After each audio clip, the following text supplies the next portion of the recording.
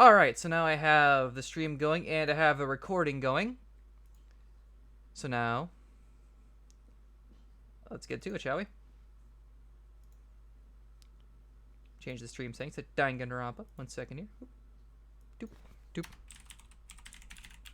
Danganronpa. Where's it at? Danganronpa. Trigger Happy Havoc. Boop. There we go. Whoop. Gotta play control hands, keyboard, and mouse. Launch that. Alright.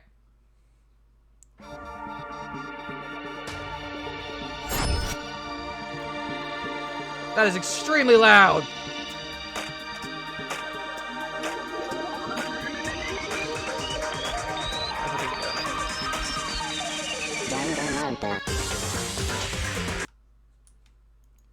Alright, slight issue here. 1 moment while I try to get the sword here. It is not picking Danganronpa for some reason.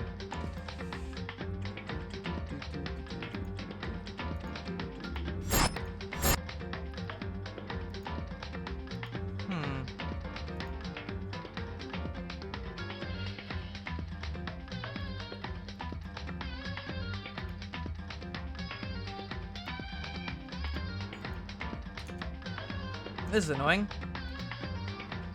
Specific window.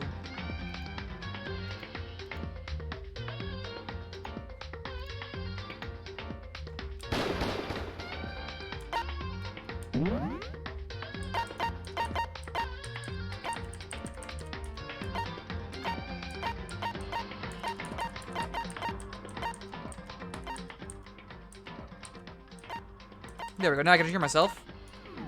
Now I get sort of why Danganronpa will not launch, or will not let me see it for some reason.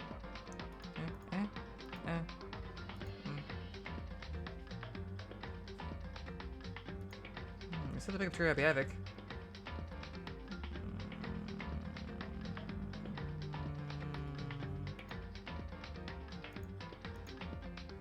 Why is this not letting me pick it up? 1 second. Having some slight technical difficulties here.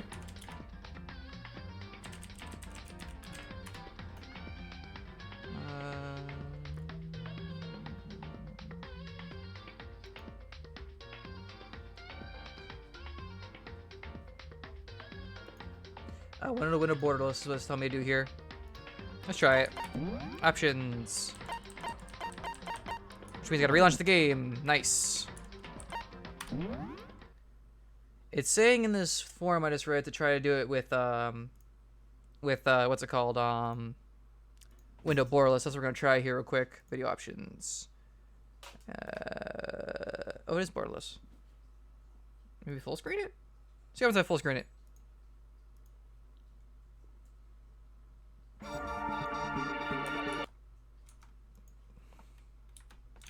Alright, let's see if it picks up now. Dude.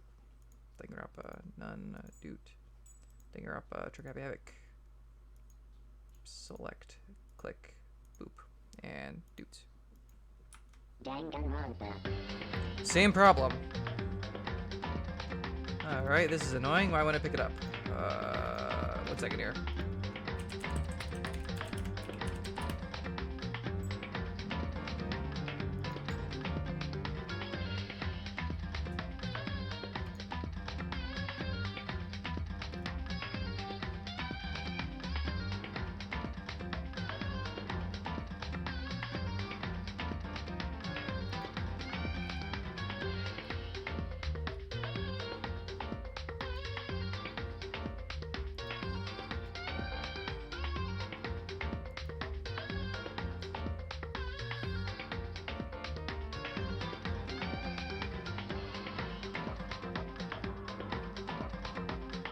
I wonder if I have to do it a windowed. Curious. Let's find out. This is not going how I expected to go so far. Haha! Of course there's going to be technical difficulties. Why wouldn't there be? That'd be too easy. Alright, let's tell it to go in windowed. 1920 by 1080. Alright. Try now. Boop.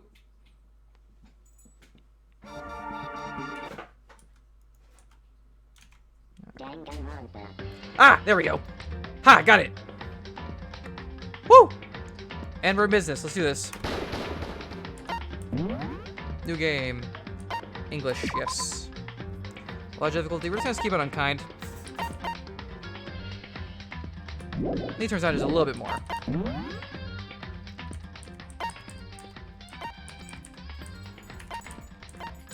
There we go. Alright. Let's get to it, shall we? Now I got the goddamn thing working.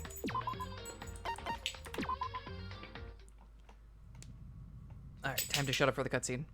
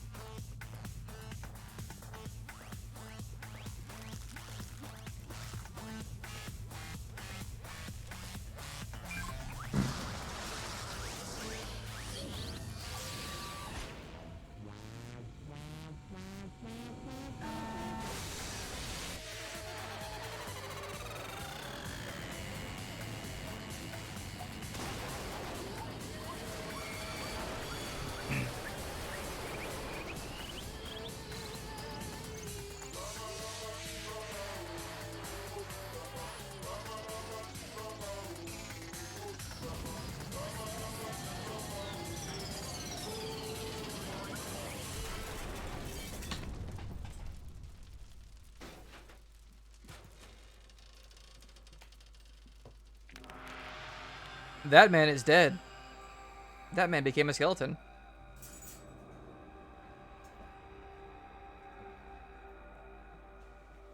I guess you could say he got boned. I'm here all week.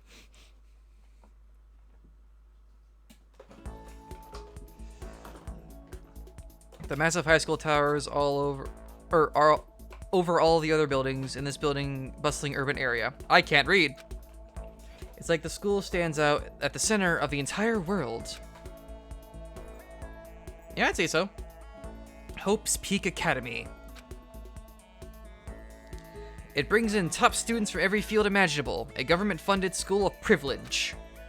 They say that if you come here and manage to graduate, you'll be set for life. With hundreds of years of tradition, it sends the cream of the crop into the workforce every year. And yeah, dude, this game is very goofy, but at the same time dark. It was built to raise hope in the nation's future, which makes Hope's Peak a pretty fitting name. There are 2 things you need to attend this school. 1, you have to already be attending high school. 2, you have to be the very best at what you do. No ordinary student could enroll here. The only way in is if you scouted by the school itself. And standing there at the gate of the ultimate school, filled with the ultimate students, was me. This poor, sad individual. Before we go any farther, Here we go.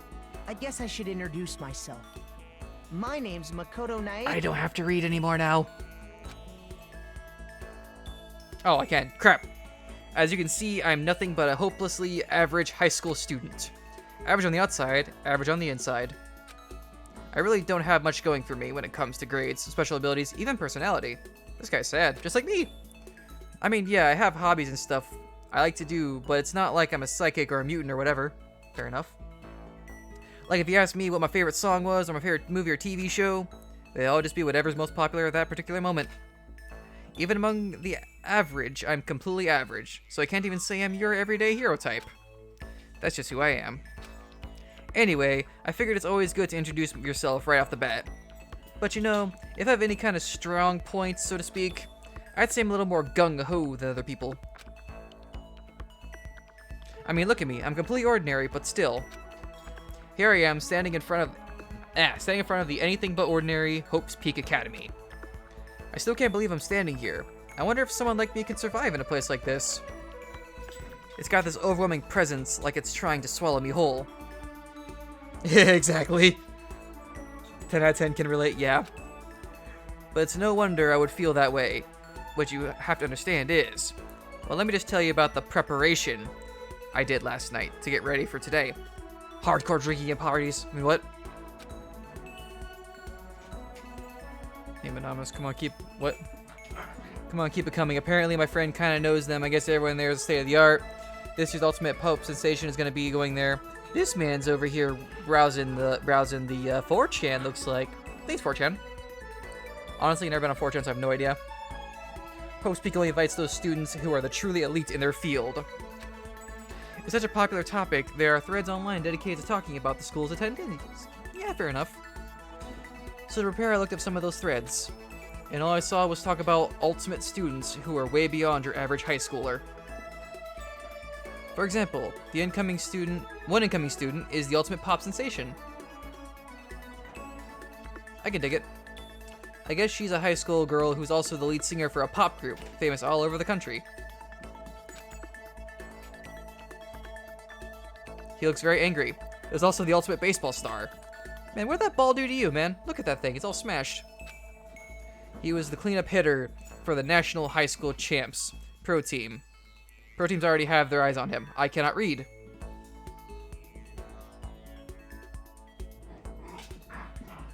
And there's the ultimate fashionista. Junko Enoshima. I know you well. She's been on the cover of tons of fashion magazines. She's what every high school girl wants to be. Hey. I've seen you at multiple conventions. Nice hair. Oh, and they mentioned the ultimate biker gang leader too. Vroom, vroom, vroom, vroom. The scary thing is, he's the de facto leader of every biker gang in Japan. Gangs everywhere love the guy. Interesting. Question though, if he's the ultimate biker gang leader, shouldn't he have like some sort of like bounty on his head? Whatever. It's a video game. On top of that, there's the ultimate martial artist, the ultimate fanfic creator, and the ultimate gambler. Celeste. The ultimate swimming pro, the ultimate programmer, the ultimate clairvoyant, interesting, and then some. Reading that made me realize how totally powerless I was. It was the country's finest top to bottom. I felt like a tame little house cat who had wandered into a pride alliance. But still, there was something I couldn't stop thinking about. You see, there were a few students who I couldn't find any info on, no matter how much I looked. Without those ultimate students, I'm the only one without any kind of worthwhile talent. But then, what about those other new students who didn't seem to pop up anywhere? Could they be just average students like me, without talent or anything? That thought was kind of encouraging. I mean, I know I don't have much time, or I don't have much in the way of personality.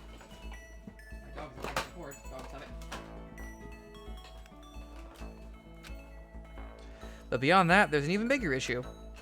How did such an unbelievably average student like me get picked to come to this ultimate high school? I mean, I guess there is a reason. You just have to take one glance at the acceptance letter they sent me to see why. Mr. Makoto Nagli, we recently held a lottery to select our ordinary student to attend our school. Oh, it's there too. I'm reading the actual text on the thing. As a result, you've been selected, and we invite you to join us as the ultimate lucky student. They spelled it out plain as day. I got invited by pure luck. Honestly, I probably would have been better off just declining their offer. But after hearing how graduating was a guarantee for success later in life, I just couldn't say no. Gonna regret that choice later. But then, actually standing there in front of the school, I started to feel lost, like I didn't belong there. I could feel myself losing my nerve. But still, I can't just stand here in front of the gate forever. Frozen in place, murmuring to myself, I looked down at the acceptance letter clutched in my hand. It said there'd be a meeting for all the incoming students in the main hall at 8 a.m. Ah, it's early, God. The meeting still isn't for a while, but I should probably just head in. Yeah, let's do this. I gathered up all my determination and tried to act like I'd done this a million times before. And I took my first step toward the main hall. Looks pretty basic. This is where we're supposed to meet, right? I guess I'm the first one here. There's a really elegant clock over in the corner. It says it's 7:10 a.m. Man, oh my god, it's 7:10. Sorry, I struggle getting up at 6. So this guy's got me beat. The meeting doesn't start until 8 o'clock, so there's still a full 50 minutes left. It makes sense nobody else will be here yet. I was so wound up I got here way too early. I have plenty of time before the meeting, just standing around waiting isn't exactly... I should take a look around the school, maybe that'll help me calm down a little. I am the student here now, so there shouldn't be any problem with me having a look around, right? It'll help me kill Kill some time, nothing else. Trying to play it cool, I took my first steps into the Hope's Peak Academy. It was also my first step towards starting a new life at a new school. At least that's what I was hoping for. And gassed! I think. Or we got roofied, one of the two. What the? But the instant I took the first step forward, my view became warped, twisted. It was like some kind of delusion melting away and mixing together into something else. Spinning, mixing, melting away, then spinning again. And the next moment, everything went black. I got roofied. That was how it all began. Go. And how life as I knew it came to an end. At that point, I should have realized the reason I was brought to Hope's Peak Academy wasn't because I was the ultimate good luck. It was so I could experience ultimate despair. Time for the story to take a dark turn, ladies and gentlemen. Or gentleman, because there's only one person watching at the moment. Do you want to save data? Yeah, sure, why not? Empty slot 1. Save here, yes. Alright, let's do this. Dots. Dots. Dots. Okay.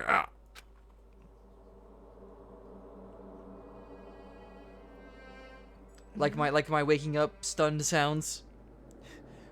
What? Where am I? I woke up with my head resting on top of a hard wooden desk. My body feels heavy. That's the usual what's it called? Usual reaction to waking up after being drugged. It's pretty normal for me to zonk off in the middle of some boring class or whatever, but what was I doing asleep here just now? This isn't a classroom. I've been here before, or ever been here before. I can't read. What the heck is going on? Now we explore. Welcome to Hope's Peak Academy. Firstly, we'd like to explain the basic controls. You can use the mouse to adjust your aim. If you aim at an object, you can interact with it by pressing the left mouse button. And presto, you'll investigate that object. Use the WASD buttons to adjust your viewpoints. Or you can press and hold the right mouse button and move the mouse around. Why don't you try looking around at the classroom? That's weird. That's the desk I fell asleep on. I can still see a line of drool I must have left there. I'll have to clean that up later. Hey, what's on the desk? The next semester is about to start. Starting today, this school will be your entire world. Hey there, new kid. Alright. Notation guide. It's some kind of cheap-looking pamphlet, and there's something handwritten on it. I just read that. The next semester is about to start. Starting today, this school will be your entire world. What the hell? Is this someone's idea of a joke? Security cameras. Is that a surveillance camera? It's a dangerous world we live in, I guess. They have to keep these weirdos from just wandering in. There's a door. TV. There's a TV. The school is funded by the national government, so I guess it's not that weird to have TVs in here. Something feels off. Wonder what it is. Could it be the fact that there's that the windows are bolted shut? What the heck? In any normal classroom, that's where the window should be. But it looks like some kind of metal plate has been bolted over it. And if I were to knock on it... Bang, bang. Yep, definitely metal. Thick too. Very solid. Just like mine, never mind. Wait, that's not what matters here. More importantly, why are there metal plates over the windows? Makoto here asking the real questions. Can I look up? What can I see here? Can I look up anything ever? There's a clock. What's the clock say? Jeez, I can't believe it's already 8 o'clock. It was just 7 when I first got here. Has it really been almost an hour since then? Okay, let's see. So what I might have happened is, I got myself so wound up I passed out in the main hall and then someone carried me here? If that's true, it must mean this is a classroom inside Hope's Peak. But then if that's true, that just raises more questions. This is really strange. I mean, those metal plates covering the windows, it's like a prison or something. None of this makes any sense. I should probably head back to the main hall. It's already past the meeting time. There might be other students there now. I can leave the classroom pressing the R key. Let's see what we got here. This guy has stuff here. I can look at. Door. Leave the area? Sure. Jeez, it's always kind of weird too. This is getting stranger by the second. Honestly, I honestly have no idea what's going on. Hey, stop. Stop. Sorry about that. Doggo is being a stupid pain in the butt. He's a good boy, though. Use while he's moving through the hallway. Hold down shift key while moving to run. Also, you can press the tab key to bring up the map. Press the tab key again to close the map. How convenient. Ooh. Ooh. First person. It's over here. I wonder where this red door leads. I'm starting to feel sick standing here. That's the... Okay, we'll come back to that later. Where am I right now? So I'm going to go to the main hall, which I'm guessing is this way? Yeah, I'd say it's this way. Let's go. AV room. The AV room, it's locked. Danger, keep out. What's in here? The school store. I guess it's not open. That's depressing. Alright. I'm assuming that's where we need to go, so we're going to go this way.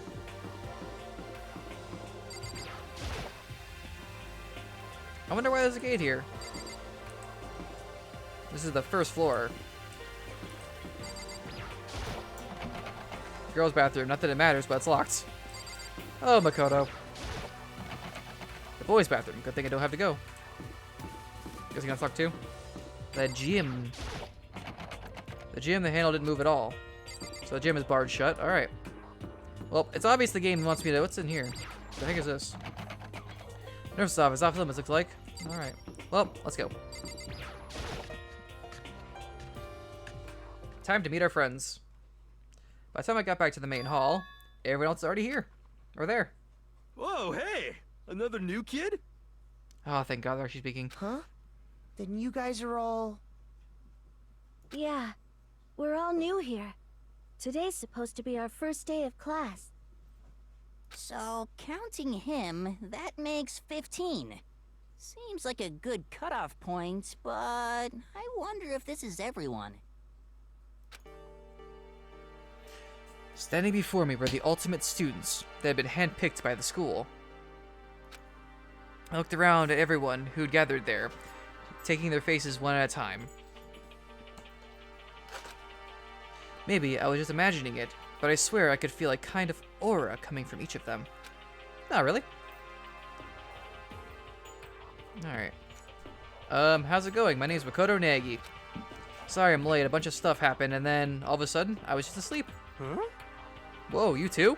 Things just keep getting curiouser and curiouser. So strange. I declare beyond a shadow of a doubt that this is a strange situation indeed. What are you talking about? I honestly have no idea what's going on right now. Got it! Just a moment. There's something else we must address. Listen to me! Makoto, your tardiness is unacceptable. Wow, really? Surely you're aware the meeting was to start at 8 a.m. sharp. Well, I mean, I did get roofied. To be late on your first day is unspeakable. I must report you, and you must accept your due punishment. What? What's your problem? It's not like he wanted to be late. He didn't have any control over it. That's right. Everyone just calm down. Listen, why don't we all go around and introduce ourselves? Huh? The hell? Now's no time for friggin' introductions. Maybe, but it may be good to just at least find out who we all are before digging into the bigger problems here. I mean, how are we even supposed to talk to each other if we do not know each other's names? Yeah. That's a good point. That character, I'm not gonna say anything about that character. Okay, so let's get introductions out of the way. Then we can move on to whatever else. Sounds good? I am still totally lost, but I think it's best to just focus on getting to know each other for now. So I guess this is as good a chance as I'm gonna get. I already looked everyone up on the Host Peak Academy thread online, but I still don't really know what kind of people they actually are. Time to find out. I'll start by talking to those 5 over there. Aim at the student, press the left mouse button to talk to them. Alright, yep. That's good to know, actually. Each conversation is important to the overall story. Is that a gun turret? That's a gun turret. What the hell? That surveillance camera has what looks like a gun turret attached to it. But there's no way it's a real gun, right? Want to find out, Makoto? Holy cow, it's a huge metal hatch. It looks like the kind of thing you'd see in a secret military base or something. This is the same main hall as in before, right? This door definitely wasn't there then, though. You there, military-looking dude. How you doing? I'm Kiyotaka Ishimaru. I believe in bold simplicity. Let's work together on our educational crusade.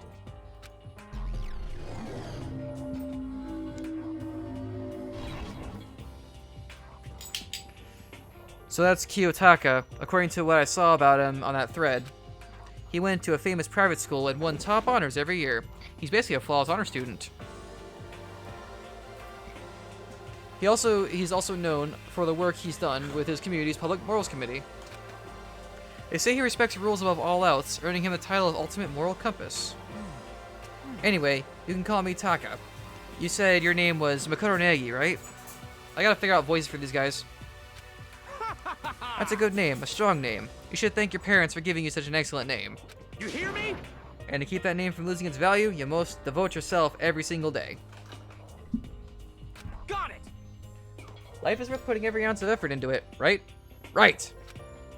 This guy is kind of annoying. Ooh, Toko, I know you. Not that you'll remember my name anyway, but... I'm Toko Fukawa.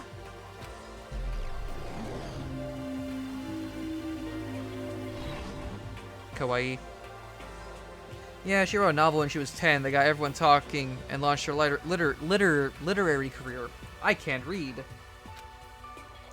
Then, 2 years ago, she released So Lingers the Ocean, a love story said to be her masterpiece. Okay, we're gonna say this right now. Every time I mispronounce a word, someone take a drink. And moving on. The book was such a hit with the women that fishermen quickly shot to the top of every hottest man poll. Despite her age, she won countless literary prizes, and all her books are instant bestsellers. Which is why she comes to be known as the ultimate writing prodigy. One second. Go over there. What else would you call such a young and talented author? But I figured she'd be a lovey-dovey type. What, with her masterpiece being a romance and all? What's your problem? Well, it's not polite to stare, you know. Stop staring like some filthy creature. Okay, I'm sorry. Filthy creature? No, I just thought... I know what you just thought. Oh dear. You just thought you'd never see such an ugly woman. You just thought it was so funny. Oh god, this lady. No, it's not that. I was just thinking is all. I'm telling you! Don't bother trying to lie to me. I know it's true. Otherwise I know you can't stand looking at me. Anyway... Well, whatever, I don't really care. I'm used to it. Wow, talk about inferiority complex. I was way off about what a successful author would look like. Or be like. Alright. Next up, blue-haired lady. Hi, I'm Sayaka Mizono. I look forward to getting to know you.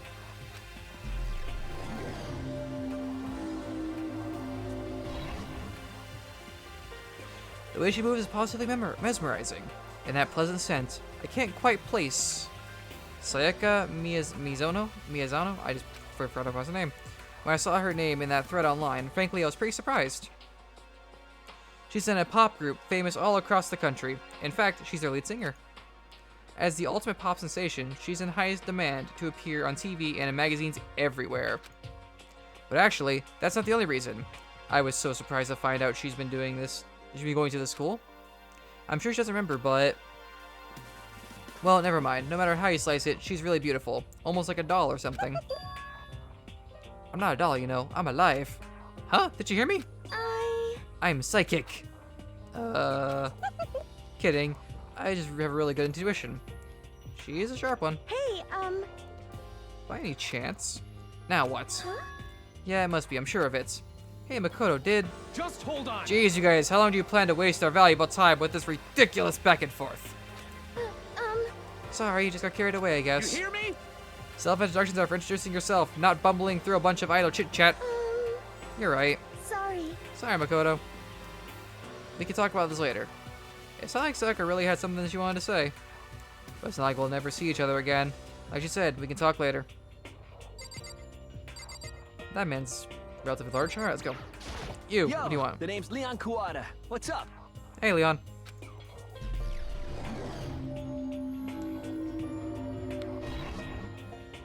I recognize that name. He played for the National High School Champs as their cleanup hitter, the ultimate baseball star. And that superb athletic specimen is... You? Seriously? Huh? What's wrong? Nothing, I'm just surprised. I figured with you being the ultimate baseball star and all... What were you expecting? Some kid with a shaved head? Shaved head? No, I was just expecting more of, you know, sporty-looking traditional baseball player type. I mean, when I found that article and picture of you online, that's how you looked then.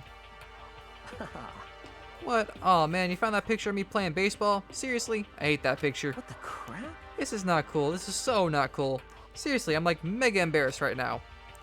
Didn't have a choice, okay? Shaving your head like that is part of national championship regulations. I mean, seriously? But now I refuse to cut my hair and I'm gonna dye it back to normal and I'm not gonna dye it back to normal either. There Hey, we go. listen. Actually, can I be totally honest with you? You know, I don't like baseball, like at all. I've never gone to a single practice. He's never practiced, and he was still his team's star player. He's some kind of prodigy. yeah! And as soon as I got accepted here, I quit baseball for good. I have my own dream for the future. A dream for the future? My only path in life is getting into music. You can feel that star quality aura I have, right? You know what I mean. I'm gonna be a singer, so all I need is a songwriter and someone on guitar, and we're set. How cool is that? This new version of me that's chasing after my dream is like super cool to the max. Okay, sir, you're no longer cool to me. I can't believe what I'm hearing. I never imagined I'd hear something like that from a baseball all-star. Alright, you're a pervert. I am Hifumi Yamada. But if you want to call me by my nickname, The Alpha and the Omega! I don't mind.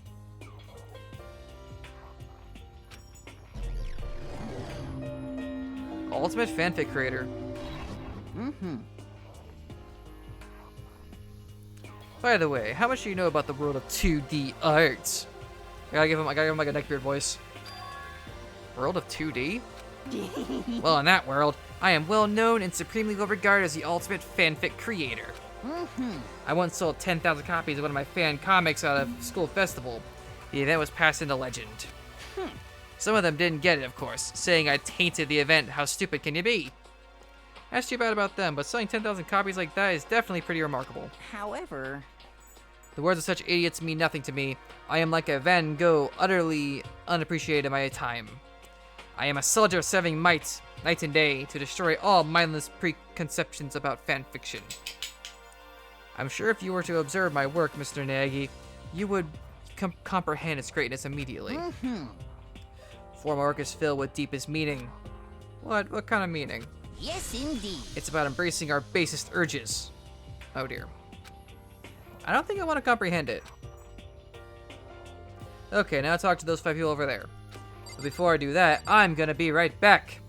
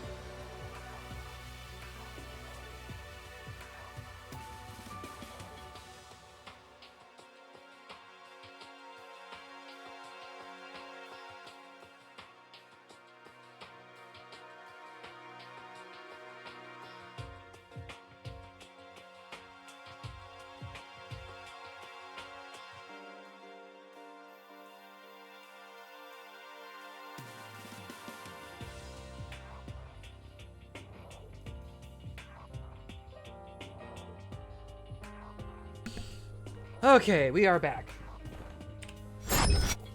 Sorry about that. Heya! I'm Aoi Asahina, but my friends just call me Hina. Sup?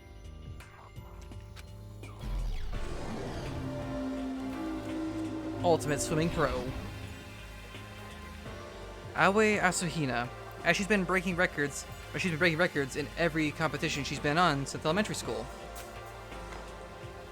She's even been chosen as an upcoming Olympic cadet. She is, without a doubt, the ultimate swimming pro.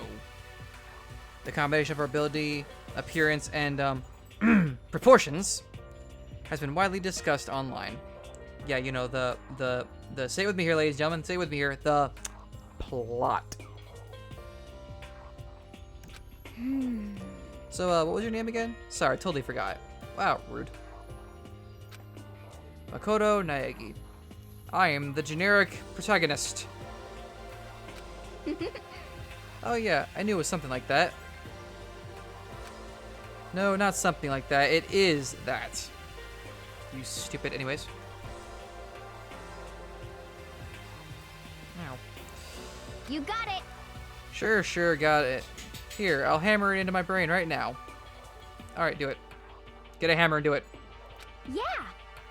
Makoto Naegi. Makoto Naegi. Yep, that's correct. She just kept repeating my name and moving her finger across her palm like she was writing something. What are you doing? Huh? You don't know? If you want to remember someone's name, you gotta write it on your hand 3 times.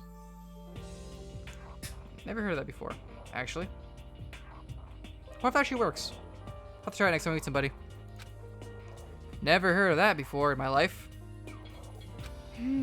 Hey, by the way, how do you spell your last name?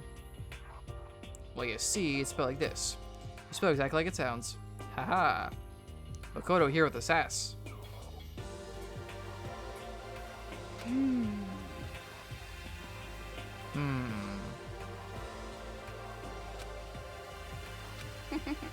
Oh, I have no idea. Haha.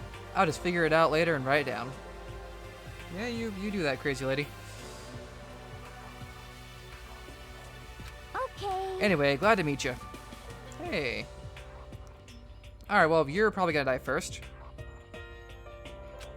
Potentially. I don't know. Sure, same here. I don't know who makes it in this game and who doesn't. I know it's like a murder mystery. That's all I know, though. One thing I learned is she's totally easygoing and bursting with energy. I say so. Something else is bursting, if you ask me. Anyways. Chihiro Fujisaki. Hello, nice to meet you. I'm Chihiro Fujisaki. Chihiro Fujisaki. I'm sorry. I'm gonna butcher the majority of these names, just throwing that out there right now.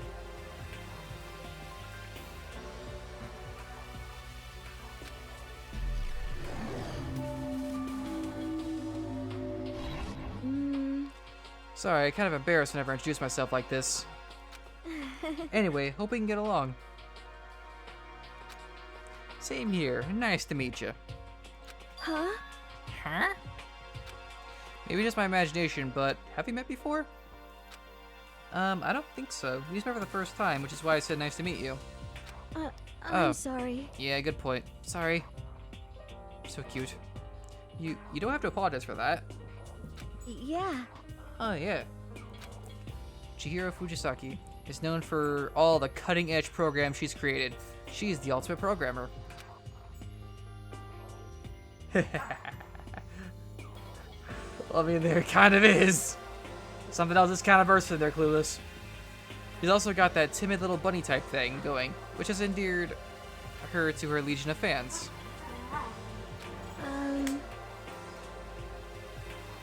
Hey, so listen. I'm sorry. I'm really sorry.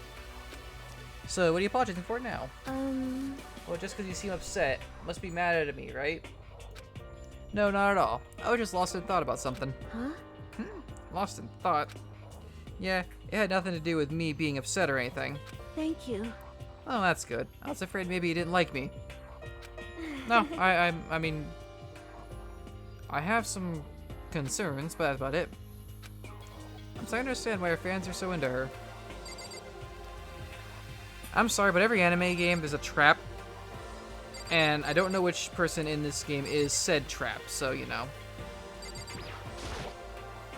There's a TV. Oh, that's already, yeah, that's already been examined. What I want to know is why there's a freaking, this is filing cabinet, what is this? Mailbox, there's nothing inside. Oh, okay. Kirigiri! I've seen you in cosplay conventions too. Can I ask your name? My name is Kyoko Kirigiri. Ultimate unknown. Dots. She's very tight-lipped, huh? Oh, but you know, her name didn't show up anywhere in the Hope's Peak Academy thread. I did see that there were students like me, ones who didn't have any real identity or presence.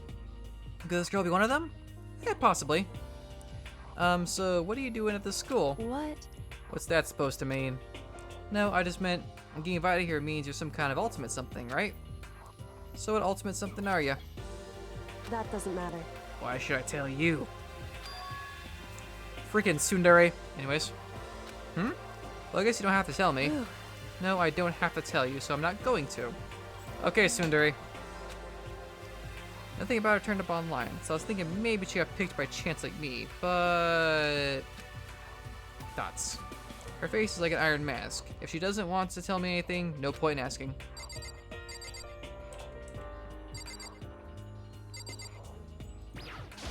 Hi, I'm Junko Enoshima. Charmed, I'm sure. Not really. Anyways. Something else is, bursting. Hey, we recognize this one. She's got more charm and presence than any high school girl in the country. She's the ultimate fashionista. I've seen her on tons of magazine covers, but... I feel like that doesn't quite match up to reality. Come on. Are you talking about my cover photos and junk? Oh my god, dog. Okay, I'm gonna put this cord up here so my dog can't step on it and disconnect it. There we go. Well, of course, those are totally photoshopped. Photoshopped? I can see it. Yeah, you know, edit to hell and back with like computers and junk. So they aren't real? What can we do? Come on, don't act so surprised. You're gonna make me all depressed. Totally. It's totally normal these days to Photoshop the crap out of cover photos. You were surprised by that. You'd be totally blown away by a certain dangerous little diva of ours. They make the eyes and junk super big and tweak the skin so it looks all ceramic and porcelain.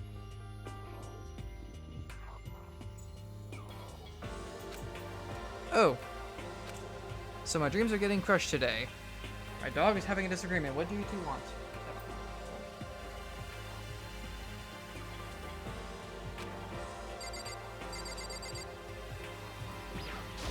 Name's Mondo Owada.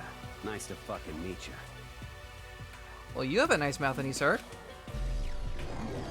Yeah, Junko is very yeesh.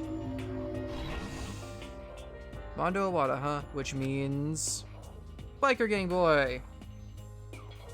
He's the current leader of the largest biker gang in Japan.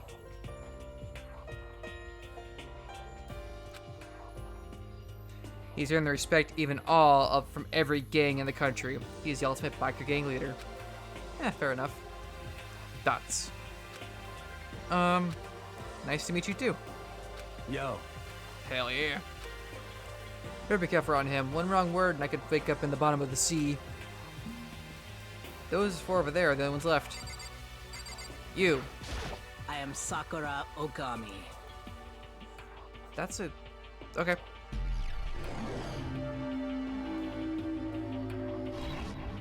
This is the martial artist, I think. Oh, jeez. I almost asked if she was a guy. Oof. The day I say something like that out loud is the day I get turned into a human meatball. Mmm. Meatballs. Man, now I want spaghetti. Dang it. Oh well. But now I remember. She's competed in a martial arts tournament in America and won despite being a girl. She's the ultimate martial artist. She's fought in over 400 matches and never lost a single one. That's pretty impressive, actually. That third also said a bit more about her. Some call her Ogre. Some even think she's the closest known relative to the primates. Pfft. The famed missing link. There's a moth in here. What are you doing in here, moth? What do you want? Any incoming Hope Speak students who are reading this, let me warn you right now. If you value your life, avoid it at all costs. Get out your moth. Go, go, shoot, shoot. There's a moth on my monitor. What the heck? Moth, go away. Okay. Staying in front of her now. I don't think they were exaggerating about that. Hey, Hey, you. Yes. I sat there attention without even realizing it. Then she started to poke and prod at my body. What are you... Why are you poking me, lady? I see. Muscular quality and quantity is right around that of an extremely ordinary high school student. Jeez. What a shame. You're not all fit to act as my training partner. Darn. I'm not sure it's such a shame for me.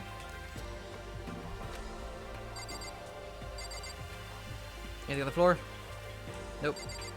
You, sir. Name's Byakuya Togami. Hey, Togami, how you doing?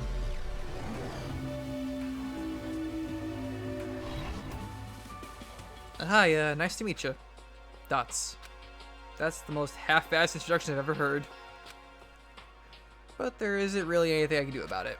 Even among the ultimate students, this one is special. Togami. I cannot remember his first name already. He's the heir apparent of his family's massive financial conglomerate. He's already started managing business operations, and his own personal assets are, well, vast. His title of ultimate affluent progeny is completely accurate. He's the definition of exceptional.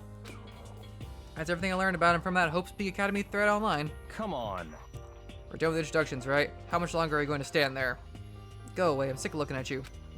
His aura says to me, you and I will never stay on the same level. Like a king in training. Jerk. You, sir. I do not like. You, guy with the crazy hair, how you doing? Yasuhiro Hagakure. Hero for short. Yes, hero. Take it easy, yeah? I know I will. I like this guy. I like this guy. He's chill. He's the chill vibes man. Please don't die, sir. Yasuhiro Hagakure, known as Supernova in the psychic community, the transcending ultimate clairvoyance. Honestly, I don't really get all that fortune-telling stuff. It's pretty much beyond me. Still, I can't help wondering if there's any truth to it. Could it be... Okay, I give up. Huh? What happened? For serious? I saw it. I looked right at it. Seriously, totally saw it. Saw what? The guardian angel with the crazy perm chasing after Bigfoot running off with a skyfish in its mouth. And the guardian angel is your guardian angel. Okay. I'm just kidding. But hey, we should grab some brewskis sometime and get real deep into Lemuria, I think, and civilization. What? We're not allowed to drink. We're in high school. You know? I'm actually 21. I've been held back a few times. See, and, well, it's a long story. Alright, sir. A few times? Yeah, I bet that is a long story.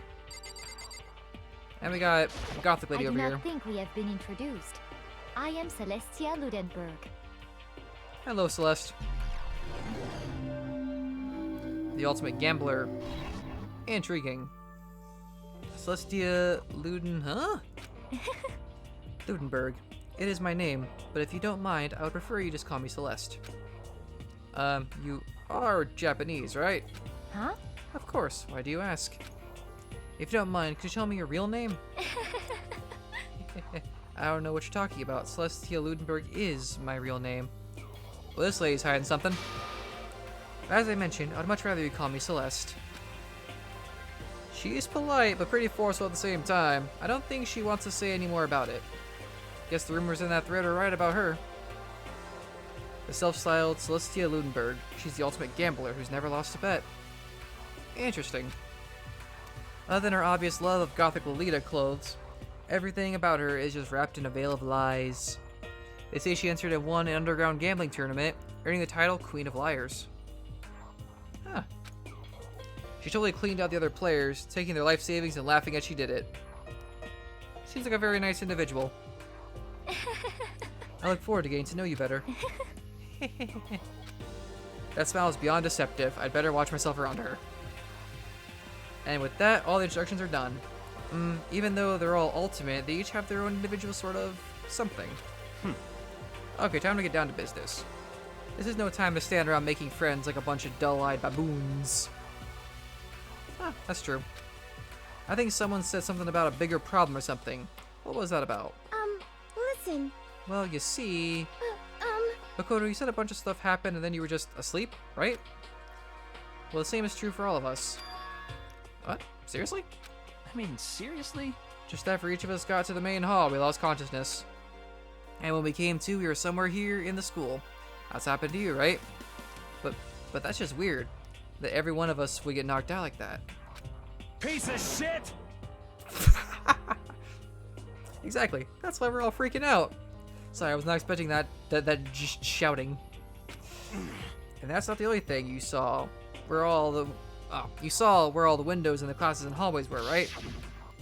Yeah, they're all like cartoonishly bolted on the walls. Now, theoretically though, the way those bolts are designed, they're lug nuts. Shouldn't you be able to just take it with your hands and push really hard and turn them? I don't know. But instead of normal glass, it was a bunch of big metal plates. What's that about? I mean, I'm sure Ultimate Martial Artist Lady will be showing up to turn those. It's a game. Actually, you know what? The gun turrets might activate. Never mind. Are you for real? Plus, all my stuff's missing. Even my cell phone. Oh no. She can't upgrade it. She can't update her Instagram. Oh no. Hey, you're right. I haven't seen my PDA anywhere either. And there's the main hall here. The front exit is completely blocked by some giant metal hatch. What does this mean? But there wasn't anything like that when I first got here. What the heck? What the heck? What's it doing there? Aww. Maybe we got caught up in some kind of, like, you know, crime or something. Is it like... What? Like a kidnapping? I mean, you're partially right, Leon. You think maybe someone grabbed and hauled us off and we're not actually at school? Hey, come on. Come on, don't think like that. Cheer up. I bet this is all just part of the school's orientation procedure. You know? Yeah, I'm sure that's it. So I'm just gonna take it easy for a little bit. I see. Oh, so you think they wanted to do something to surprise us? What the hell? Huh. Well, if that's all it is, it's nap time for me. You know what I mean. I was up way too late last night, so I could use a little shut-eye. I could feel everyone's tension evaporating. But then... it began. Bell sounds.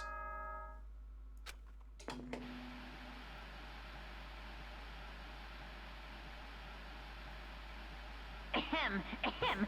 Testing, testing. Mic check 1, 2. This is a test of the school broadcast system. Am I on? Can everyone hear me? Okay, well then. The voice seemed totally out of place. It was so playful, so completely unconcerned. I couldn't help but feel a deep, unnerving dread at the sound of it. It was like hearing someone laugh at the scene of an accident. To all incoming students, I would like to begin the entrance ceremony at... right now! Please make your way to the gymnasium at your earliest convenience. That's all. I'll be waiting. Dots. What the hell was that just now? Goodbye. Well then, if you'll excuse me. Bye, Togoyami, you jerk. Hey! Hey, what are you gonna take off just like that? Could it be? Oh yeah, now I get it. This whole thing was just to get us all pumped for the entrance ceremony. Man, thank God it was all a joke. I'd be totally freaked if this was real. You know? Alright, guess I'll head out too. Wonder what they got planned for us next. Damn, I was totally looking forward to that nap too. Why'd they have to go and kill the mood? Huh? Well, wait for me, I wanna go with you. That is that then. I will see you all there. Anyway. Not that anyone cares, but I'm gonna go too. Everyone took off for the gym, but I was frozen where I stood. That uneasy feeling I had before. I couldn't get it out of my head. Or out of my mind. And it looked like I wasn't the only one. This doesn't seem right. Oh yeah, no, I agree. This is bad. Yeah, that announcement was totally weird. Yeah, that's what I was thinking, man. Do you want to play a game? Freaking Jigsaw over here. However... Maybe, but just staying put doesn't mean we'll be safe. Besides, aren't you guys just a little bit curious to find out what's going on around here? I see. If we do not move forward, we learn nothing. The only choice is to push ahead. I guess she's right. But still, I'm kinda, really nervous. We don't have a choice, we have to go. They said to go to the gym, right? Would I save your data? Yes, save the game right here. Alright, well. Leave the area? Yes. So the main hall, said? Right, so the main, what did I say? The gymnasium? Let's go. Gymnasium time! Whee! Let's go meet the Jigsaw Bear. Hey, come on. God, I had no idea this Hope Speed Academy place was gonna be such a pain in my balls. It really ain't that much different from the time I spent in juvie. Hell, this place is even worse. And why isn't there anyone here? Walking through the halls, I didn't see a single person. This is bad. Isn't that, like, seriously not good? Thank you, Junko. But they're just trying to spook us. They'll take those metal plates down later, I'm sure of it. All we can do now is hope for the best and prepare for the worst. Nothing ventured, nothing gained. I like her. I like her a lot. I like Sakura. Or Sakura. Shit. Well, hell, ain't like I'm scared or nothing. Let's just get this over with. Hey, damn it. Hey, where's whoever called us here? What are you thinking? Mondo, stop, no running. Well then. I too shall go. I'm just gonna let that scream count for the dialogue for that one. Hey, wait! Don't leave me here alone! Okay, time for some more tutorial action. You can press the tab key to observe the room you're in. Observing will display the people and objects you can interact with. Sorry for the late notice. Thanks, game.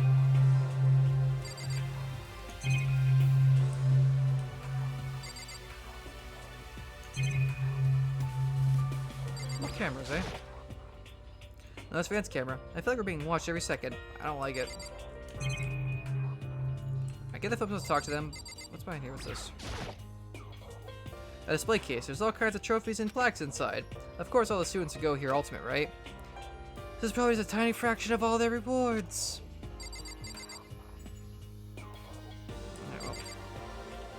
Let's talk to these guys. Dots. Total silence. For whatever reason, she's the only one managing to stay calm. Maybe I'm just imagining that. Junko, what do you want? This is bad. I'm totally getting a bad vibe right now. Yeah, so am I. How about you, Sayaka? Where are all the other students? Why are we the only ones here? Because we're gonna die. Still filled with uneasy dread, I did what the announcement said and went to the gym. And I saw was waiting for us there. Oh, it really does look like an entrance ceremony. Yo! See, told you, it's totally normal. It's a totally normal entrance ceremony. Stuff. Hiro was right. But in a way, that just emphasizes how completely not normal all this were. All Hey this there, what I howdy can recite. ho! Is everyone here? Good! Then let's get things rolling! Alright, Jigsaw Bear.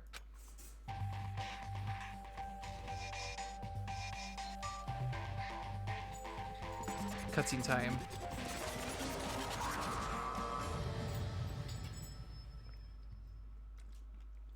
Huh? Teddy bear?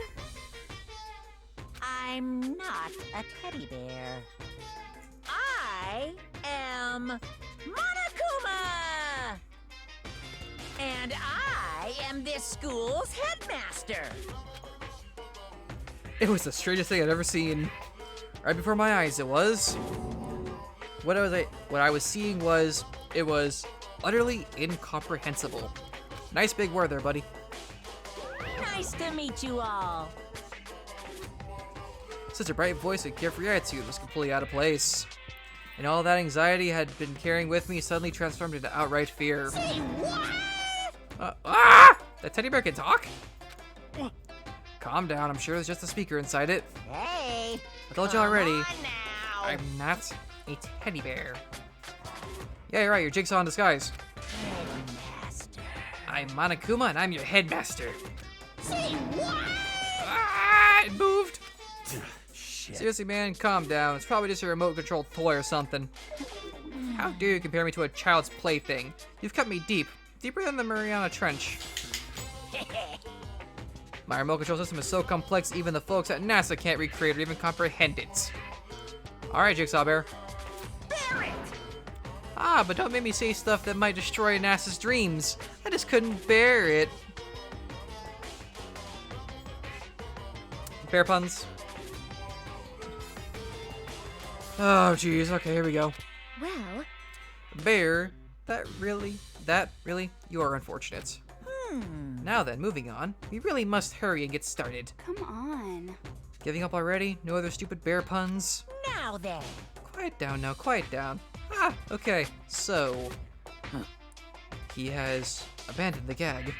Good morning! Everyone stand at attention and bow. And good morning. You hear me? Good morning. Frickin' Ishimaru. What's your problem? You don't have to say it back.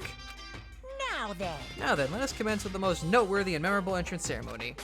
First, let's talk a bit about what your school life here will be like.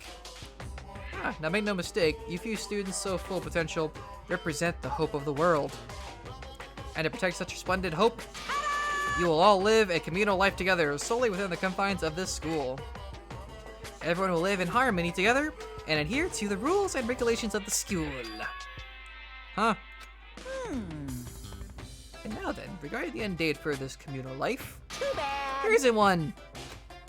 In other words, you'll all be here until the day you die, such as the school life you've been assigned.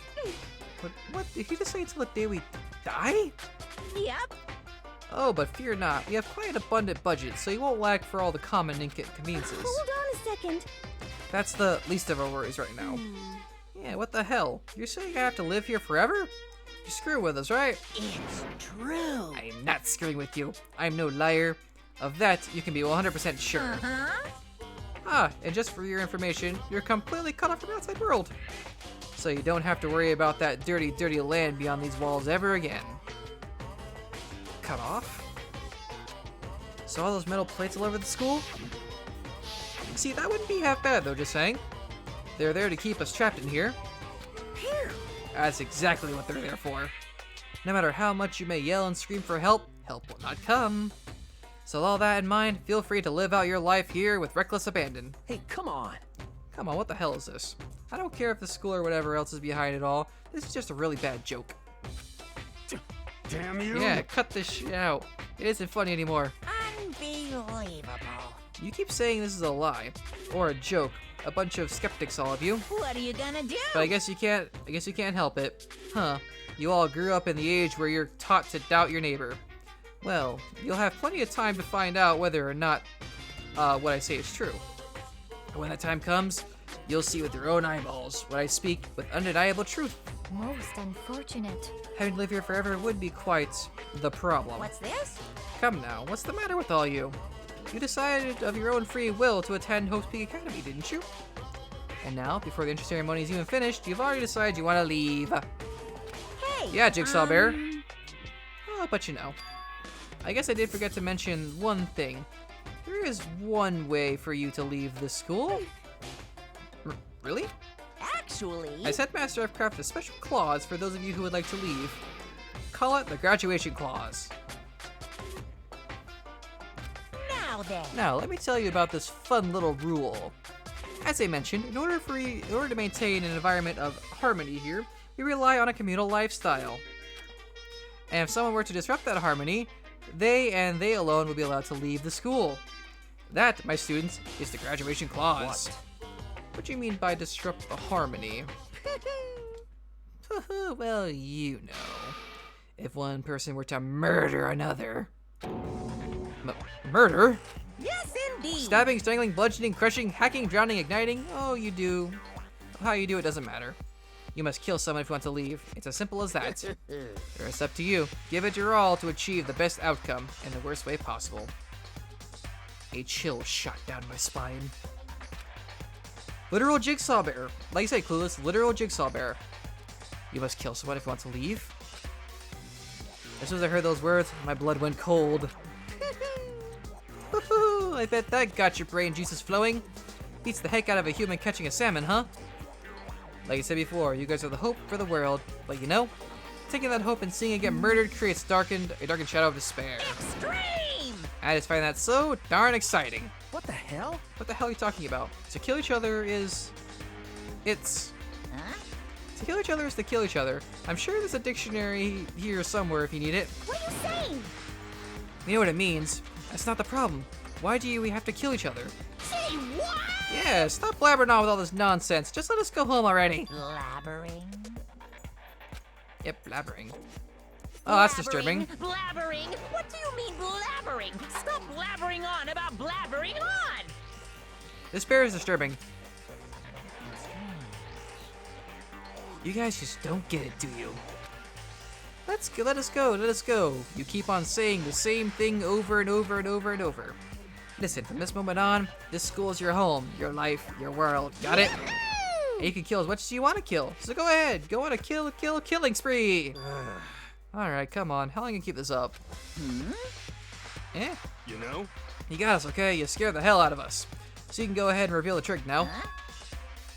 Reveal the trick? I'm right? Yeah, because I mean, you know, this is all some kind of trick and all, right? So, like... Dude, shut the hell up and get out of my way. Shoving Hiro aside, Mondo placed himself in front of Monokuma, his voice rumbling like thunder. You're fucking dead. Listen up, asshole. This has gone way too far. What the hell kind of joke is this? What's the matter? Joke? What do you mean? Like your hair? You Shots son fired. of a bitch. Mondo roared out, and then there was a sudden boom.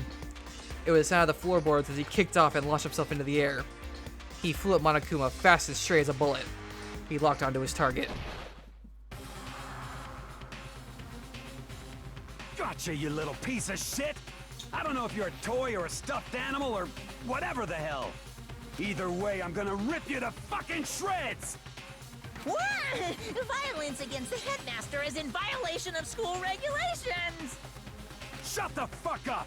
Let me out of here, I swear to Christ. Hey, damn it. What? No smartass comeback this time? Piece of shit! Stop the goddamn beeping and say something. Watch out! Watch out, get rid of it. Huh? Huh? Hurry up and throw it. I don't know if Ferocity stunned him into silence or what, but without a word, he did what he was told. He threw Monokuma. And as soon as he did...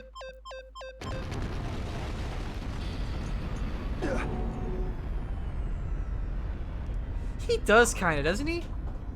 Feels like a freaking hipster Axel. That's pretty true. The hell?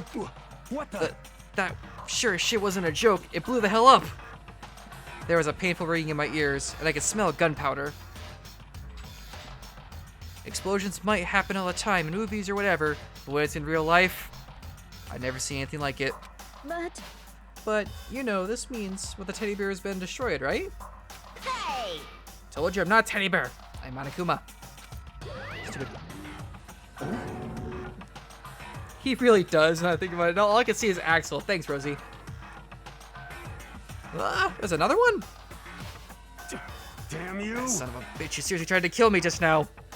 Of course! Oh yes, I was serious about trying to kill you. You did violate one of the school regulations after all. The malice in this bear is terrifying.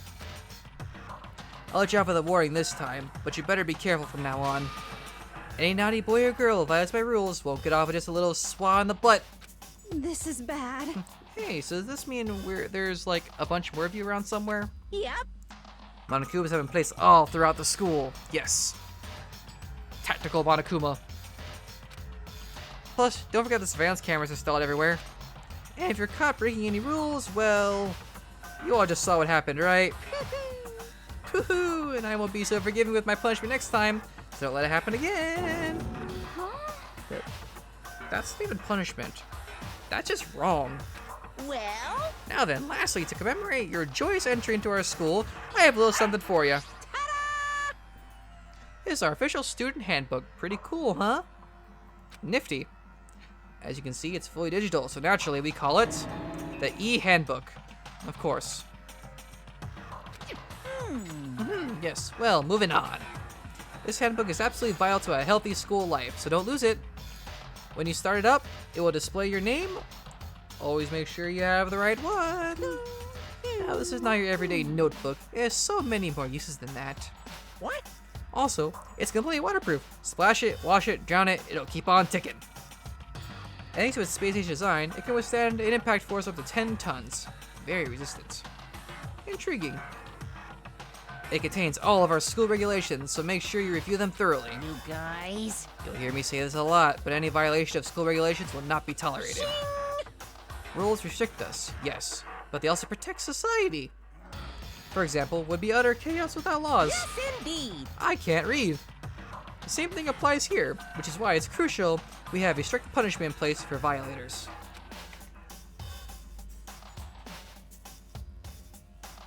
Okay, well, that brings our intro ceremony to a close. Bye. Please enjoy your abundantly dreary school life, and see ya! And with that, he was gone, leaving us all in a state of shock. One moment here.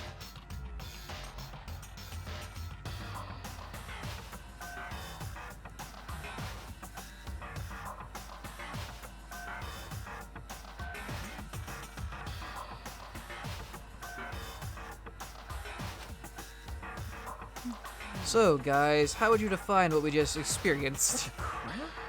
Why, I don't understand any of it. We have to live here forever? Or kill?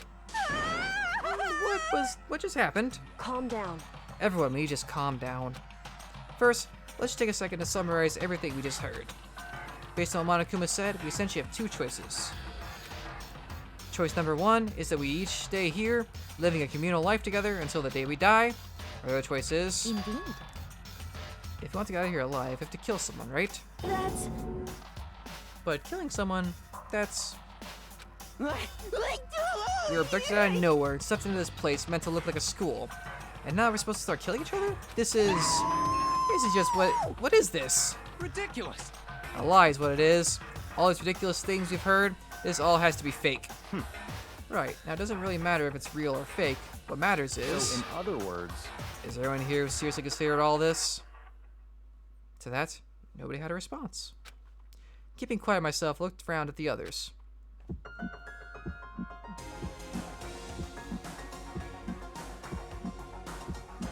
in here.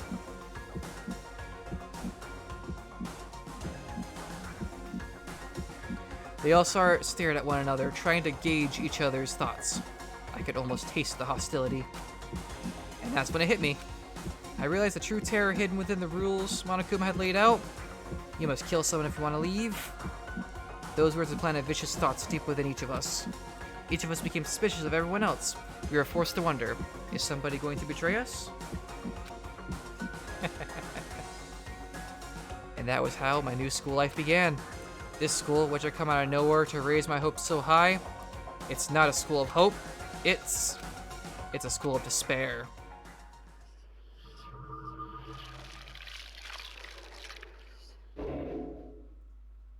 Prologue. Cleared. Surviving students, 15. To be continued.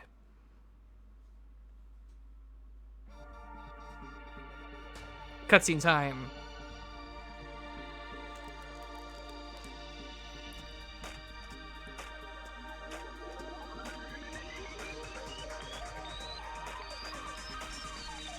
Danganronpa.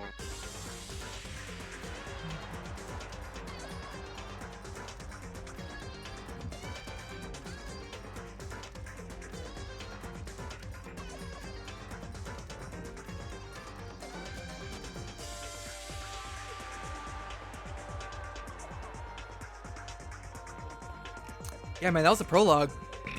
Excuse me. And it gets worse from here.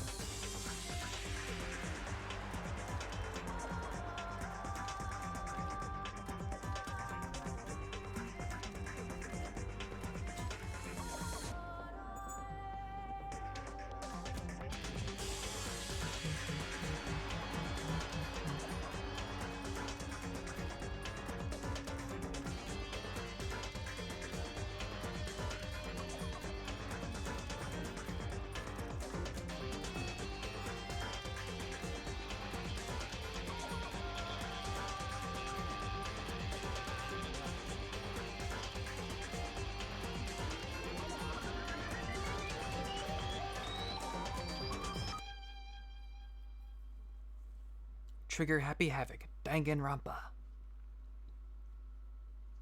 Yeah, seriously, this is a game I've been wanting to actually, like, play through for a long time, like actually on stream. So I figured, hey, why not? Let's do it. You received the school crest present. Do you want to save your data? Sure. May as well. And we're back into it. You must kill someone if you want to leave. My mind froze and my breath caught in my throat as I thought about that. I could feel a paralyzing fear slowly making its way through my body, dominating every last nerve. The air hung heavy on me, pressing down like a weight around my neck. It took everything I had just to endure the weight. Chapter 1, to survive. Daily life.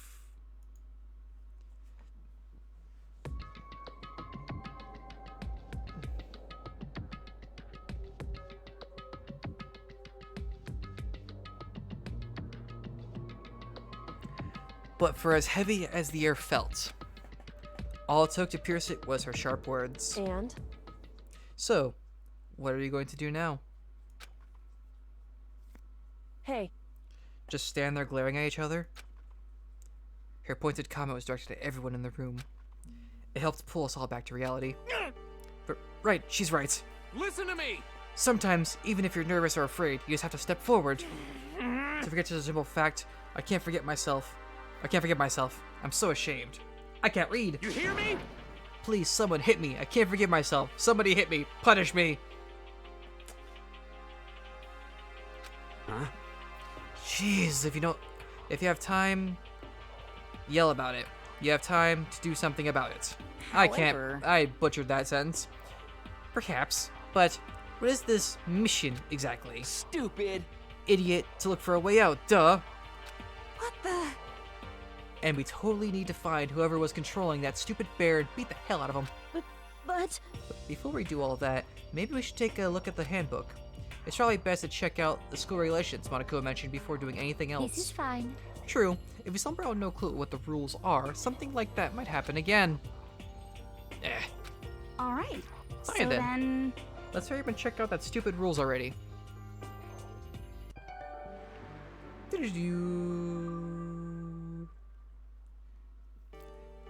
After turning on my e-handbook, the first thing that appeared was my name. So, just like Monokuma said, the owner's name showed up front and center. Then, from the main menu that popped up, I selected the school regulations icon. An itemized list appeared on screen. It was the school regulations. In other words, the rules being imposed on all of us. Students may reside only within the school. Leaving campus is an unacceptable use of time. Nighttime is from 10 p.m. to 7 a.m. Some areas are off limits at night, so please exercise caution. Sleeping anywhere other than the dormitory will be seen as sleeping in class and punished accordingly. Good to know. With minimal restrictions, you are free to explore Hope Speed Academy at your discretion. Violence against Headmaster Monokuma is strictly prohibited, as is destruction of surveillance cameras. Anyone who kills a fellow student becomes blackened. Will graduate unless they are discovered. Additional school regulations may be added as necessary. Feeling a slight dizziness, I raised my face up from the screen. As I looked around, I saw the same stormy expression on everyone's faces. Stop fucking around. This is bullcrap. What the hell kind of rules are these? I'm not gonna let them control me. Well then, why don't you wander around the school without a care in the world and see what happens? Personally, I would love to see what happens when someone breaks one of the rules. However, if they got punished like what we saw before, I don't think there'd be a respawn waiting for him. Gamer jokes. Yo.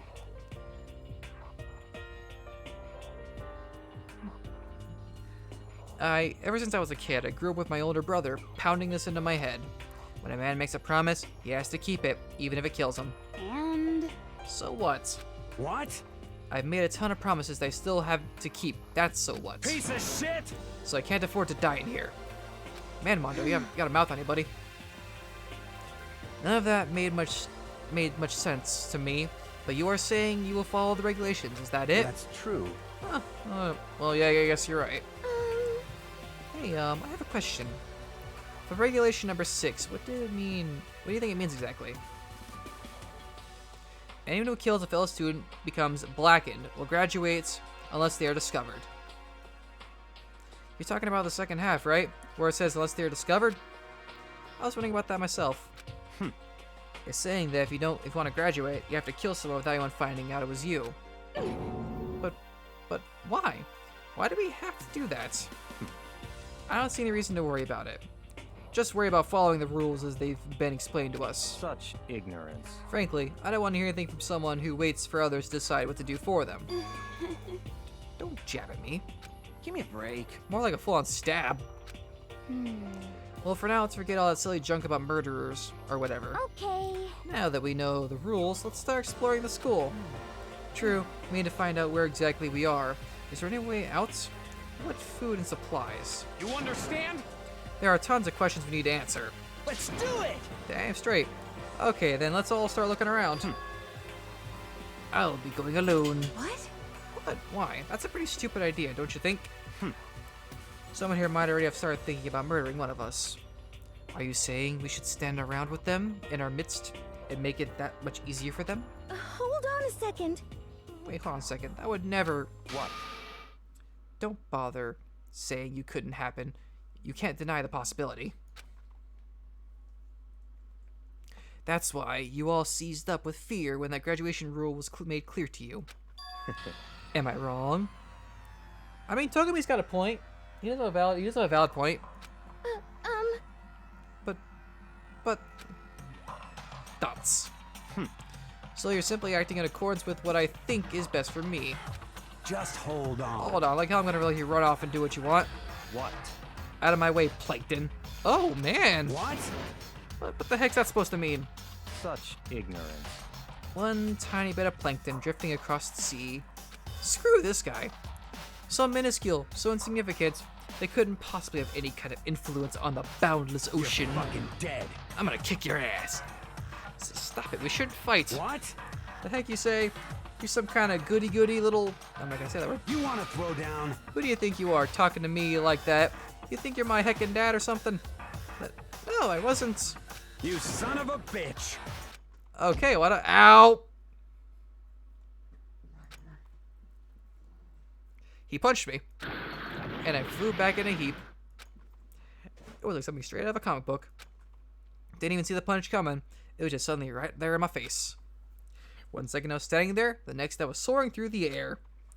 Now that I think about it, maybe I'd kind of forgotten the kind of people I'd been trapped here with. My common sense just stopped functioning. Being all around these ultimates had blown my fuses. So I guess I shouldn't be surprised it led to something as absurd as this. But I just lost track of that sense of reality.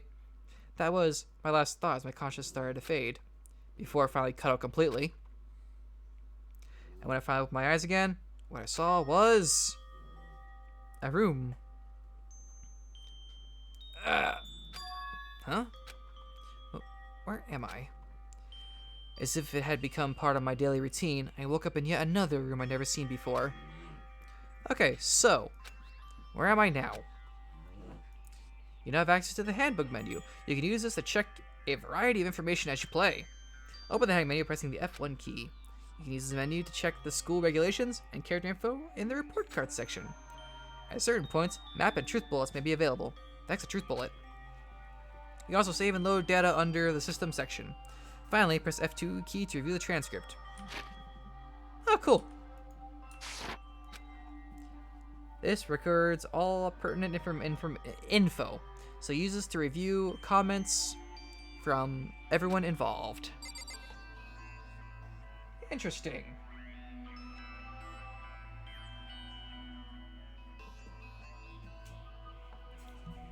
Alright, so what we got here? Is that a paint roller? What is that? Some kind of lint roller. I guess it's supposed to clean up after ourselves? Possibly. What the heck is this? It's a notepad. I guess the school must have given one to each of us. Drawers, what's in here? It looks like there's something in the drawer. It's a toolkit? Must be a brand new. It's still in the shrink wrap. I don't really need it right now, so I'll just leave it there. Okay, chat. Mental notes. Mental note on that. A security camera. A surveillance camera. I hate the idea someone might be watching me right now. We're not allowed to mess with the camera, so I'd better make sure I don't touch it. paneled wall. There's some kind of metal plate mounted here. Yeah. Looks like the really high-end stuff. What is this? Boop. There's a piece of paper hanging up on the wall, which says, announcement from Headmaster Monokuma. Each room's lock has been designed to completely protect against tampering or lockpicking. Remaking an individual room key is quite troublesome, so please make sure not to lose yours. Your room comes furnished with a shower, but please note that the water is turned off at nighttime. Also, the bathrooms in the girls' rooms include a lock of their own. Finally, we prepared a small gift for each of you. For the girls, a sewing kit, and for the boys, a toolkit. The sewing kit includes a map of the body's vital organs. One stab will do the job, girls. For the boys, we believe a strong blow to the head with any of the tools should be ample. Don't think, just feel. Let's all enjoy ourselves. Okay, so wait.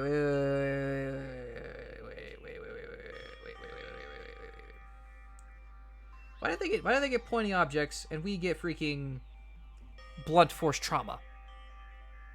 I want to stab. That sounded like a bad thing to say. I combed up the sheet of paper and threw it in the trash.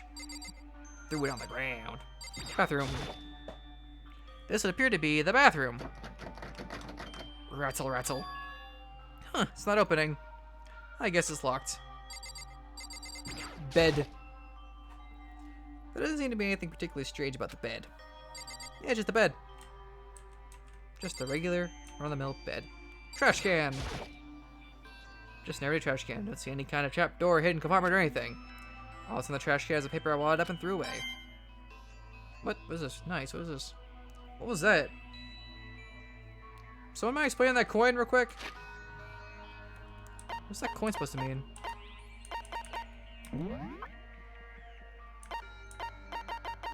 Presents. The heck are these? Proof to clear the prologue. It's a patch that. Something. Oh. It's a patch that displays the Host B Academy school crest. Okay. I'm sure we'll find out what that coin does soon. Key. Must be the key to the room. My name's written on the keychain, which means it must be mine, right? I better hang on to it for now. Yoink. TV.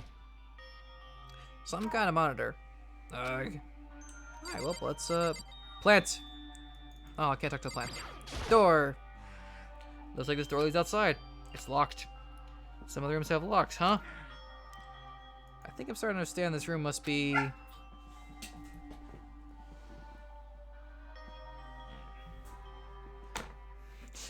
Sleeping anywhere than the dormitory will be seen as sleeping in class and punished accordingly.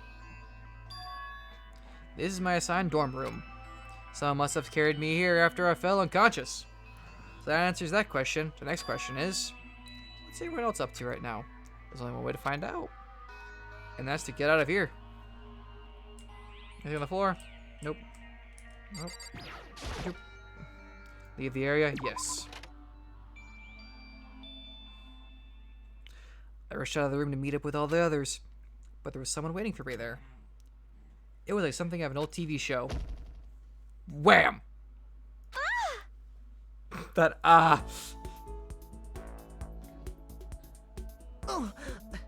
Sayaka?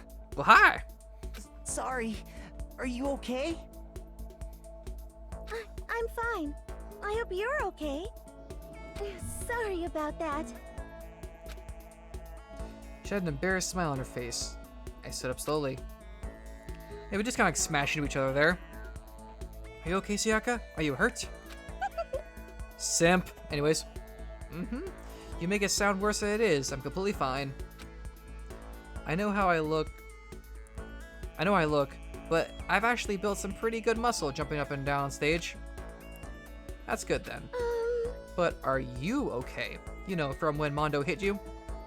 That's true, I got knocked out right there in front of everyone. I guess I revealed my lack of cool right from the beginning. Oh, I'm fine. Nothing wrong here. Except for, you know, the giant bruise on my face. Everything's fine. That's good. That's good. I was kind of worried. Thanks. By the way, what are you doing here?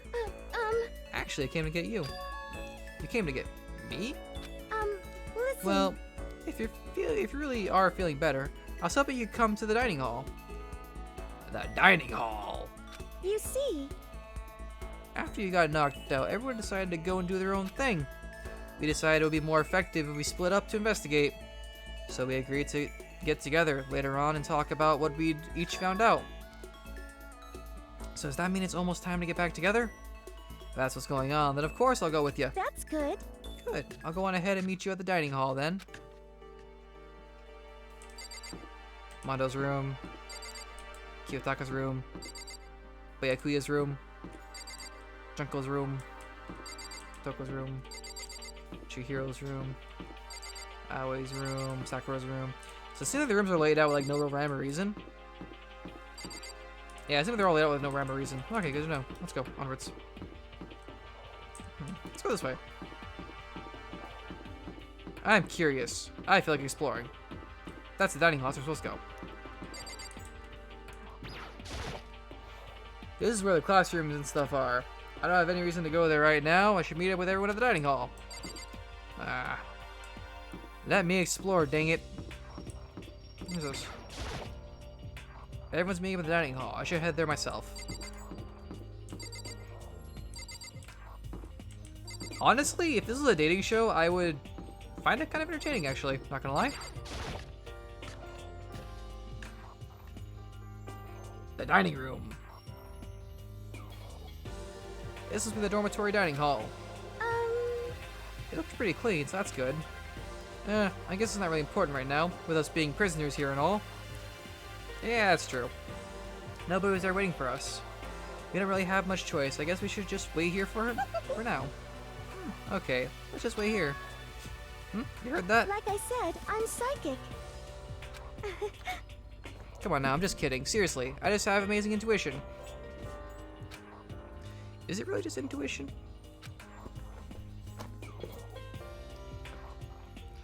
It's kind of sudden, I know, but here comes the tutorial. Right now I like to talk about reactions. You're going to be talking to Sayaka, right? Well, while you're talking to her, some purple words are going to appear. Here's how they work. Purple words show up if you press the right mouse button, you'll go into reaction mode. At this point, you can use WASD buttons to make a selection and left mouse to confirm it. Also, when it comes to the dialogue, you can review whatever you talked about to look for more info. Talking about things like this is called a reaction. Okay, do your best to enjoy the ever-important school life.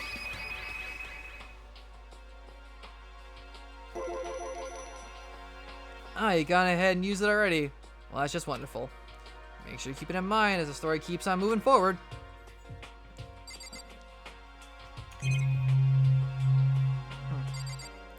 I get the feeling talking about the rest of this stuff just kind of like, yeah.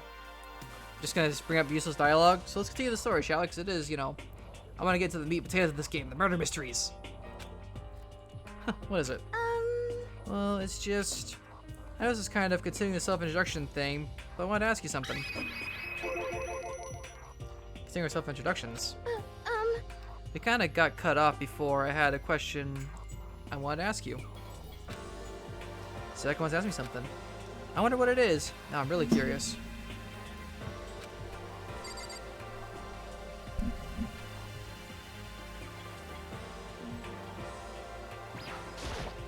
Hey, Oh, by the way, Makoto. Huh, what is it? Well, it's just, this is kind of continuing the self-introduction thing, but I want to ask you something. What'd you want to ask me? Did you happen to go to Blackroot Junior High? Were you maybe in class 2? Yeah, actually I was. I knew it. I went there too. I was in class 4 though. Do you remember me? Do I remember? Even back in middle school, she was a celebrity with all kinds of ultimates surrounding her. Fair enough. Also, I could see this being just an elaborate dating sim. A really elaborate dating show. I could see it. How could I forget? Almost as surprising as her question was. That she remembered me. We never even talked to each other, but somehow she still knew who I was. hey, Hey, you okay? Yeah. I'm just surprised is all. I wouldn't have thought you'd remember me. We went to the same school for 3 years. Of course I remember. That's true, but there were lots of students in our grade, right? Plus, never been the type of person to ever really stand out. Marriage is everything, and all my hobbies are totally normal. Even normal would call me boring. How much you do this, dog? What are you talking about? You're so strange. Strange, that's... Ship it. Yeah, I totally ship Makoto and, I just got her name, and her. She started giggling even louder. That somehow mysterious smile of hers made my heart go calmer. Her smile was the nicest smile I'd ever seen. That's good. Anyways, I'm really glad that I know somebody here. Talking to you has made me feel a lot better about all this. You're amazing, Makoto. I ship Makoto and Sayaka. That's my official shipper for this game. No, I'm really not. I'm nothing at all compared to all you ultimates. Sorry, whenever it says it was ultimate, I just think of a public sub. It's a really freaking good sub, just saying. I'm not trying to advertise for Publix, but I'm just pointing that out. But you're the one that helped me find my courage again. Not any of those ultimate students. Thank you for saying that. Okay. And to thank you for helping me out, I'm going to become your ultimate assistant. My assistant? Yep, I'm your assistant now. I'm going to help you out as much as I can, so let's get out of here together. When she says things like that, it just gets me pumped up. Which is nice, but still. Everyone else is still late. Besides that, I don't even know what time it is right now. There must be a clock around here somewhere. Foreshadowing. Clock. So what time is it right now? Hey, it's 7 o'clock at night. You're unconscious for a pretty long time. I see.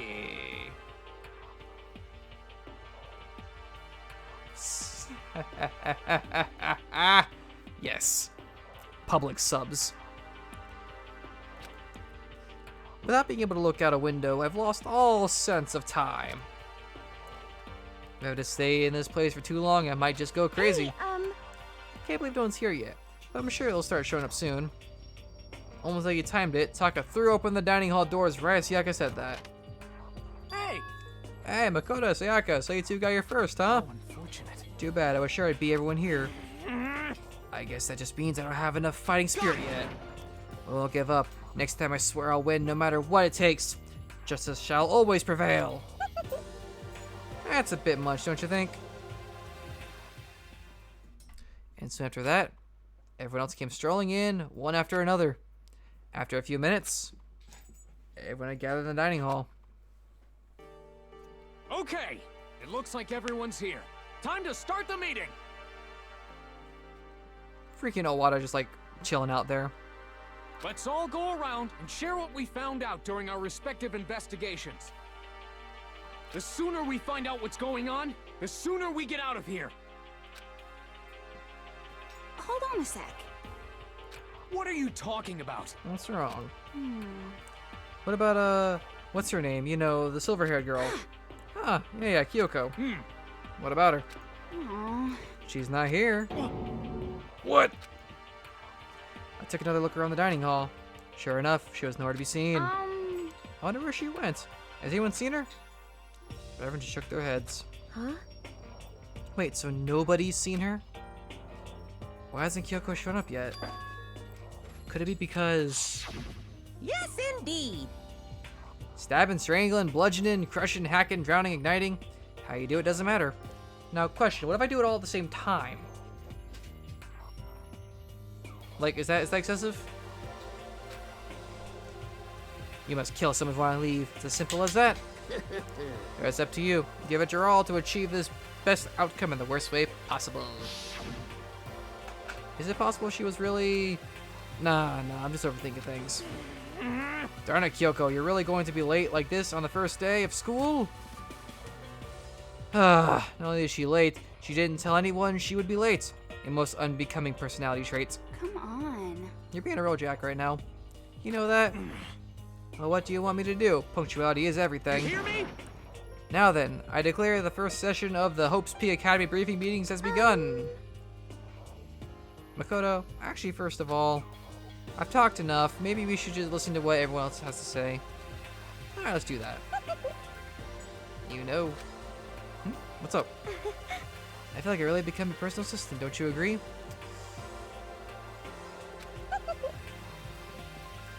I may not be the best assistant in the world, but I'll give it everything I've got. No, you've already done so much as my assistant. Alright, what do we got going on here? You in the back. Can I talk to Makoto? Oh, I can only talk to Makoto, okay. Let's see, I want to talk to her in the back, but alright. Boop. Okay, since you're in the dark about all this, let me lay out what's been going on. Everyone's supposed to investigate different parts of the buildings, but... You see. Byakuya and Taka each went off on their own. I want to try and find some clue as to who's responsible for imprisoning us here. But unfortunately, I made no such discoveries. That's all for me. Really, that's it. If I had uncovered anything naturally, I would have more to say, but I didn't, so I don't. Right, understood. Okay, she's gonna continue saying her dialogue. We're gonna do this, so we're gonna go. Boop. I spent some time looking around the dormitory, and I made a discovery of the century. I found there was exactly one room for each person. Well, yeah, I figured that out before anything else. Yeah.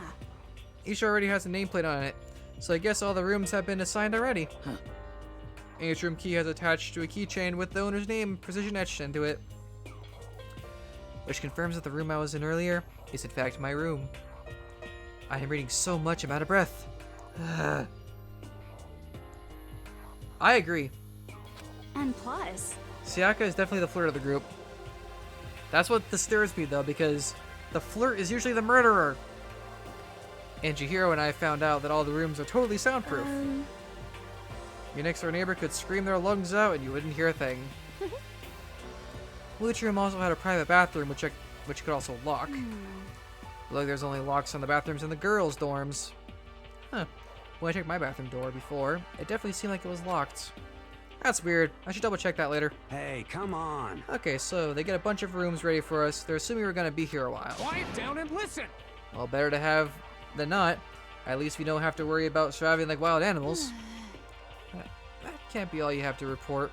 Can it, Mr. Honor Student? Dots. Silence. Got it. That's off my report. Let's move on to whoever's next. You see. Yep. Let's see what these guys have, shall we? We went all up and down the school, double checking the windows and all the hallways and classes. We wanted to see if we could get any of those metal plates to come off. And what happened was nothing, not a damn thing. We couldn't get a single one to budge, even a little bit. What should I do? There wasn't any hope of escape anywhere. The school really has been totally cut off. This is bad. This sucks. Bad. It really sucks. I'm not gonna repeatedly say sucks. What the hell are we gonna do? Hey, come on. God dang it, calm down. You're starting to make me nervous. Okay, I wish we would resume our dialogue from that line, so I don't have to click through it again like this. Here we go. We thought maybe we could find some way to communicate with the outside, so we went looking all over. Sorry. But we didn't find a thing, sorry. Yo. Went back to the main hall thinking maybe we could do something about that giant hunk of metal. What? Lima, Sakura, and me What? both, it wouldn't budge. We hit it with the desks and chairs and nothing.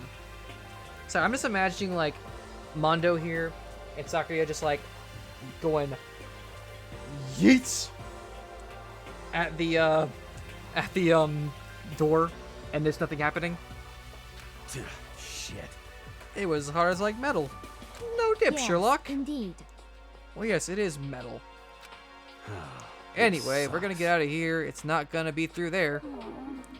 I feel like I could just cry, but no, I have to hold it in. I have to manage my hydration. So then. I shall tell you what happened next. It has nothing to do with the communicating with the outside world, but still worth worrying about.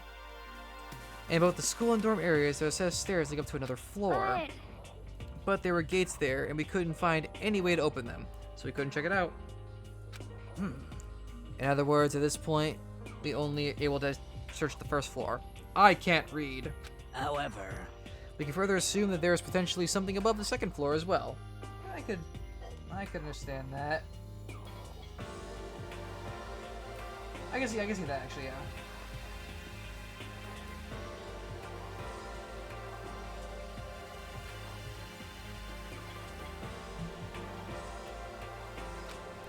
And if that's the case, there is at least a chance it may lead to a way out.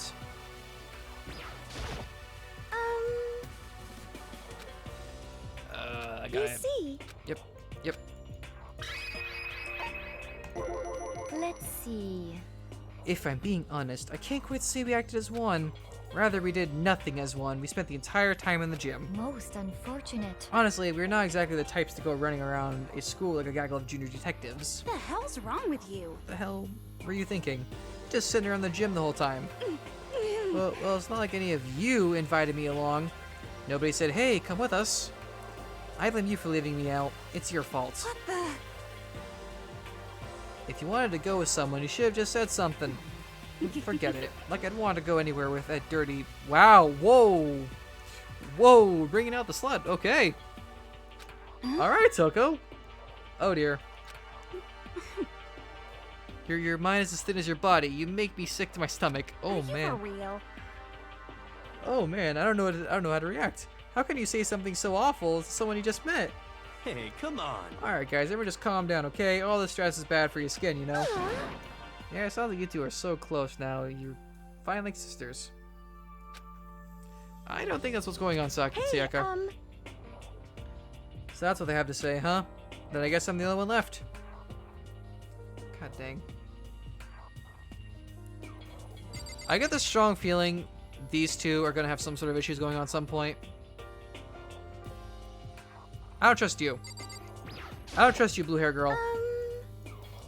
When I looked around the dining hall, I found a fridge in the back of the kitchen, and it was overflowing with all kinds of stuff. That's good. I guess you don't have to worry about food, at least. What? Sure, for now, but even with all that, there are 15 of us. How long can the food last? You can just eat some seeds or something. What am I, a parakeet? The eyes. The eyes are just beautiful. I don't think we have to worry about it. All the food gets restocked automatically each day. At least that's what Monokuma said. You saw him? Okay. Yeah, he came out of nowhere while I was checking the fridge. Told me that, then disappeared again. He was so fast I can't believe someone could have been moving him around with a remote control. I can't That's- read again. A weaponized toy that could just appear from nowhere. I can't tell if we're supposed to be afraid or not. But was everything okay? He didn't try to, like, eat you or anything. Eat her? What do you mean by that? I mean, when you say eat, that kind of eating you're talking about. Okay.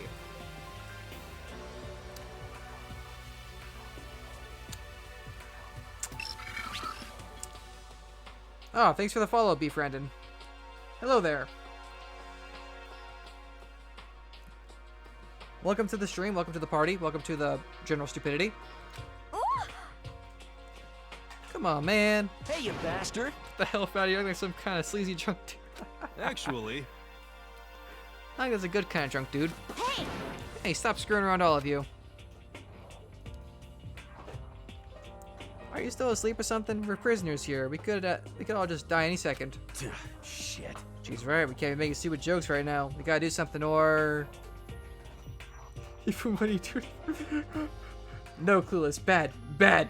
We're not going down that road. We're not going down the Step Bro road. A voice cut through the noise, interrupting Mondo. You're all spending an awful lot of time yelling and carrying on. Do you really think you can afford to do so? Have none of you accepted the reality of the situation? I'm enjoying it so far. I actually really am. I've been wanting to, like I said, wanting to play this one for a while. I'm like, hey, may as well stream it. Kyoko, where the heck have you been? We already started the meeting without you. She didn't say a word. Instead, she just dropped a piece of paper on the table. Now then. What's this? It appears to be a map of Hope's Peak Academy. A map, you say? What the? Where did you find this? Well, It doesn't matter where I found it. What the heck? It does matter. You're really freaking us out right now. But more important, Never mind that. What's it mean? it would seem... Just look at it. The building we're in right now is laid out in precisely the same way as Hope's Peak Academy. So what you're saying is, this really is Hope's Peak. So far, I'm actually really... Honestly, I kind of like Celeste. And I'm also really enjoying, It's true. Leon a bit, too. Well, terrace was construction, yes. But it looks like it's had a number of strange renovations done to it. Renovations. And Hero School too. However, I don't know all the details yet. All I found was details about the first floor. But then this really is Hope's Peak. You didn't get kidnapped and taken to some other place? I get the feeling this... I'm getting serious trap vibes from Chihiro here. I'm getting very serious trap vibes. I don't know why. So stupid it's not even possible. This is where the country's future elites are supposed to come and learn. But if this really is Hope's Peak, where are all the other students? Hey, come on guys, let's just stop talking about all this, you know, negative stuff. But aren't you worried? Things don't look good. Yo. Worried? What's there to be worried about? I mean, this was all planned out, right? The people in charge of Hope's Peak put this all together, right? Man, if I got stressed every time something like this happened, I'd have ectoplasm shooting out my mouth. You know? She is a trap, right? Am I right? You do not need to confirm or deny, but I'm pretty sure I'm right. Good things come to those who wait, right? So we just gotta chill and everything will work itself out.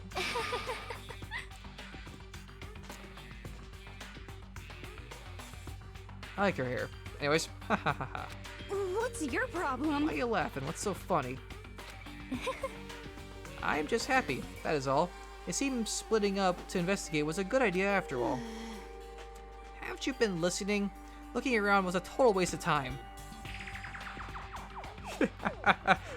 We didn't find a way out, didn't find who's behind this. We still have no idea what's going on. Oh, It's not crystal clear to you what is going on. are you okay with this? It's perfectly obvious that we have been imprisoned in some secret location with no way out.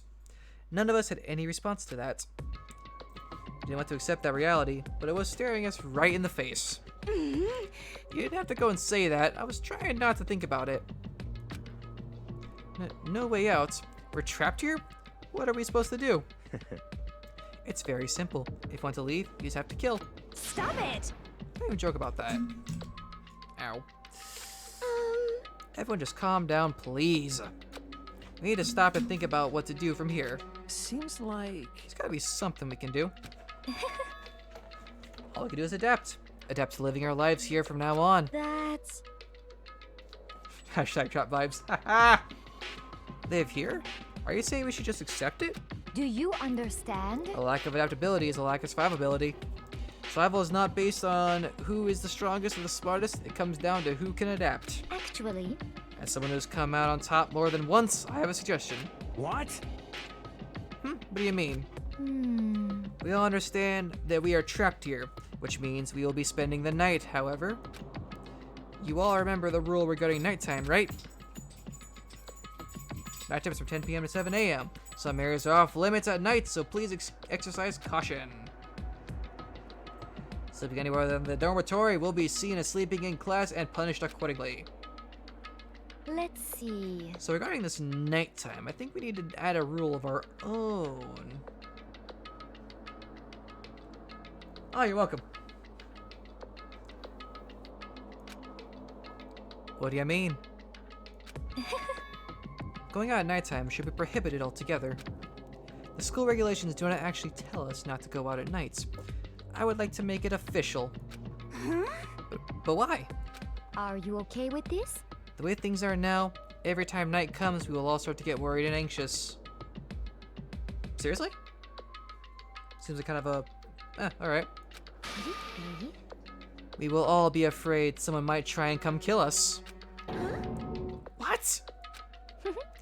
If we have to worry about that night after night for who knows how long, it'll wear us down in no time. I see. So you're suggesting we limit our activity at night as a kind of preventative measure. I do tend to like stumble over my words sometimes, that's about it. Oh, that's good to know actually. Indeed. However, unlike the other rules, nobody can be forced to comply. We all have to agree to follow it. What can we do? I see what you mean, but I think I can agree to that. It's like the little Gothalita said, without something like that, we're just gonna self-destruct. Listen to me! On behalf of all the men here, I agree to comply. What? Hey, you can't just decide to speak for us. This is fine. So everyone is in agreement. Good. Then, if you'll excuse me. Huh? Wait, where are you going? Let's see. It is almost nighttime. I want to take a shower before it arrives. I hope you are well. So, goodbye. Celeste has that future murderer vibes going on, just saying. Moving with pure elegance, Celeste left the dining hall. Her behavior seemed so natural, I couldn't imagine anyone even trying to stop her. So I guess it's pretty obvious where we go from here. We'll be spending the night, looks like. Huh. Adaptability. So, Mr. Chairman, what's next? One person already left. Well then. Let's say we call an end to today's meeting. You understand? Well, like she said, it's almost nighttime. Anyway, it's only nighttime anyway. I can't read. We can reconvene first thing tomorrow morning. Huh? Do we really have to stay the night here? What can we do? You don't have a choice. We can't go for long without getting some sleep. This sucks. So we have to just give up. That's all fine and good for today. But what do we do tomorrow? So in the end... Our only option is to split up and look around again. And let everyone know if we find anything. Also, please ignore the sounds in the background. I have a puppy and he is being very rambunctious right now. Yeah, okay, let's do that. Aww. Then we're done for today. Good, I'm exhausted. With heavy movements, everyone headed off to their private rooms. Makoto, are you ready to call it a day? Yeah, let's go. My room. Dots. Excuse me. Is this really where I'll be staying for the foreseeable future? Oh, that's right. I should check the bathroom one more time before I go to bed. Only the girls' bathroom should have locks on them, right? Can I do anything else in here? It's also very messed with, okay. Boop. Door open. Alright, let's open it up.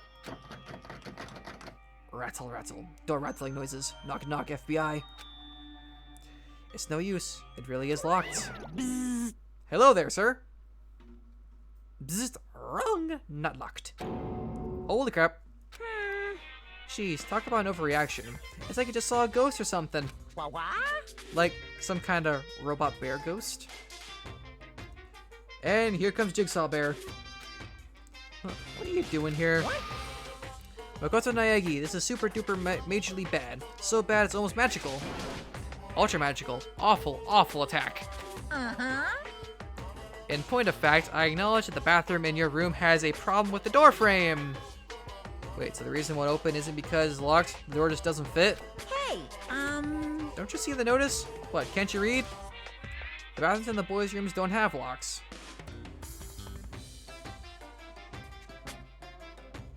I'm glad you're enjoying it so far. I'm enjoying it too.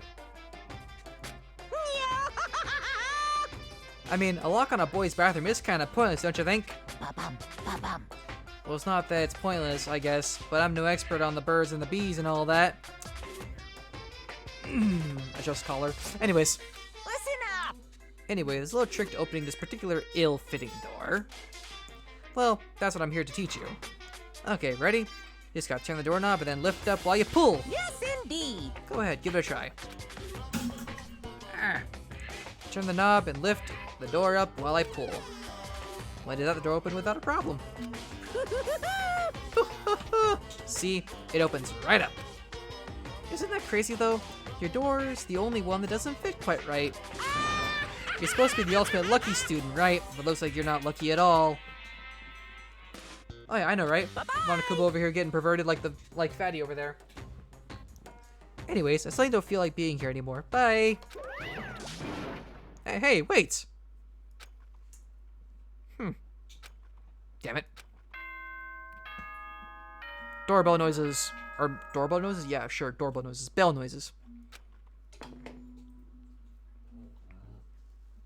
This is a school announcement. It is now 10 p.m.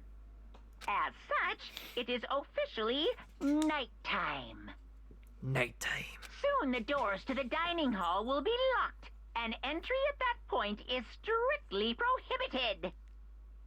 Okay then. Sweet dreams, everyone. Good night. Sleep tight. Don't let the bed bugs bite.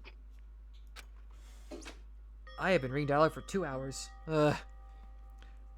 It's fine though, I'm having a good time. Looks like it's nighttime. We all promised we wouldn't leave our rooms now. All I could do now is try and get some sleep. While still mumbling to myself, I collapsed into bed. My eyes closed almost immediately. It's not that I was ready for bed exactly. I was just utterly exhausted. It was as if I'd spent an entire day staring at TV watching movies. Or like some kind of illustration where I'd been tossed into a made-up fantastical world. Yeah, that feels about right. I live in the US. There's no easy way to just accept the situation we've suddenly been dropped into. Not that big a deal. I live in the US. That's all I really feel comfortable saying. This is how the curtain closed my first day at Hope's Peak Academy. Not soon enough, I was asleep. Would it be too much to hope that when I woke up, I'd realize it was all a dream? That'd be one really weird, like, fever dream. Just waking up and be like, oh, okay. It's kind of lame as far as endings go, but I'd be fine with that. Actually, that'd be the best. Dots.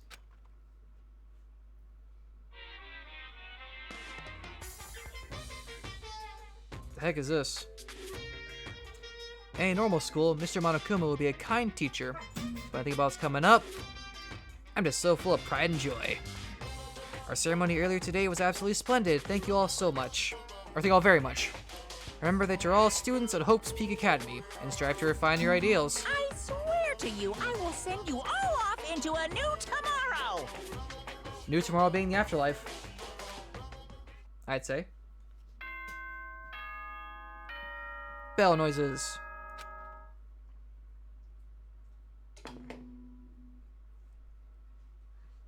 Good morning, everyone. It is now 7 a.m. and nighttime is officially over. Ugh, Time 7 to a.m. rise and shine. 7 a.m. Ugh. I'm sorry, I'm usually going to bed at 4, so 7 a.m.'s like, ugh. Get ready to greet another beautiful day. Not sure I want to. Apparently it's morning, but thanks to the total lack of windows, there's no way to know for sure.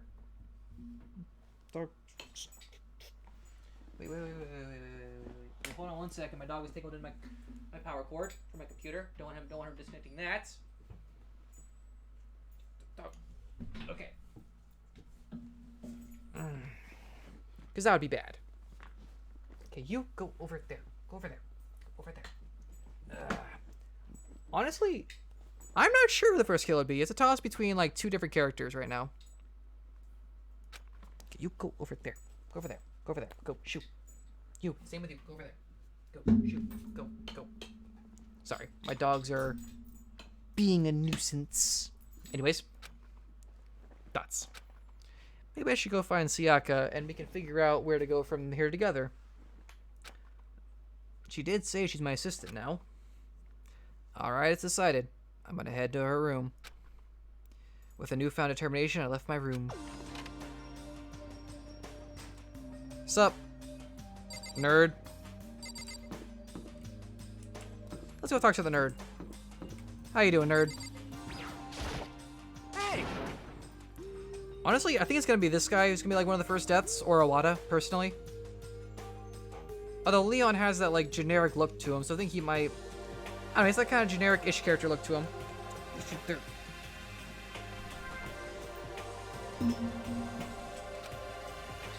Good morning.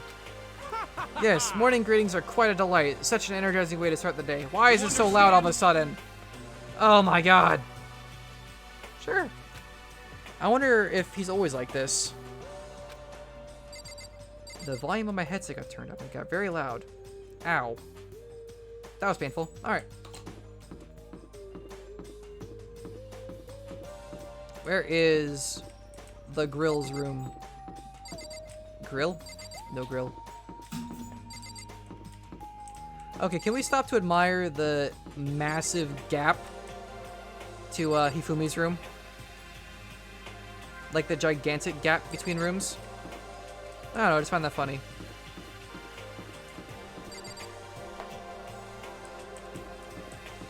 Anyways. Okay, now you got my attention. That's Kyoko. Am I just stupid? I am stupid. There's a doorbell next to the door. I guess I should use that. Okay, I was gonna say, if this is gonna make me interact with the doorbell specifically, I'm gonna be mad. Yeah, considering I'm pretty sure he's doing in there, I would like to have him have that space too. Hello? Good morning, Sayaka. Hi, Makoto. Hey, Makoto. Perfect timing. Or oh, Makoto. I can't read. Listen, I have a favor to ask. Favor, eh? What do you want? A favor? I was just getting ready to head out. If it's okay, would you like to come with me? Maybe we could talk? Yeah, sure. Where are you heading? I've been thinking that there might be something around here I could use for self-defense. Like a samurai sword, perhaps? Hey, I'd defend my house with a katana. Self-defense? Well, I mean, whoever's keeping us here could always show up and attack us any time. You never know. Whoever trapped us here. Whoever presented us with the rules for murdering each other. Yeah, Hifumi seems like a very, like, 2D over 3D kind of guy.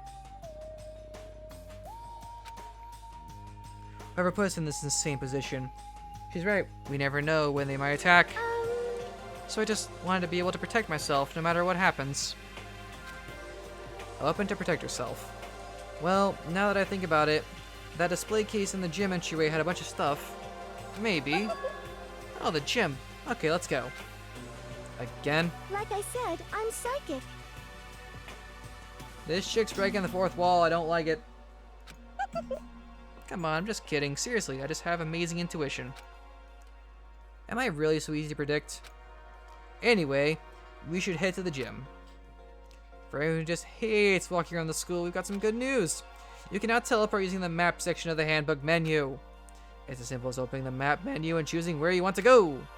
However, you can only teleport into hallways and marked waypoints. Plus, you can't teleport to places you haven't been or places that are blocked off. And depending on certain story moments, there will be times when you won't be able to teleport at all. Finally, try not to teleport inside any walls. There's a chance you could get lost forever. Well then, good luck and have fun. Oh, wrong button. It must be done. Map. Oh, well, let me teleport into walls. Darn it.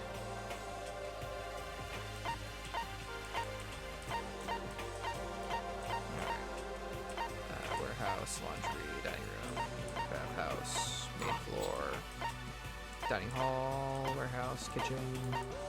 Where the hell is the gym? Trash room.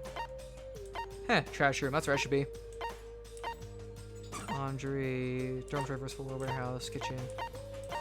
Alright, well. Assembly. I don't feel like teleporting. I'm just gonna do this. Because there's cafeteria, schoolhouses. Okay.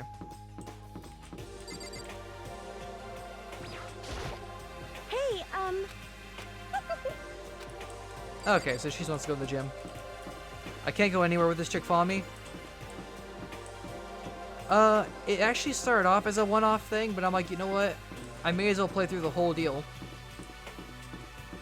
So yeah, I am planning on doing the other ones. As well as the third-person shooter spin-off they've been doing too. Was it like Ultra Despair Girls or something like that?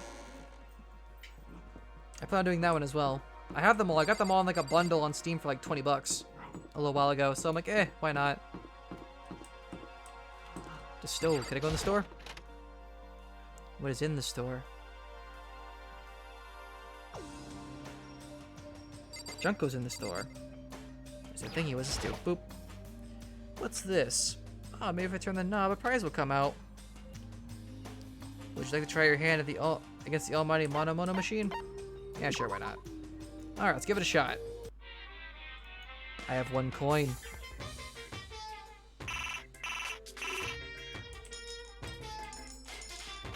Give it a shot, see what I get. Give me something good. The heck is that?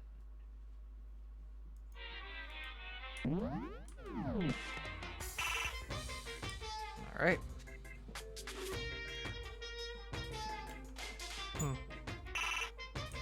How do I leave this thing? I forget.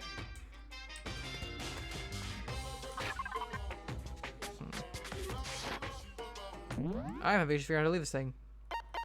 Why am I feeling so dumb?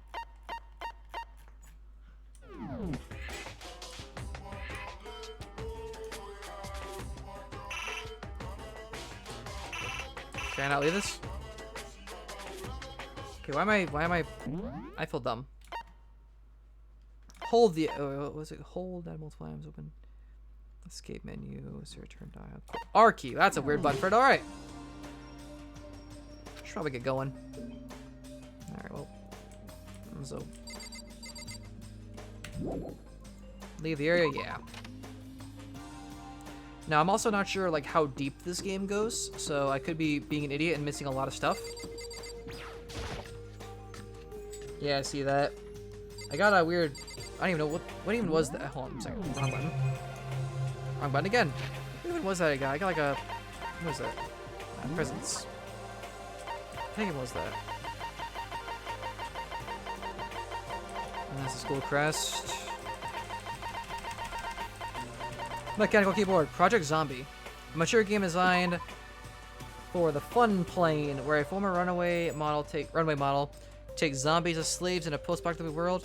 It's been out of print for a while. Interesting. Alright, so these guys are just kind of chilling here like villains. Alright, I'll leave you guys to it. So my dumb butt does not remember where the gym is. I feel stupid. Okay, well. Time to use the power of teleportation because I don't remember where I'm supposed to be going.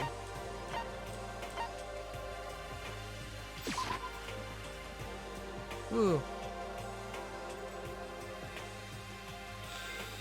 I'm an idiot. Alright, let's go.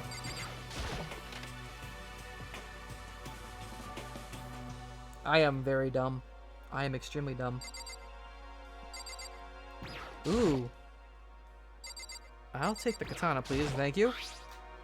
Is this a sword? Oh no, I think it's just a replica. Still, it's pretty impressive. It's completely covered in a gold coating. But... Jeez, I barely touched it and I got the gold stuff all over my hands. Oh, you're right. Your hands are totally gold. Even just for self-defense, I think it's a little... Well, it's a little better than nothing, I guess. Hey, You should take it with you. It might help liven up your room a little. You think so? But I guess you'd better be careful taking it back. You should wrap it in a newspaper or something. And just like that, it's been decided. I don't see anything I could really use for self-defense. Hey, don't worry about it. It's not like you need it right away, right? Plus, if anything were to happen, when the time comes, I'll protect you. Huh? You'll protect me? Thank you for saying that. If I've got you on my side, I guess I don't need a weapon after all. Sayaka giggled as she said that. That mysterious smile. I can tell it comes from the heart. It makes me feel at ease. When I look at her, I honestly feel like I can do anything. Okay, we can stop looking for a weapon then. But as long as we're here, let's just hang out a bit more.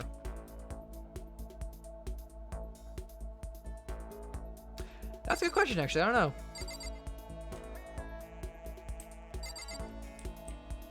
Well, I mean, this is a school where you're encouraged to, you know, straight up heck and murder somebody, so you know.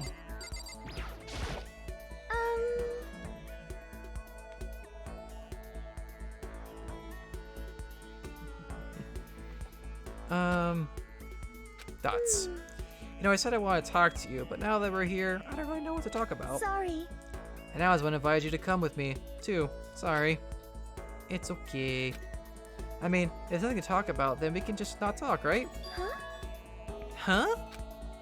You don't have to force yourself to talk. We can just, I don't know, stare off into space or whatever. Stare off into space? Oh, but you're probably super bored just standing around doing nothing. No, it's not that. It's not as boring, it's just... I've never really done it before. I don't have a lot of time to just do nothing. I guess that makes sense. You're not a normal high school student like me. You've got tons of stuff to do every day. Dots. Listen. Hey, this is kind of out of nowhere, but... Makoto, do you have a dream? Well, what about you, Sayaka? What's your dream? I'd love to hear. My dream is... I've always wanted to be a star, as long as I can remember. I grew up without a mother, you know? And my dad worked really late every night. I was always home alone. I was just a kid, you know, so I was really lonely. But that all changed when I saw a pop star on TV for the first time. She was so pretty like a princess, and she could sing and dance. More than anything else, there was her smile. Looking at her smile, I could feel my loneliness melting away. I decided that's what I wanted to be someday. I wanted to give that kind of encouragement to others. Eventually, that became my dream. That's so amazing. Though, you were able to actually fulfill your lifelong dream. Honestly, it's really incredible. Dots. She's being serious face. Oh yeah, totally. Sparks were flying left and right. I did whatever it took to reach that dream. I mean it, even some things that weren't so pleasant. Oh. Sparks flew more than just her. Anyways. You see. I honestly believe that as long as you kept chasing your dreams, someday they had to come true. But to do that, you can't take your eyes off your dream, not even for a second. Even if sometimes it's a bad dream. Whether you're awake, whether you're asleep, to make your dream a reality, you have to keep your gaze fixed on it, no matter what. In that world, if you lose focus or even a split second, you get left behind. You have to keep on swimming against the current, even without taking time to breathe. That's the kind of world my dream lives in. Is it really that tough? Is it not fun at all? Oh no! Oh no, don't get the wrong idea. It's super fun. But that's exactly what scares me. I enjoy every single day I wake up and get to do what I get to do what I do. I can't speak, I can't English. I am falling asleep partially. Mental breakdown incoming, watch out. Okay, good to know.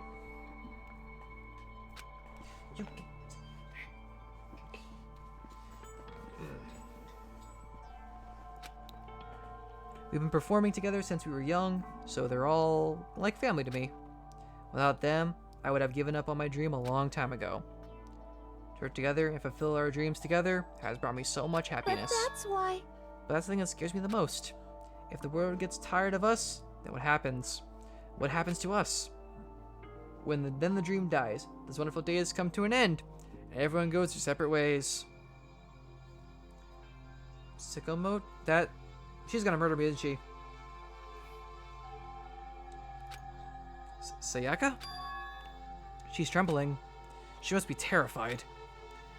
She worked so hard, sacrificed so much to get where she is. She must be terrified of losing it. I can see that. You see. So that's the reason I decided to come to Hope's Peak. Huh, what do you mean? Well, they say that if you could graduate from here, success is basically guaranteed. Which means I could keep on performing with my best friends, forever and ever. At least that's what I thought. I really did believe that, but now we're trapped here with no way out. They're probably waiting for me. While I'm in here, the world out there is forgetting about me. Oh dear, you weren't lying about the mental breakdown. Dog, why I can't believe you done this. Ah, heck. 1 second. Dog is destroying the house. There we go, problem solved. I can't believe you done this. Anyways, while I'm in here, the world out there is forgetting about me. I already said that. Minute by minute, we're all disappearing. But still, Sayaka. Why? Why? Yep, mental breakdown. I can't afford to be stuck in here. That was the first time I heard her cry out from deep within herself. She sounds desperate. I can understand why she'd feel that way. Trapped here this way, the dream she put so much effort into is on the verge of disappearing forever. And that isn't something that can be fixed with a few kind words. This is true. The weight she's carrying, I can't even imagine it. Sorry. I'm sorry. I didn't mean to complain. Uh, I kinda killed the mood, huh? Yeah, you took a serrated knife to the mood and just shanked the mood with a serrated blade. Just throwing that out there. No, not at all. No, Makoto, she did. She killed the mood. The vibes are gone. The sparks are gone. Sorry. I'm really sorry. Nope, too late, too late. The sparks are gone. Who am I kidding? Dots. Sayaka? Actually, are you hungry? Before we head back, why don't we go into the dining hall and get some foods? Dots. So... Okay. You want me to make us something to eat? I might not look like it, but I'm actually a pretty good cook. That mood changed quick. Alright. Wow, really? What's your specialty? Chili oil. You mean the condiment? Just kidding. She burst out laughing. Her earlier mood disappeared, replaced by the bright smile I'd quickly grown used to. But how'd it happen so fast? It was almost like a mask, like some kind of neural expression. Or neutral expression. I can't read. Anyway, we head to the dining hall to get something to eat before returning to our rooms. Hey, look, katana. The only thing in my room is a fake sword covered in gold. All it does is make me feel that much more uncomfortable. I mean, she might be. It wouldn't be surprising. Anyways, there's still plenty of time left in the day. I really don't feel like just sitting here. Maybe I'll take a look around. You're about to have your first experience with a free time. Would you like to hear more? Absolutely, because I have no clue what the hell is going on. As you live with your school life here, you will be given free time at certain points. During your free time, you can spend time with your fellow classmates to deepen your friendships. You can also give them presents, which can potentially give them an even better impression of you. You can get these presents from the Mono machine in the school store. Come by early and often. At certain points, you'll witness intimate events, and new info will be added to each person's report card. These events can also open up new skills, which will prove useful as everything plays out. We strongly encourage you to develop and deepen as many friendships as you can. Also, keep in mind that when you talk with a classmate, time will pass. When you're finished, you'll automatically return to your room. After a certain amount of time passes, your free time will come to an end, and the story will progress. If you'd prefer not to engage in free time, you can always choose to simply go to sleep and to skip it. We would recommend this approach, but if you absolutely must press forward with the story, then... Anyway, why don't we try it out by spending some time with Miss Sayaka Mizuno. I can't hang out with Celeste. She's a dope partner to begin with, don't you think? Free time! See, I want to hang out with Celeste, but the game's telling me to hang out with Sayaka. So we're gonna hang out with Sayaka first. Before we do that, though, I must use the restroom. Be right back. And get myself some drinks. 'Cause I'm thirsty.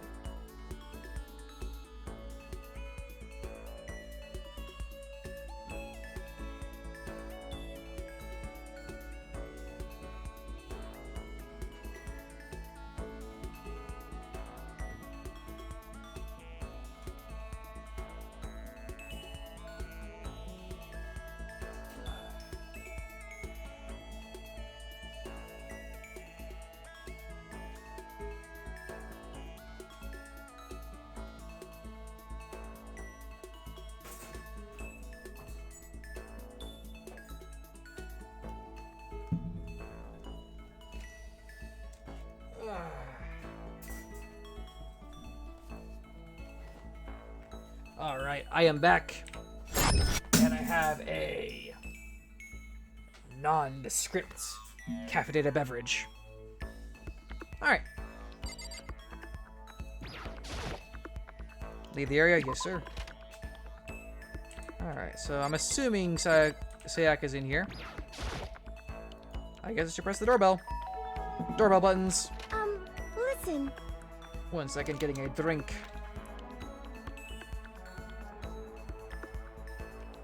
I mean, it is pretty nice background music to put someone on hold to. Just need to leave you guys in complete, like, darkness. You know, Makoto, I'm so anxious. I really am afraid. Should I talk to Sayaka for a while? Why not? I mean, the game's obviously telling me to go this way, so let's do this. Are you going to try and cheer me up? Sorry. Sorry for making you take time out of your day like this. Oh, you're fine, Grill.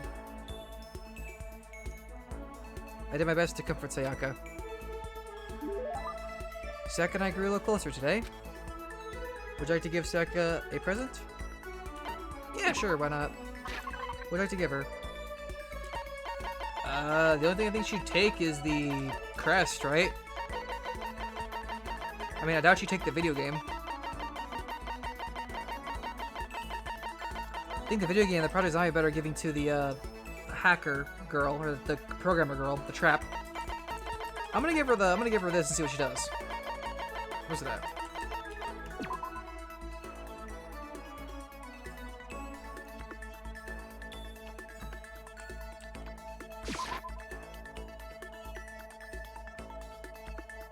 Sorry, but we can't let you give her that. It's what we in the industry like to call a key item. What would I like to give her? I can't give her anything. If that's the case. Are you sure you want to give her something? Yeah, I'm sure, because I don't have anything to really give her other than that game, but I don't think she'd like it. Makoto? Do you think it'd be time for the two of us to talk? What's wrong? Why are you being so formal? Well, it's just... I guess that was kind of formal, but... Just because I know I can count on you. Huh? Having you by my side really makes me feel a lot better.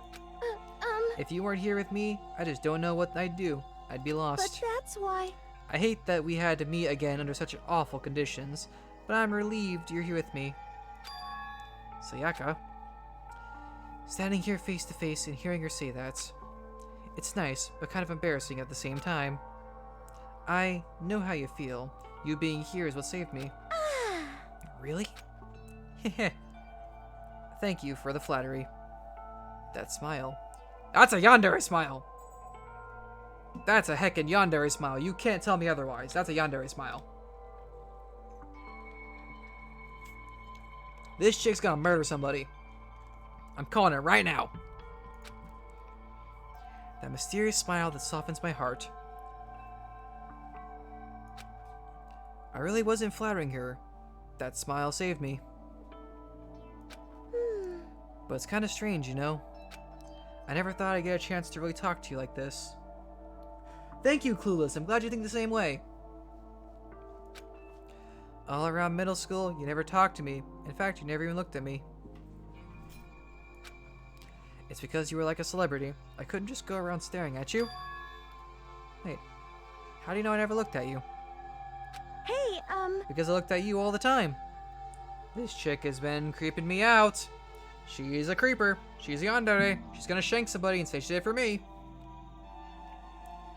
She's gonna straight up murder somebody and be like, I did it for you, senpai! Hey. And I'm gonna be like, Nani! And I'm gonna proceed to cry because crazy blue hair chick's trying to, you know, pull a Yuno Gasai. I think I pronounced the last name right. I don't remember. Huh? That's an appropriate reaction. I was always looking for an opportunity to talk to you. Aww, yandere. You wanted to talk to me? But since I always had so many people around me, we ended up graduating without saying a word. That was one of my biggest regrets. I could see her killing someone. I mean, a knife, the element of surprise, could do wonders.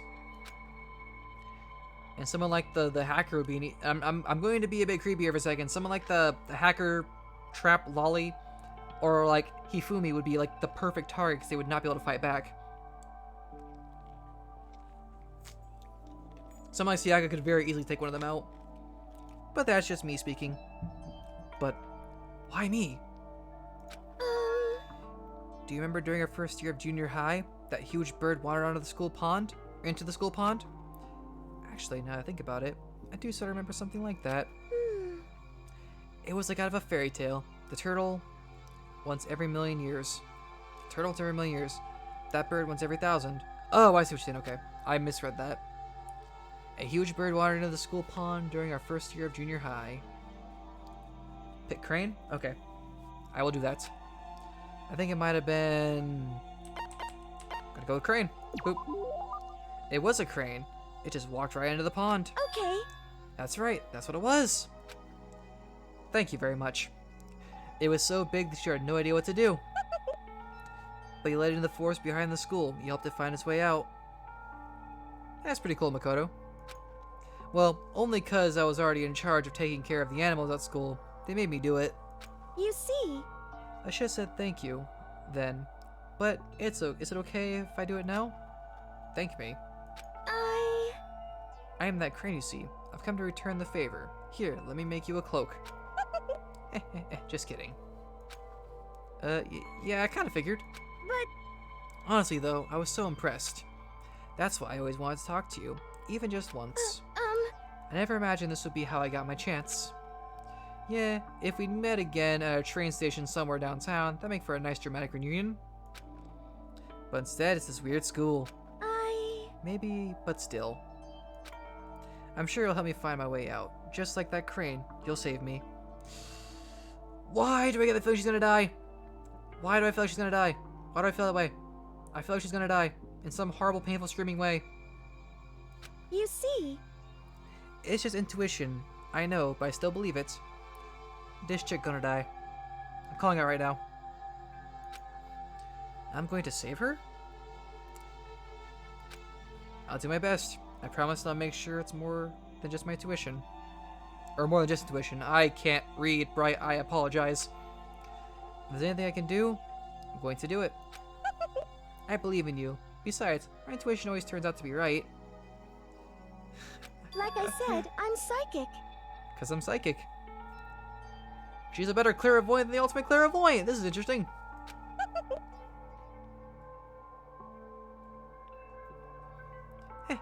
Kidding, kidding. Well, yeah, she had the somber music, plus the fact that she's getting all lovey-dovey with our main character, and the fact that we are very, very, very, very, very early in the game, just screams tragic death. I've been watching anime for quite a long time. I know how some of these tropes work. She laughed out loud as she said it. The closer we get, the stronger that smile of hers makes me. I was glad to feel that way. Saka's report card has been updated based on your experience with her. You just unlocked the skill Melodious Voice. Give yourself a pat on the back. You've earned it. What does Melodious Voice even do? Once we were all done, I headed back to my room for a little while.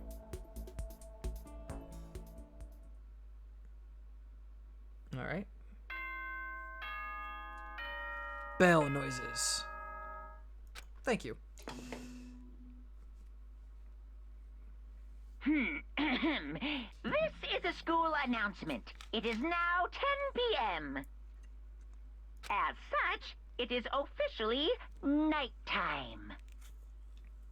Soon the doors to the dining hall will be locked, and entry at that point is strictly prohibited.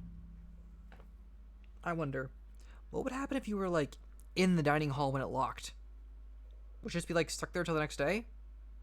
Or would some, like, horrible, like, murder robot bear thing just destroy you? It's a valid question. Okay, then. Sweet dreams, everyone. Good night. Sleep tight. Don't let the bed bugs bite. When he says bed bugs, I'm just imagining, like, little tiny Monokumas crawling up you while you're sleeping. Little, like, microscopic ones. With little mandibles. Today's already come to an end. But I swear, tomorrow I'm going to find some kind of clue. I swear. I know, right? I actually have FNAF VR. I should play that sometime on stream. That'd be fun. As my eyelids began to slide closed, The conversation I had with Sayaka that morning began to replay. In a way, it's almost frustrating. Fair enough. Even if I understand where her desperation is coming from, I can't share in it. Excuse me. The pressure she's under is way different from anything a normal high schooler like me goes through.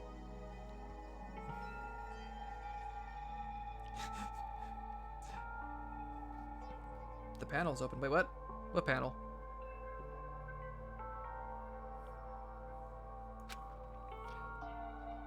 Clueless. Explain yourself. She didn't just stumble into this school the way I did, so I can't say I feel things the way she does. Oh yeah, VR, I can tell you this right now, Beef, VR is a very, very, very nice thing. It's a very fun thing at that.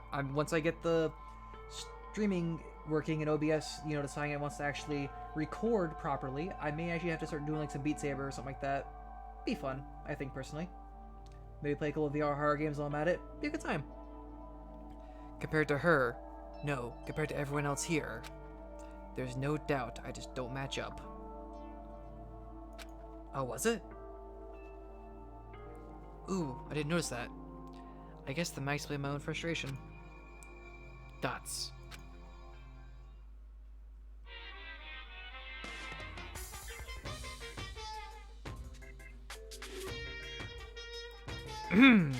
So I'm sure that you've noticed the killing game has begun, but there's still room for a little laughter.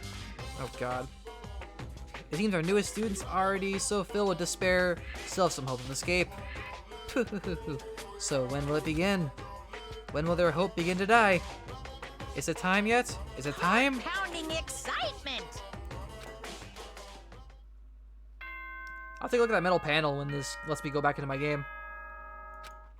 Doorbell sounds. Alright, looks a bit cracked open. Huh, weird. Good morning, everyone! It is now 7 a.m. Hi, Jigsaw Bear. Time is officially over. Time to rise and shine. Get ready to greet another beautiful day. It's kind of hard to rise and greet a beautiful day when, you know, there's panels on the windows. Morning has come. What should I do today? Free time, so I'm free to do whatever I want now. What's with this metal barricade? This is supposed to be a school, not a prison. Can I go in the bathroom? This one doesn't quite fit in the door frame. I'll have to make sure to remember the trick to opening it. I get the feeling that's going to be important. I don't know why. Katana. The only thing in my room is a fake sword covered in gold. Oh, it does make me feel more. Okay, so it's the same dialogue. Whoa. Let's go say hi to Celeste, shall we? Where is she at? Map.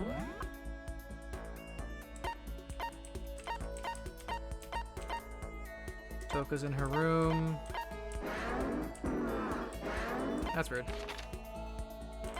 Where's Celeste at? Boys' bathroom. Celeste in the main hall. Alright, let's go say hi. Main hall? This way?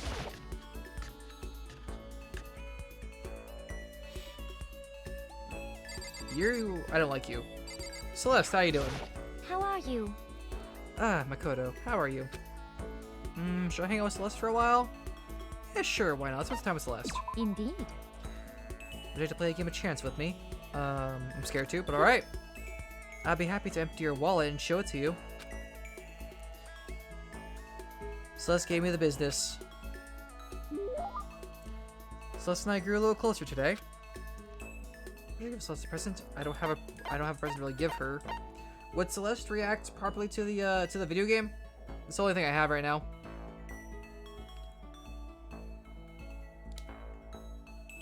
If she's not, I'm not gonna give it to her. And also, do the items like go away after I give them to them, or do they like stay in my inventory, so to speak, and I give them multiple times to different people?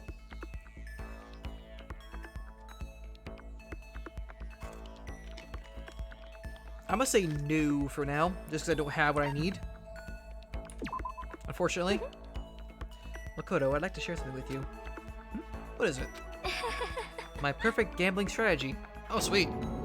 Is there really such a thing? Indeed. Of course there is. Are you ready? Please pay attention. Wherever the game, you must have a mind for strategy. This will allow you to increase your odds of winning.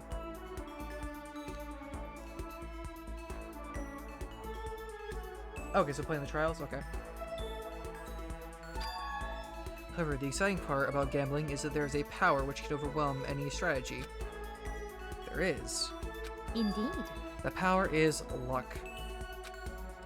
Luck. Actually, There are only two types of luck, good and bad. Oh, is the game I play on the trials? Or trails? Trials? Alright. So I guess I'll just get them as the game goes on then. There's only two types of luck, good and bad. Have I read that? There is no in-between. This is true. And that luck is built into every human at the moment of conception. Like a computer program. is that okay? Some call it fate. The bottom line is, luck is life. Well, Do you see what I am saying? You mean that's your perfect strategy?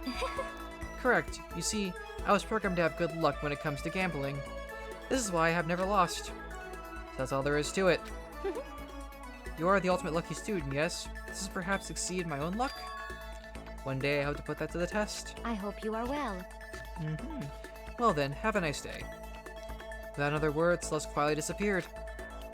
Dots. I'd say my life's been more bad luck than good lately. Gambling's probably not a great idea for me.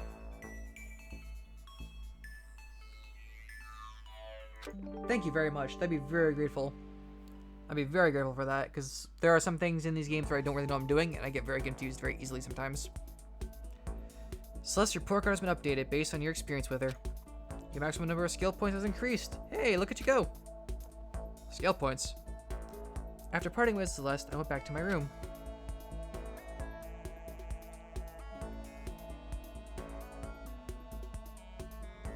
There's still lots of time left in the day. I don't feel like just sitting here. Maybe I'll take a look around. Let's take a look at Celeste's report card here. Report card.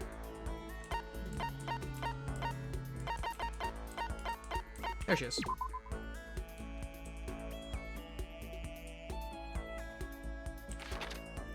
The available strategy is luck, and since luck is programmed into you from birth, it is fair to say I will never lose. Next, SP +1. Wait, there's like proper RPG elements like this? What the heck? Are you serious?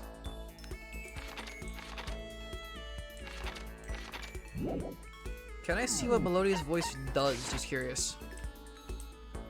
I'm assuming I'll find out soon. Let's go hang out with Toko. We're gonna hang out with you. Alright, chat, vote time. Toko or Sayaka?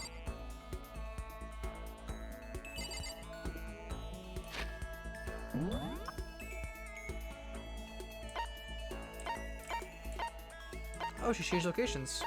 No, there she is, never mind.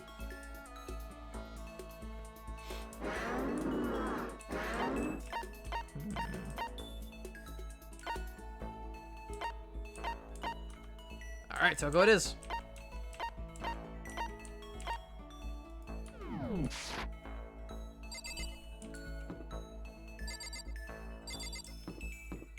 Talk to you later, creepy yandere girl.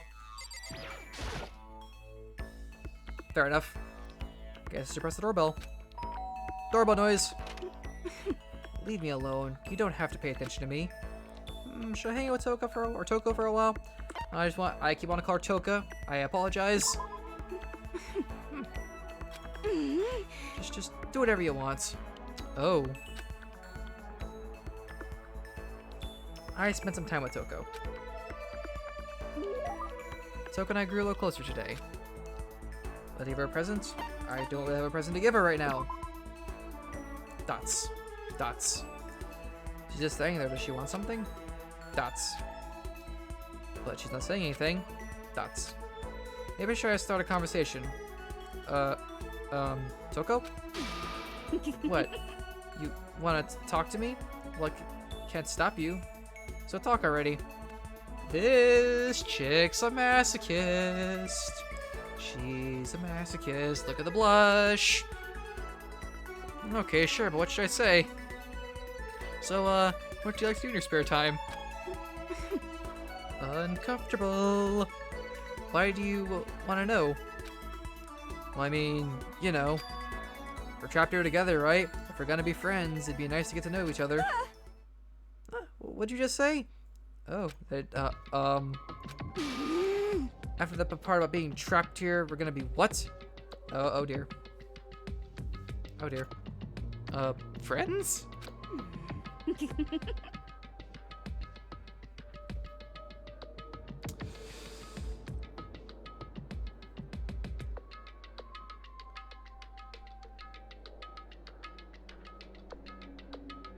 Okay. What do you mean, friends? You think I'm stupid? You're trying to trick me. I've already been hurt once before. I'm not gonna let it happen again. You've been hurt? What happened? Anyway. Come on, you don't really care about me. You don't want to know about me. Even I know that. I can see it. I can see it. No, that's not true. Fine. Then tell me. This chick is crazy. Tell you what. You know why they call me the ultimate writing prodigy, right? Yeah, sure, you've won all kinds of literature prizes and stuff. Wonder if she's met Monica. Another game I gotta play, Doki Doki. Gotta play it sometime. And tell me what I'm good at. Tell me what my genre specialty is. If you really want to convince me you give a crap, you should at least know that. The genre the ultimate writing prodigy specializes in. It's romance, isn't it? Yeah, it's romance. Right? I'm right? I think. Oh, it's good to know, actually. I'm gonna say romance. It's romance, of course. Oh, you actually knew. Your biggest success was So Lingers the Ocean, right? Everyone says your masterpiece. I forgot the dark for a super dark reason. Keep that in mind. The book was such a hit that fishermen shot to the top of all the hottest bed poles, right? How did you know that? There's no way you care about me. I'm telling you, I do. I mean, we're friends, aren't we? I'm blind. Your straightforward nature blinded me. Yeah, she's gone. Took her right off screaming like a banshee. Not really sure. Does she hate me now? Doko's report card has been updated based on your experience with her. You just like a skill vocabulary. Give yourself a pat on the back. You've earned it. I have no clue what these skills do, but alright. Once we're all done, I headed back to the room for a little while.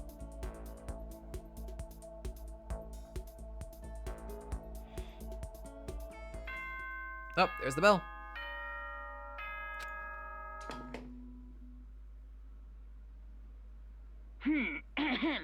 This is a school announcement. It is now 10 p.m. It's now 10 p.m. It is now nap time. As such, it is officially nighttime. Nighttime. Freaking creepy looking, like jigsaw looking bear you. Soon the doors to the dining hall will be locked, and entry at that point is strictly prohibited. Okay then. Sweet dreams, everyone. Good night. Sleep tight. Don't let the bed bugs bite. The third day here has already come to an end. Well then, when are we gonna get out of here? I laid on my bed and stared blankly at the ceiling. Not yet. I'm working on an official social media base for my channel. I haven't set that up still. I'm hoping to get an Instagram going like soon, and I'm hoping to do official Discord pretty soon as well. This is my first time really getting back into streaming, so I'm gonna start doing all that fun stuff. Yeah, I'm gonna be making a Discord server in the near future. I'll link it in the chat when I get it set up. And before I knew it, I'd fallen into an uneasy sleep.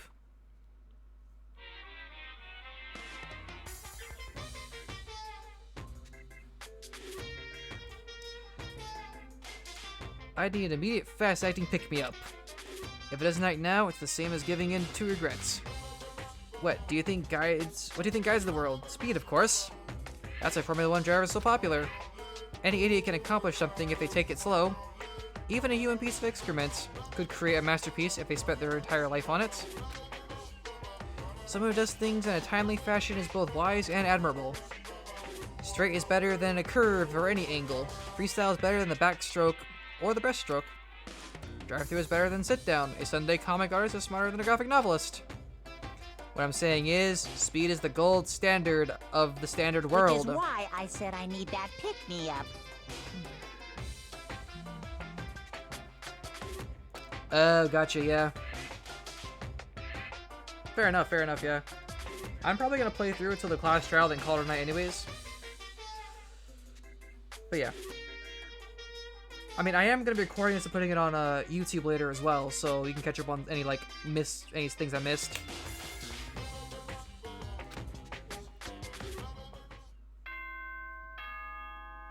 Doorbell noises.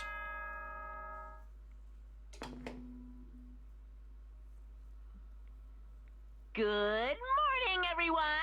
It is now 7 a.m., and nighttime is officially over. Time to rise and shine! Get ready to greet another beautiful day! I woke up to the irritating sound of Monokuma's voice. I slowly pulled myself out of bed. Gah. Another night of restless sleep. Day after day, I can feel the fatigue piling up. As soon as the thought had crossed my mind. Doorbell sound. The sound of the doorbell forces its way into my room.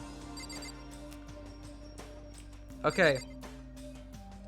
Yeah, cool. Let me get that shit link up for it real quick here and throw it in the chat. There's not much there right now, unfortunately. Because I literally, like, just loaded it back up myself. Let me get it up here real quick. Switch accounts.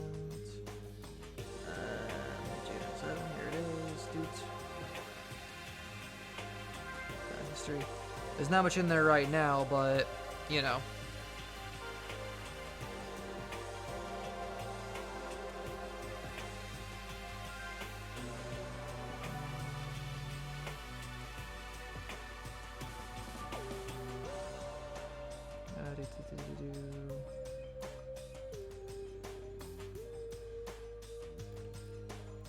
And copy this. Move to this Twitch. And there is the link to the channel. I believe it should send to the right channel. Yeah. Should work. Awesome. Cool. Yeah, I'm gonna be streaming and recording a lot more soon. Although I'm pretty sure the YouTube's gonna be more just a just a place to, like, kind of backlog my videos, because I know Twitch doesn't save them very much anymore. A fantastic morning, isn't it? Taka? What the hell are you doing here? Now then, if you'll pardon the interruption, without waiting for a reply, Taka barged into my room. Jerk. Hello, military man. How you doing? What's up, Taka? No matter how intensely the stormy seas may batter me, I will not fall as long as my feet are firmly planted. You agree, right? I'm not sure I understand. Without a doubt. And if you can't do it alone, just find someone to support you, and you can support them back. You hear me? That's how you can overcome any storm.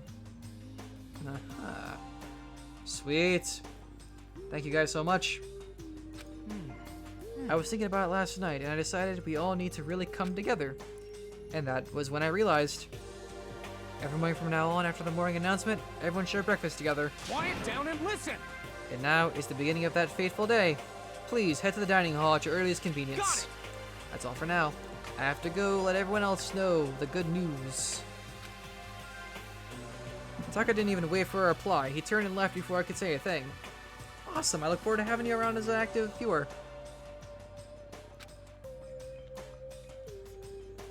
Well, I guess I'd better head to the dining hall.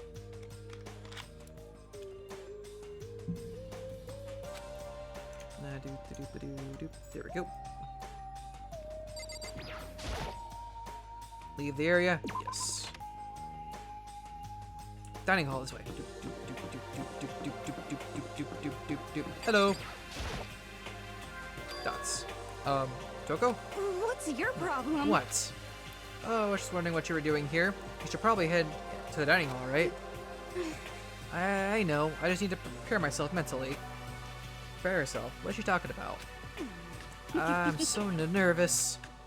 Well, what's she so nervous about? And she is gone. Oh, very cool. Thanks. Yeah, like I said, I'll update the channel. Probably before, when I end stream, I'll update the channel to have the link to the YouTube actually in the panels below, and I'm gonna see if I can't get the Discord to do the same.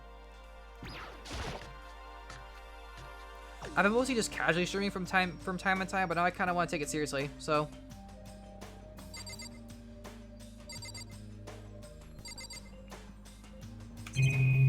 Oh, dang. Okay, talk to everybody here. I'm gonna talk to... There's a lot of peeps here. Let's talk to Mr. Taka here, shall we? Listen to me! Okay, let's see, everyone's here. So then let's begin our very first breakfast meeting. Man, breakfast sounds good right now, actually. Quiet down and listen! Everyone, thank you for making time in your busy schedules to come together. Busy schedules. Sure, let's go with that. Anyways. Give me a break. I didn't make time for your crap. You dragged me here. Ah, thanks. Thank you very much. I know I already mentioned this earlier, but in order to get out of here, it's essential that we all cooperate with each other. And the first step is this breakfast meeting to allow us to become friends and build trust.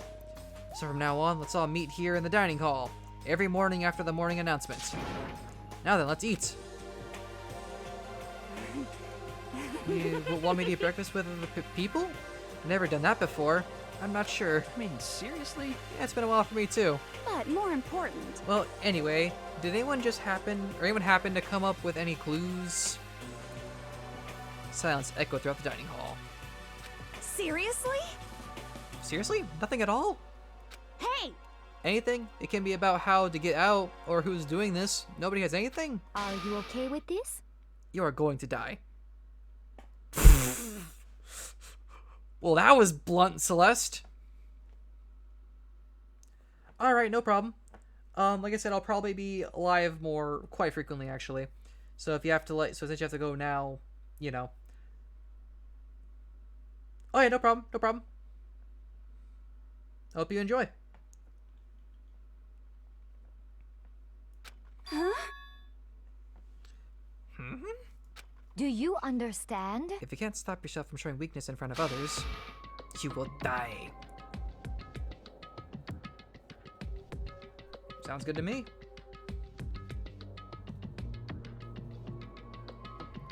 Stop it! What the hell? Don't even freaking joke about that.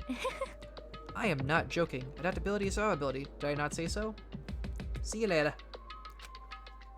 So you better hurry up and adapt to your new life here. What the hell is this? Have you gone completely insane? Adapt to my new life here? Do you have any idea what you're saying? What? Yeah, sounds like the girl What? wants to live here, and hell, more power to her. But damn. Piece of shit! No way in hell am I living here. I'm getting out of here. I don't give a crap.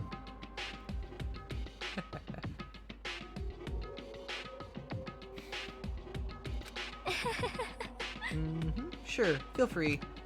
Okay, so nobody has any clues. See you later, Beef. Looking forward to seeing you again. One thing I can tell you is who's behind all this. Someone who's totally weird and messed up. It's Jigsaw Bear. Jigsaw Bear's behind all this. Well, else would be trapped in here in the first place. Hey, listen. Well, sure, it could be something like that. But for right now, actual clues are... Speak, Trap. Huh? What's up? If you think in terms of people who are really abnormal or bizarre, do you think maybe the person responsible for this could be a certain murderous fiend? A murderous fiend to your hero? Do you have some idea who might be behind all this? Well, maybe. I mean, I can't really be certain, but... Got it! Certainty is not a concern right now. I'll allow whatever remarks you may have. You know? Okay, well... Have you guys heard of Genocide Jack? Genocide Jack. Sounds like a real classy individual. Human Circo has been on the news and all over the internet. The monstrous villain who's murdered scores of victims in brutally bizarre fashion. The word bloodlust was left at each murder scene, written in the victim's own blood. Classy. Whoever it is, he's like a ghost. He strikes without warning and disappears without a trace. And on the internet, they started calling him Genocide Jack. That about covers it, I think. They say he's claimed over 1,000 victims. That's just an urban legend, though, right? I mean, even like 10 people would be totally insane. You hiding something, Toko? Anyway, whoever Genocide Jack really is, he's obviously some kind of super crazy killer. Huh? And if he really is this ultimate psycho, I wouldn't be surprised if he put together something like this. But... Like I said, I can't be certain. I don't have any evidence or anything. It's just a thought. Hey, hold on. But if they're the killer, isn't that like a killer of a problem for us? Heh. Yeah. It's okay. Everything's absolutely, positively, 100% without a doubt gonna be okay. The positivity. And the plot. There's very nice plots. Sorry. Because help's gonna be here soon, I'm sure of it. Help? Cause, I mean... We've been stuck in here a few days already, right? Nobody's been able to contact us, so I'm sure they're getting worried. I bet they've called the police already. Sup, Jigsaw Bear? What's this? The police? You're putting your faith in the police? What are you doing here? You guys? You guys, seriously? Do you understand what role the police exist to fill? All they're good for is being a foil, playing against the villain, or anti-hero, or even a real organization. The bad guys come along and destroy them, and that just shows how badass they really are. Are you sure you want to rely on such an unreliable group of losers? I mean, come on, if you really, really want to get out of here, all you gotta do is kill. What the hell? Why the hell are you laughing? You know? I'm just impressed at the total commitment to this whole act. Come on. You're still going on about that? You're fucking dead. So Mr. Serial Killer Psycho Freak Bastard, what the hell do you want? Huh? Interesting use of words there. Mr. Serial Killer Psycho Freak Bastard, huh? That's a pretty long name. German, maybe? Hey, come on. We know who you really are.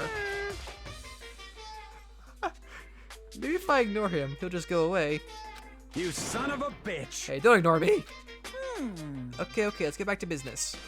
Your life here has already begun, and a couple days have gone by, and nobody's killing anybody. I thought all you kids were lazy and selfish, and here you are working together.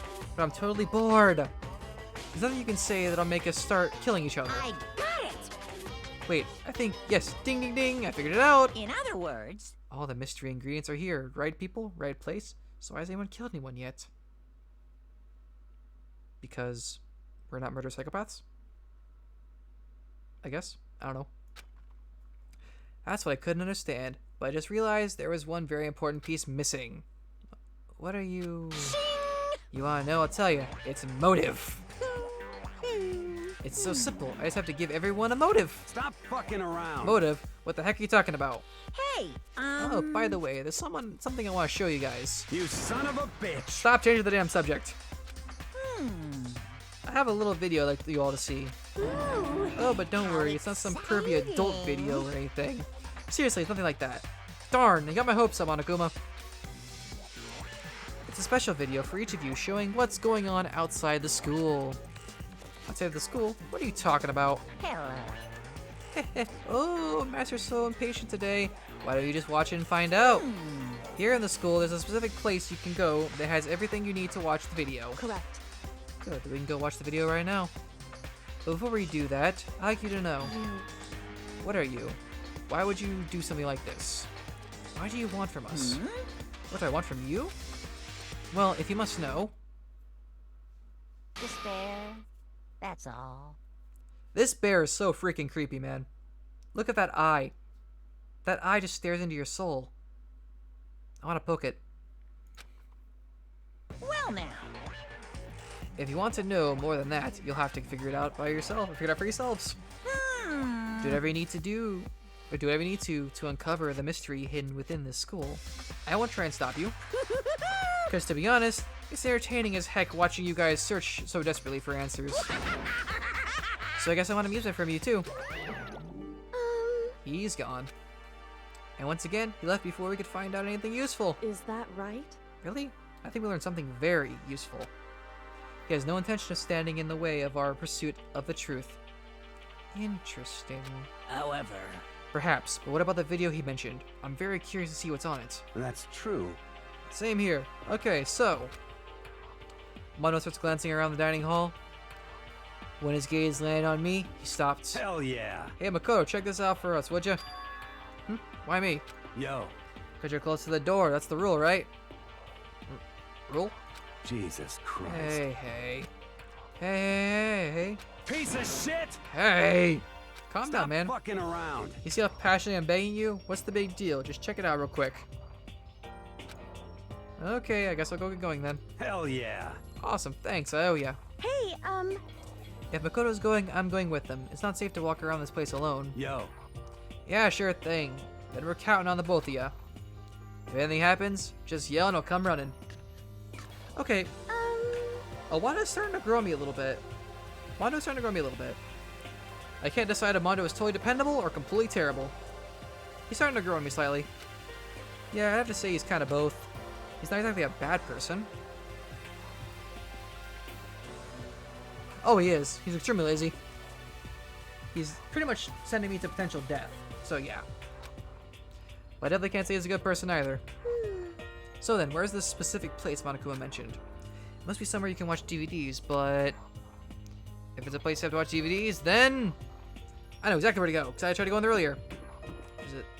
no, it's laundry room. It was this way, I think? Maybe possibly? I don't remember. No, it's not this way.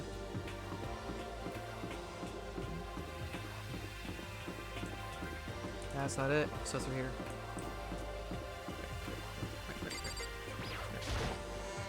Through the door. It was right. Because I remember trying to open the door earlier and it wouldn't open. Yeah, AV room. This is the place. I like the way like the stage assembles itself when we enter. That's kind of cool. The TV screen. What kind of monitor is this? Who would even make this kind of thing? It has Monokuma written across it. I guess they covered all the details. Oop, what's this? Next to the monitor is a high-end DVD player. It should be able to play DVDs, but I wouldn't see any actual discs nearby. A DVD player is useless by itself. If we had something to watch, at least that'd help us pass the time. Hey, a coin! Nice!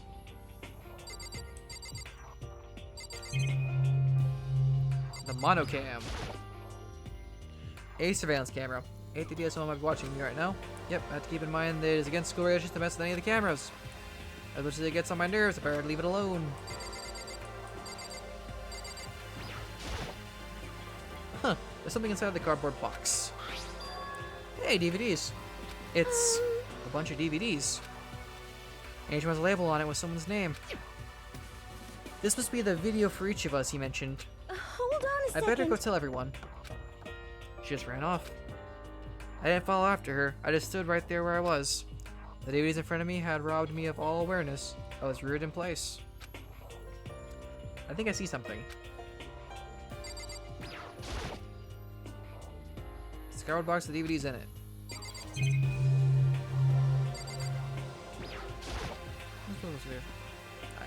I've already seen this. Throw the DVDs I found in the box and found the one with my name on it. Then I slid into the expensive looking player. Sat down and stared intently at the darkened screen and then...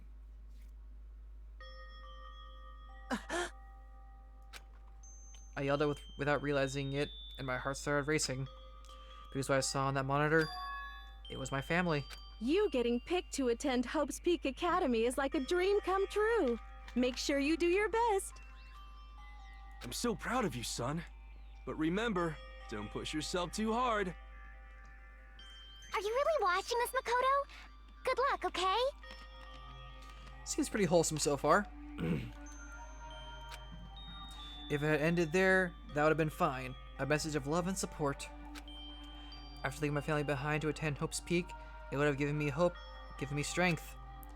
If this was a normal school, I would have been happy, if a little embarrassed. With my family's support to rely on, I would have been motivated to do even better. But here now, it was totally different. I wasn't living an ordinary life. So I had a pretty strong feeling that the video wasn't going to end there.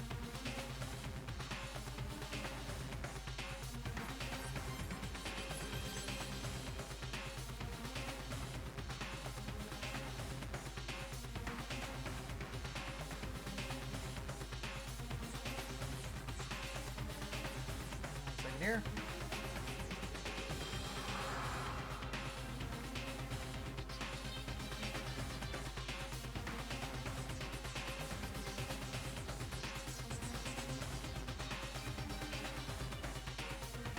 Alright, I hated having that feeling, but it turned out I was absolutely right.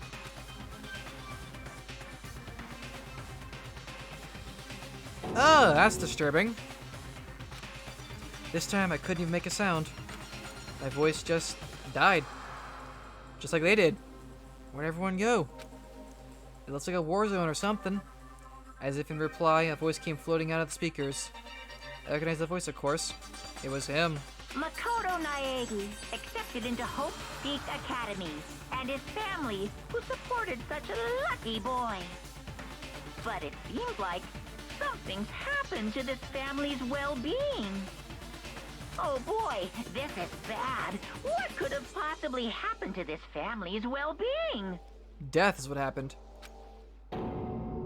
Look for the answer after graduation. What is this? What happened to everyone? I started trembling. I could feel the fear and anger building up inside me, like hot magma.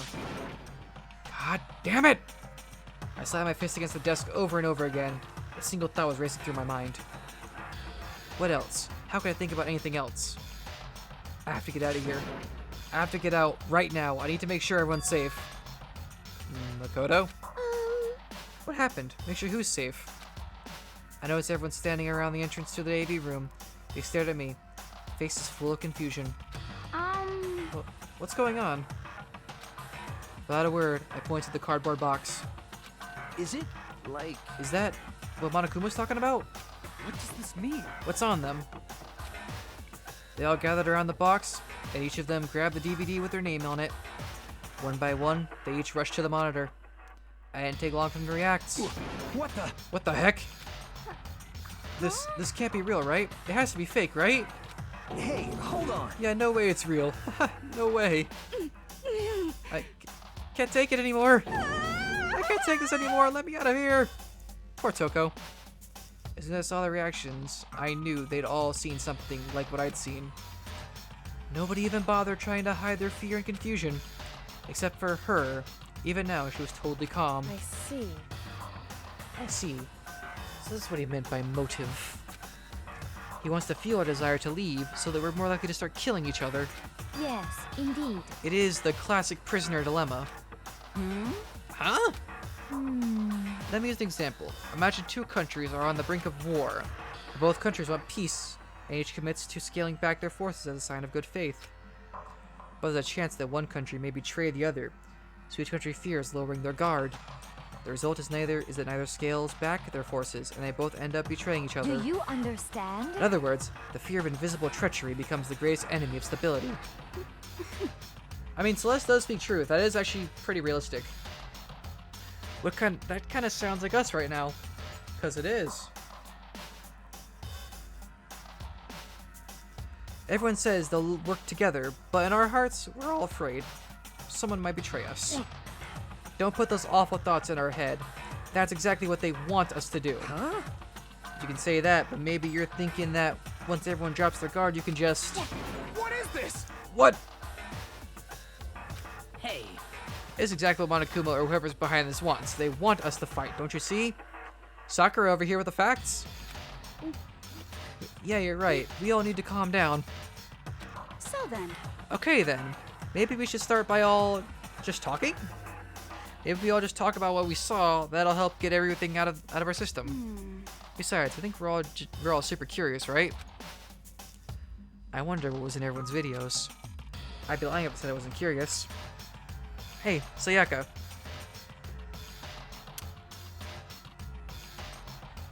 She's going to freaking try to murder somebody, chat.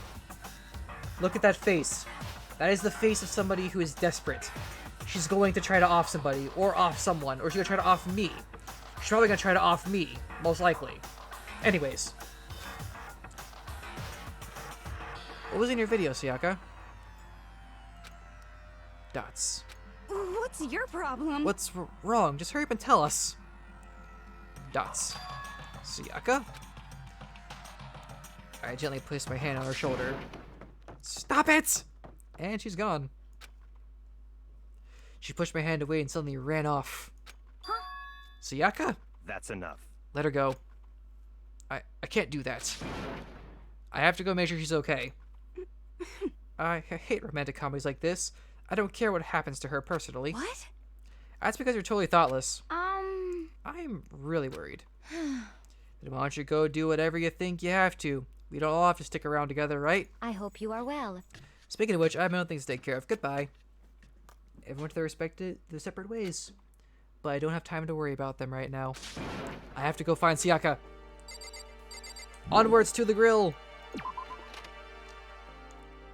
Where could she have gone? She can't have gone far. I should check around the school. Ha! Joke's on you. I have a map! Haha! At least I think this will work. It does not work. Well, damn. This makes life a bit harder. Alright, well. I'm going to assume she's in her room. Let's go check that out. Or in here. This ain't a room. This is where Leon's chilling. Bye, Leon.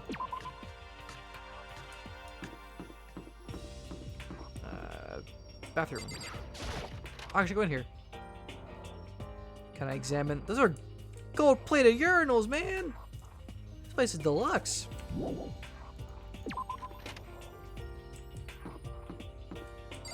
I wonder. This is the girls' bathroom. Obviously, I can't go in. Okay.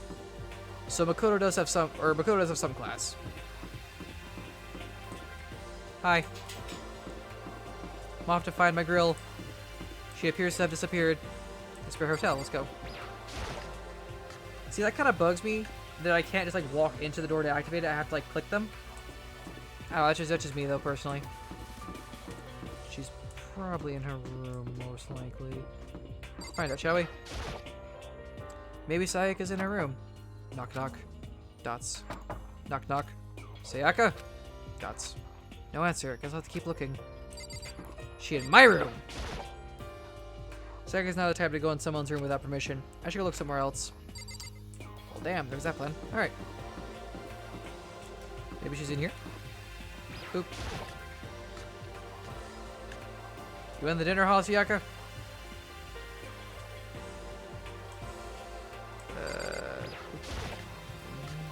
Back room.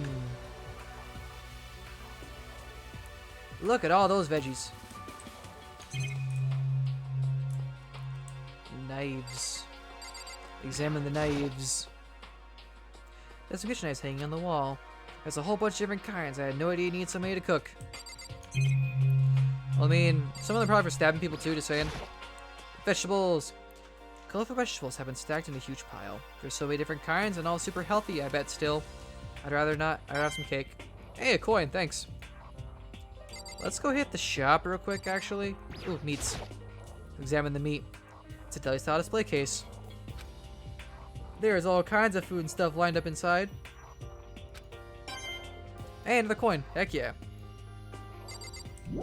Let's go check the coins out real quick.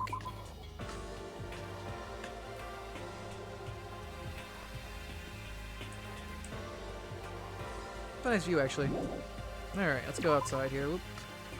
Yeah, it's a lot of veggies. All the veggies. Alright, so I think Sayaka's over here, then, if that's the case. And open. But we're gonna do this. We're gonna go find the shop, which is right here. I'm gonna use the thingy.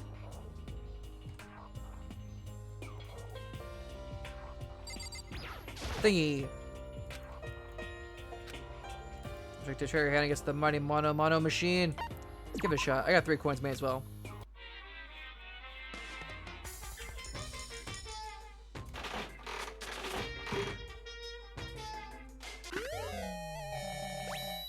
Got an item. Okay, so multiple coins grants you multiple different things, different rarity items, it appears. Hey, owls. Alright, well. where could this chick be? She's around the AV room, so she's probably over in the gym, maybe? Could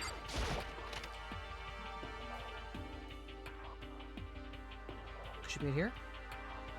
Sup, Drunko? But more important... Hey, Makoto, aren't you like super curious what's in everyone's videos? I mean, I can't say I'm not curious. Alright, I can totally tell.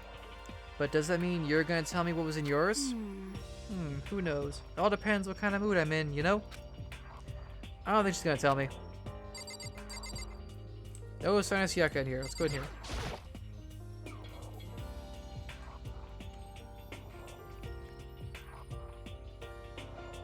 Okay, where the heck is she?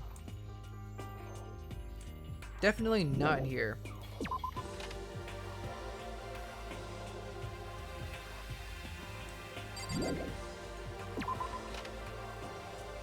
Alright, well, I'm at a loss. I don't know where to go. Hi, have you seen her? Where'd Saka run off to? Anyway, that video's pretty convincing. Almost thought it was real. I mean... But it's fake, right? It's gotta be. I like to believe that, but if it was real...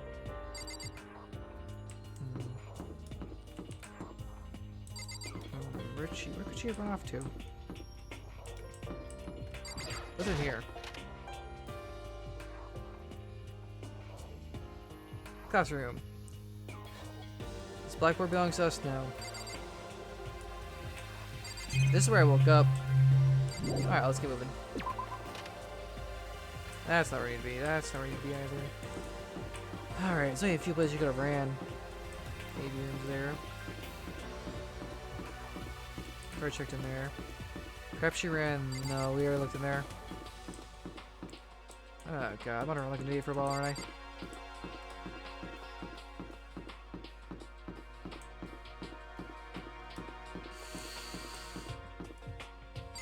Monet? Maybe she's here? I keep pressing E to open the doors and I like snap turn. That's irritating. Ah, there she is.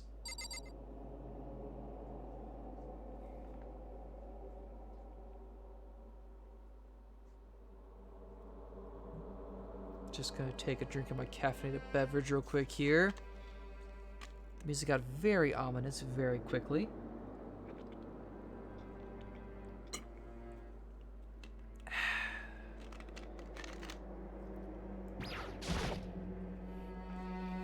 I found her in one corner of an empty classroom. She was sitting in a chair, hands on her knees, staring absently at the floor. She looked like maybe she was upset or angry or no. She didn't have any expression at all. There was nothing in her face that you could call emotion. It was as if her original mask had been stripped away. Sayaka? Are you okay?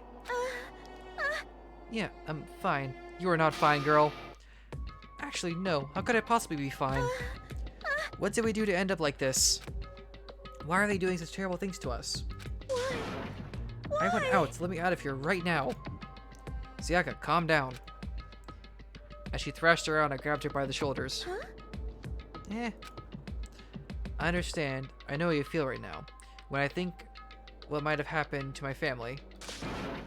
But now, more than ever, we have to stay calm. This is exactly what they want. They want us to lose our composure, to stop thinking rationally. Think about it. Those videos have to be fake. Because if those things really happened, people out there would be in an uproar. Our families, the police, everyone. Right? Dots. So let's just calm down, okay? Otherwise, we've already lost. I knew I was trying to convince myself just as much as her. I kept repeating those words to myself to clear away the images that had been burned into my brain. Be calm, okay? Just be calm. As long as we work together, I'm sure we can find some way out of here. And help might even come before that. But what if there isn't a way out? What if help never comes? If that happens, then I'll get you out of here myself, no matter what it takes. When I said that, I paused. I had no idea what had come over me. Sayaka? Aww. Please, help me. Her voice was small and shaky. Why? Why is this happening to me? To kill or be killed? I just can't take this anymore. Sayaka. Oh, Sayaka. Whoops, I was pronouncing your name wrong. Finally, she raised her face up from my chest. She looked at me with those big, wet eyes of hers. Makoto! Can I believe what you said? Huh? That you'll help me get out? No matter what it takes? Absolutely. Makoto! Makoto, you're the only one I can trust, so No please. matter what happens, please always be there for me. I need you on my side. Thanks, game, for taking my dialogue reading. Okay, this chick's gonna die. I'm sorry, she's going to die. Just the way it's leading up with her, I'm pretty sure she's gonna be the first one killed now I think about it. Huh? Of course. I'll be there for you. No matter what, I'm always on your side. I mean, you are my assistant after all. Dots. Makoto. Thank you, Makoto. Hearing you say that, I feel like I can keep going. I can get through this, as long as you're here with me. Because I'm your assistant. Like you said, I'm your assistant. Aw. The smile I'd come to know so well returned to her face. It felt like a little forced, but still. It was a huge improvement over how she was before. Hey! Hey! What the hell are you doing here? It's standing up! Yeah! Makoto's freaking Jigsaw Bear! What's standing up? Come on! Do you even have to ask? Monokuma made a penis joke. Anyways. Yes. You flagpole. Go to hell. Get the hell out of here. Just a minute. No, I want to join in.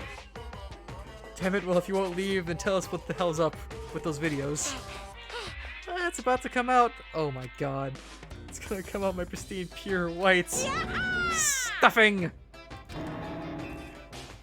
Honest, innocent stuffing is about to come gushing out.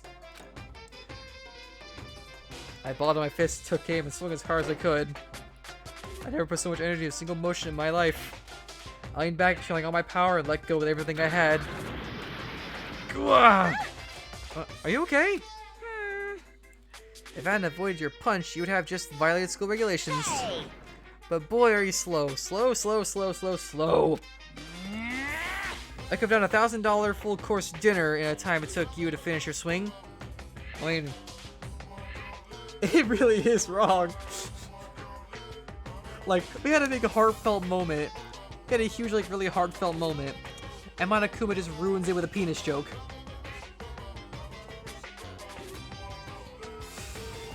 Alright, whatever. Your speed, agility, alertness, passion, boldness, sense of despair, antagonization, it's all lacking. Thank God he's gone. What the heck was that just now? He just wanted to mess with us. Well, for now, you want to just head back? Yeah. Come along, doll. Monokuma come along and swiftly destroyed the good mood we just created. Sayaka and I headed back to the dorms. You should get some rest, Sayaka. You still look pretty shaken. Sorry. I'm sorry for making you worry about me. You're right, I'm going to lay down for a bit. With a nod and a small bow, she disappeared into her room. Now, on my own, I headed off to tell everyone that Sayaka was okay. Once that was done, I decided to go back to my room. It was hard to think after watching that deranged video. I need some rest of my own.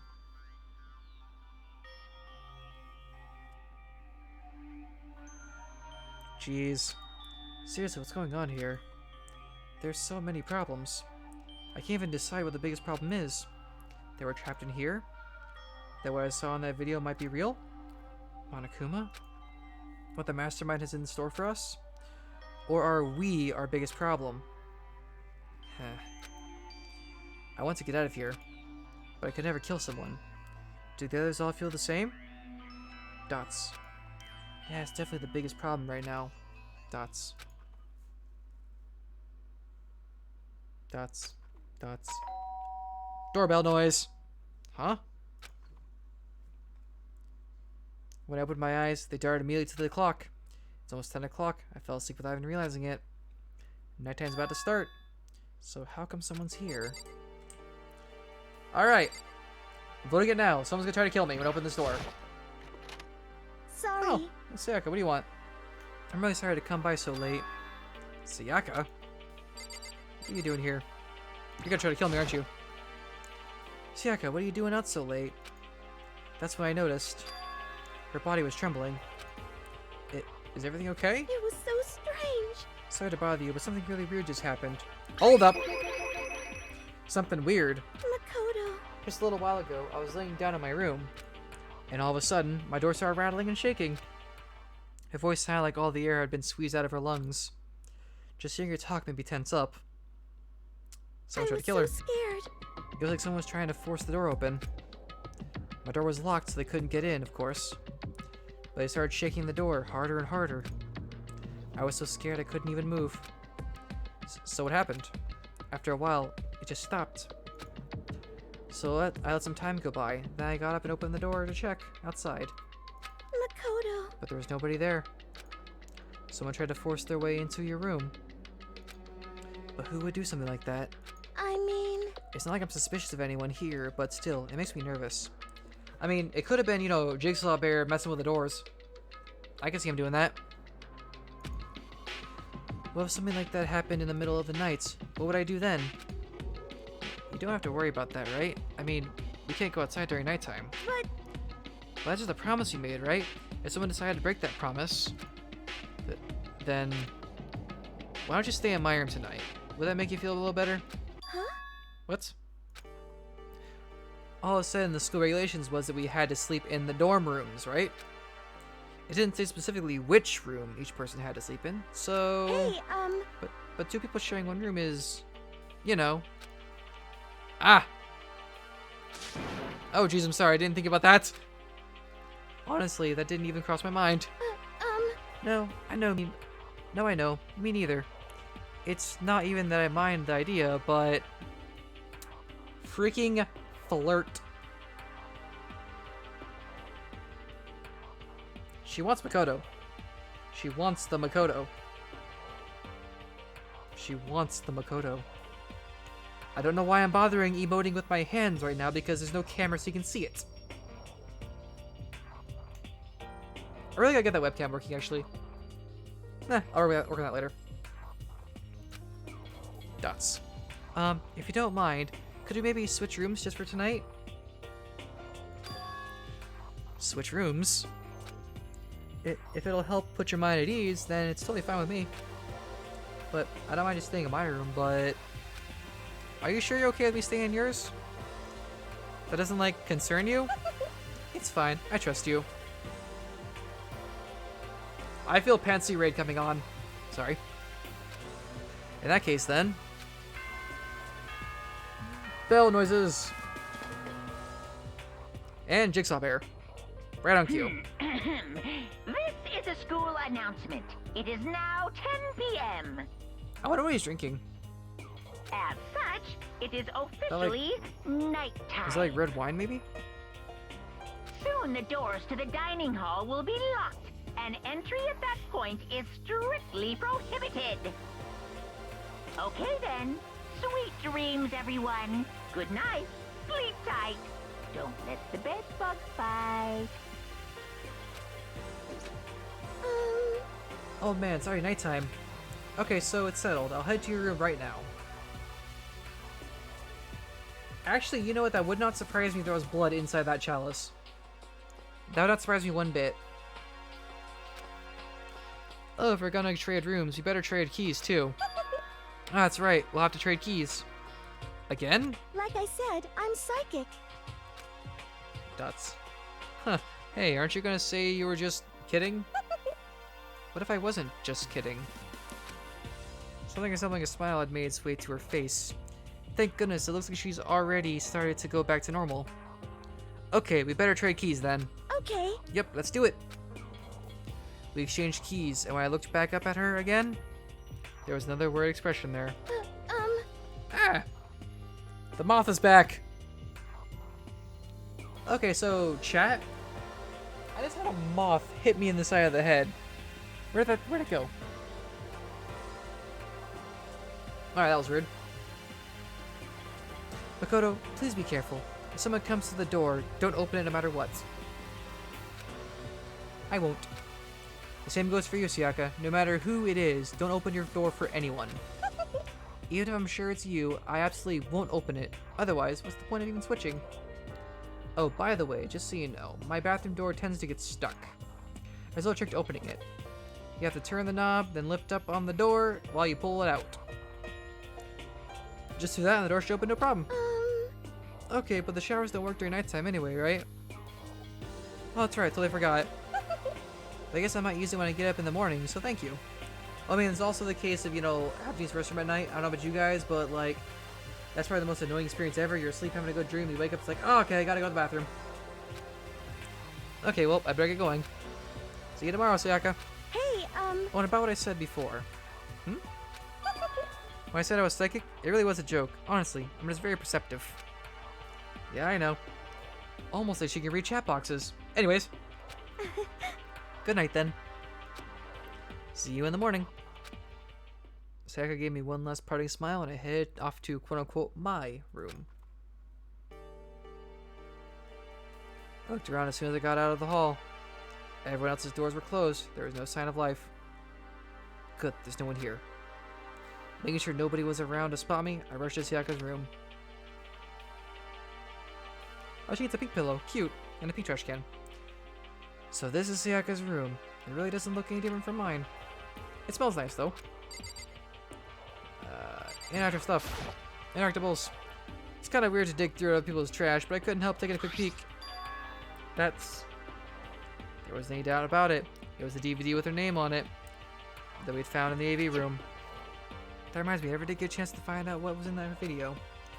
It's probably best if I wait until she brings it up again. Where's that sewing kit? I want the stabbing utensil. My room came with a toolkit, but Sayaka has a sewing kit. Just like the note said. And next to it, the map of the body's vital organs. Lovely. Bathroom. If I remember right, all the girls' private bathrooms have locks on them. I'm a little reluctant to go in. I don't think Sayaka would like me snooping around too much. I should probably go to bed soon. As I lowered myself into Sayaka's bed, a pleasant fragrance enveloped me. Sayaka scent. Maybe it'll bring me some sweet dreams. Now something I'm curious about. Do each of the characters, do they have like their luggage in the, or are they wearing the same thing the entire time? Because wearing the same clothes the entire time would smell really bad after a while. Whatever. Feeling a little better than before I fell asleep. Monokuma Theater! Imagine you're all in a big spaceship in the middle of an intergalactic adventure. You've heard of Noah's Ark, right? Where it's sort of like that. We've set sail and left Earth behind. Here you don't have to worry about crazy neighbors, corrupt cops, drunk drivers, or pyromaniacs. You don't have to worry about the ozone layer or asthma-inducing air pollution. And of course, you don't have to stress about studying for finals or practicing for the big game. But even our divine world of freedom has a few rules. After all, freedom can only exist because of rules. If you're really dead set on returning to that tiny piece of dog poop you call Earth, please do your best to follow the rules. I hope I made myself perfectly clear. So then, let's everyone do our best to follow these new guidelines and live happily ever after together! Are we in space? Is Hope's Peak Academy in space? Bell noises.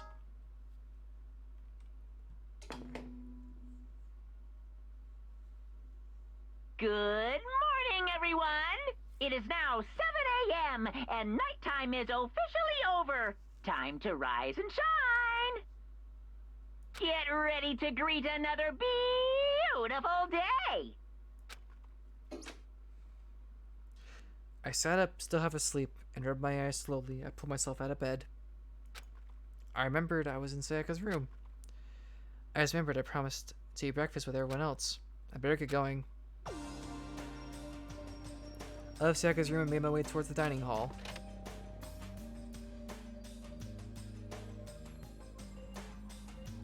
A few people had already gathered at the dining hall by the time I got there. Hello, Makoto, and good morning. Can you believe it? I was the very first one here this morning. Good for you, goody goody. Good morning. Hey, Makoto. Morning. I suppose I'm early. I figured everyone who had arrived on time could be considered more model high schoolers. And the ones who show up a little late. Yo. Yo. Sorry. Sorry I'm late. My makeup just would not cooperate this morning. Ah, well, hello. My apologies, ladies and gentlemen. My morning duty took a bit longer than usual. You were beating your meat, Hifumi. Don't lie to me. We all know you were doing. Frickin' perv. Anyways. For the types of more relaxed sense of time, most high schoolers fall into this category. And finally, the ones who kept everyone waiting forever. Indeed. I suppose I'm late. Good morning, everyone. Celeste. My bad, my bad. My bad, guys. Slept right through my alarm. What's your problem? What? Is this so awful to be late? Yo. I had no oversleep, just so you know. Nope, got lost. I blame the Bermuda Triangle. I don't care about time or other people in general. They're the kind of move at their own pace. But regardless, everyone had arrived. Honestly, I'd probably be in that last group. Because I am very slow and laid back. Big dump, probably? Yeah, I could see a big dump. I could see that. I mean, I could see Hifumi taking a little bit longer on the bathroom than others. At least that's what was supposed to go.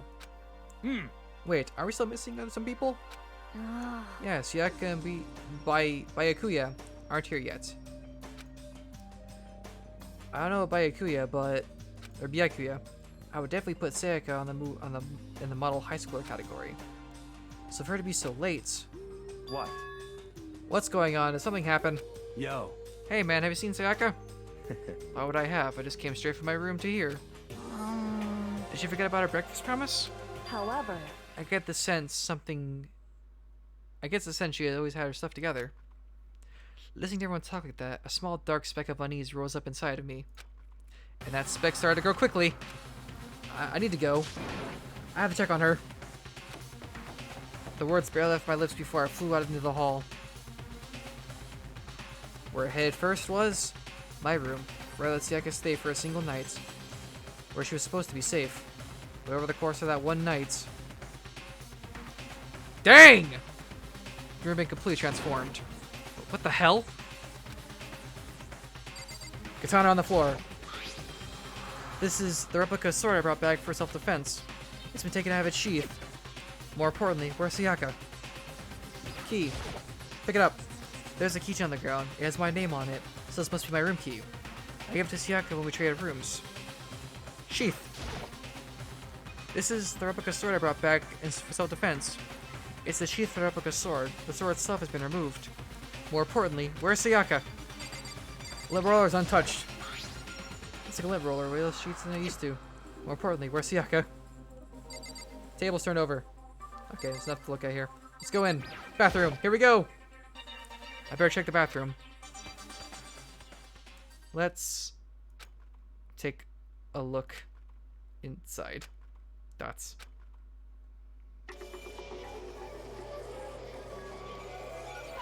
Oh, dang!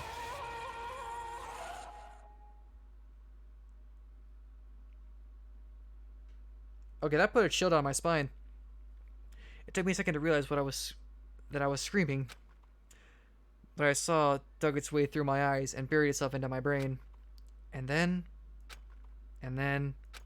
dots, everything went black. Oh my god, she's dead! Oh my god, ladies and gentlemen, I was right, Sayaka got stabbed. I opened my eyes, I found myself staring at a huge ceiling. It was a ceiling I remember seeing before. And then I sat up. I saw someone looking at me. Again, it was someone I'd seen before. Dots. Ah, you're awake, finally. Are you okay? Now's no time for sleeping. Get your ass up. Huh? You were unconscious, dude. I had to carry you back here. Well, It's no surprise considering what happened. What happened? Hey, are you okay? So it wasn't a dream? What I saw? It was real? That's right. It really did happen. Sayaka is dead. A deep, dark despair worked its way through my body, and then exploded out of me. I shot up and took off running. Hey, where do you think you're going? I have to see for myself. I have to see if Sayaka is... Just give up. You can check once, twice, 1,000 times. Sayaka is completely and irrevocably dead. No, I have to see for myself. What? Listen to us, man. What do you think's gonna happen if you go in there? Well, what good is it gonna do just sitting around here? I mean, why are we all hanging out in the gym at a time like this? Our friend Sayaka, she's dead. Dead. When I said that, it finally hit me. I realized she really was gone. Calm down. None of us want to be here right now either. Then why? She shouldn't it be obvious? Monokuma told us to come here. Well, hold on. Don't talk like that. We all protested it. I mean, we remembered the terrible price Sayaka had to pay. But... So... I'm the one to convince him to come. Right now, we need to do whatever he says. We're his prisoners, right? It's not a good idea to defy him without reason. Correct. I know, Clueless. I called it too. We don't need to make any more sacrifices than we already have. Dots. Why should we listen to anything he has to say? It's obvious he's the one who killed Sayaka. Wrong. I would never do that. If you can believe anything, you can believe that. He's here again. Hey, Unless someone violates a school regulation, I absolutely will not interfere. I can promise you I won't do anything that goes against the purposes of our school life here. Listen up! I'm famous at safari parks throughout the world for following the Bear Times 1 rule. But... Then who did it? Who killed her? Come on! You already know the answer. The one who killed her is one of you. Nobody had a reply for that. One of us killed Sayaka? Don't be stupid, that's... What? What's the matter? You guys all look like you're about to see a dove get shot up with a Gatling gun. Dove gets shot with a Gatling gun. What did that look like, I wonder? Whatever. Don't you remember what I told you when this all began? Yoo-hoo! One of you decided to kill Sayaka so you could graduate. Someone's just following the rules. There's nothing wrong with that. Well... You're lying, right? Of course he's lying, I'm telling you. He killed her. Wrong. Nope, sorry. One of you is now a bona fide killer. If they wanted to, the one who did it could testify to the little fact. What? While thinking, I looked around at everyone. They all had the same look on their faces. Everyone looked at each other with a combination of fear, suspicion, and confusion. Are you serious? What is this? Someone killed someone? It is amazing that some people are capable of. Just hold on. Hey, hold on. Don't assume he's telling the truth. Stop talking. That's enough. Before we do anything else, I'd like to confirm something with that stuffed animal there. If one of us really did kill her, that person gets to graduate from the school, right? Huh? Come on. Don't play dumb. That's what you said, isn't it? If you kill someone, you get to leave? Laughing noises. God dang it, Jigsaw Bear. What? Why are you laughing? It's cause... naive. You're just so naive. You think it's really that easy? You can just kill someone and waltz on out of here? Hey! You're super naive. now. Devilishly naive. Hellishly naive. No, no, no. The real thing just begun. The real thing? Now then. Are you ready? Allow me to explain the second part of the rule regarding graduation. Just like I explained before, you must kill someone if you want to leave. However, even if you do that, there's still one more part to the agreements you have to uphold. Remember? Then perhaps... Are you referring to number 6 of the of the school regulations? Anyone who kills a fellow student and becomes blackened that committed the murder, you can't find out by the other students. Or if you're the blackened that committed the murder, you can't be found out by the other students. That is what you're talking about, is it not? In other words... Bingo. It's not enough to just kill someone. You have to actually get away with it. Which naturally means you need a system in place to assess whether or not it's been gotten away with. Yahoo! So a certain amount of time after a murder has taken place, a class trial will begin. Class trial? Yep. It'll begin a few hours after the murder. Everyone will gather together, including the blackened who committed the murder. And they and the spotless students will all engage in one big debate showdown. During the trial, you'll have to present your arguments about who you think the Blackened is. And once everything comes to an end, the outcome will be decided by popular vote. If the answer you've arrived at is correct, only the one that disturbed your peace will be punished. The rest may continue their communal life. However, if you choose poorly, then the one who got away with murder will survive, and the rest of you will receive your punishment. Which of course means your school life will come to an end. As far as class trial rules go, that's all there is to it. That's not too bad, I guess. Well... So, what exactly is this punishment you keep talking about? Oh, well, to put it simply... What? It's execution! Of course it is. Execution? What? And by execution, you mean... Execution is execution. Execution! Electric chair. Zzz, zzz, poison gas. Torn apart like a paper plane in a hurricane.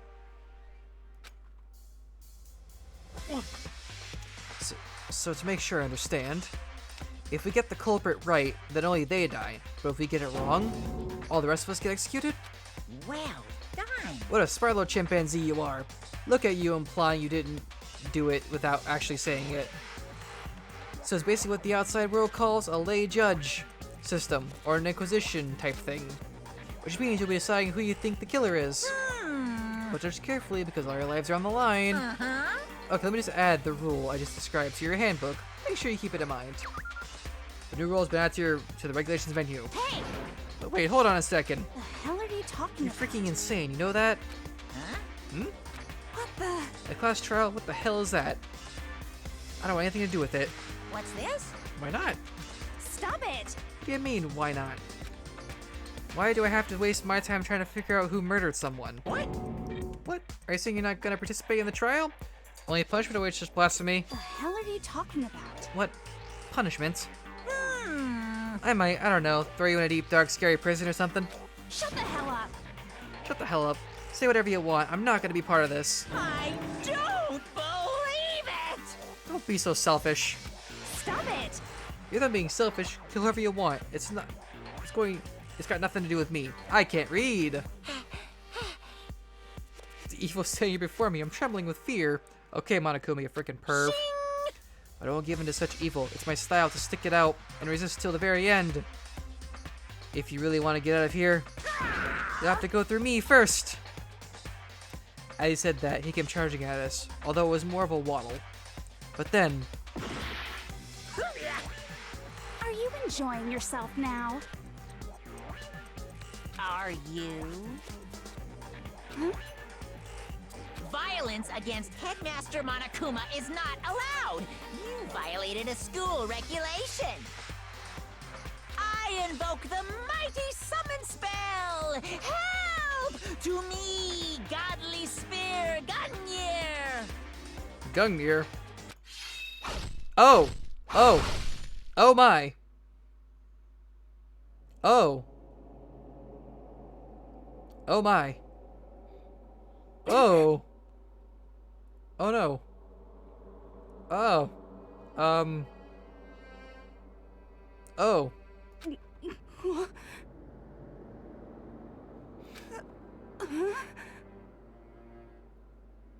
This wasn't supposed to... Why me? Suddenly, right at the end, her eyes shot wide open. And just like that, she never moved again. No way! What the? I don't... this can't be real. No way! Well now. Now, I am painfully aware of the great power and meaning of a promise. I really wanted to keep a corpse from popping up for no good reason, you know? But I guess you all needed to be taught a lesson. After all, what an amazing promise. But now you guys understand, right? Now you see just how serious I am. Defy me and you get shot full of holes, exploded, buried alive, disintegrated, etc. So, if you don't want that to happen to you, you'd best obey those school regulations. Junko's body had been impaled with a bunch of spears. An unbelievable amount of blood started pouring out of her body. It was the first I've ever seen the moment someone's life came to an end. Nobody there could deny what they'd seen. Junko, who until just a second ago had been our friend, was dead. She'd died. She'd been murdered. In simple terms, it was the death of a human being. Hey, It's really not all that shocking. I guess you could say she got the point. I'm sorry. She just died, that's all. Just went and died. It's more remarkable than the inevitable demise of the entire human race. It's just as natural as the eventful end of the world itself. This isn't some superhero comic, so it's not like when you die, you didn't really die. This is reality. Why? Why'd you have to kill her?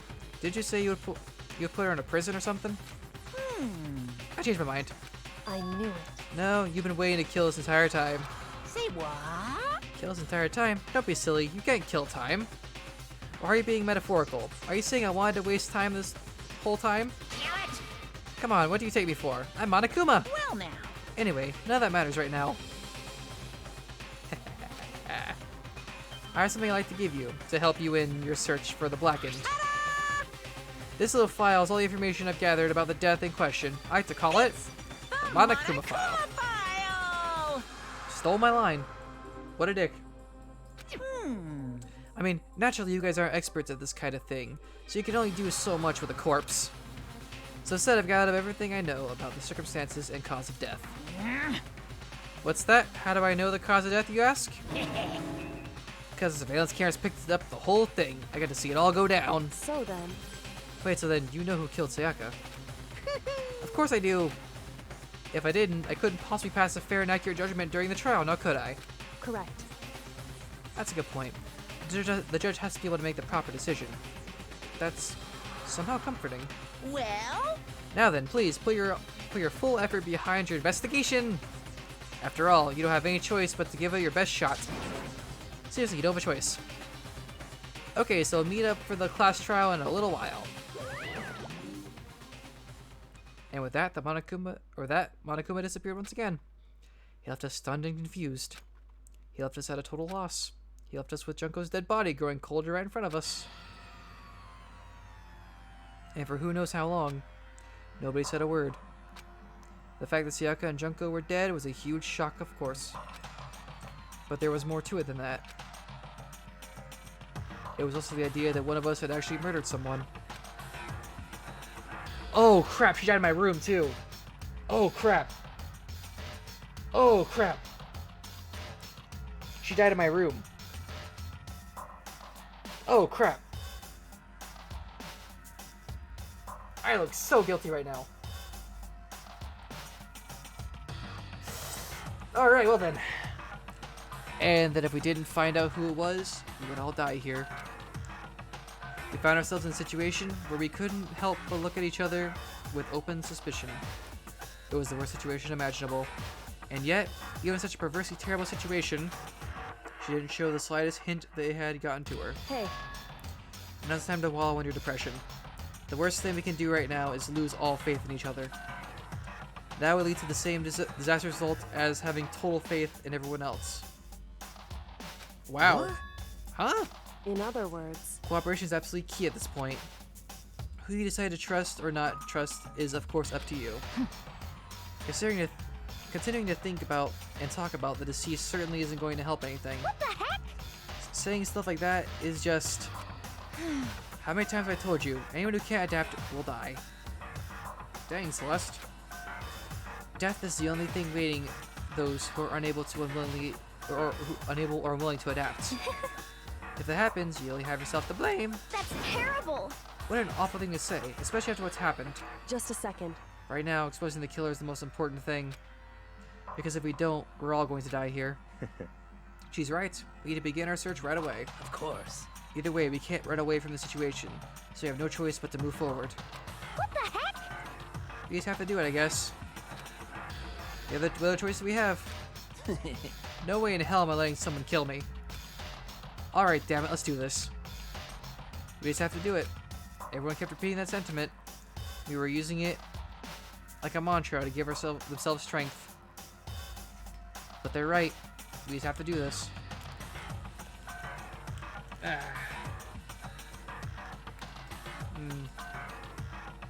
Hey, welcome back.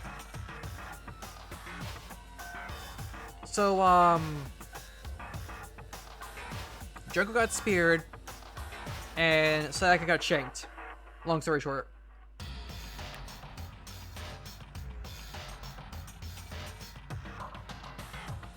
But they're right, we just have to do this.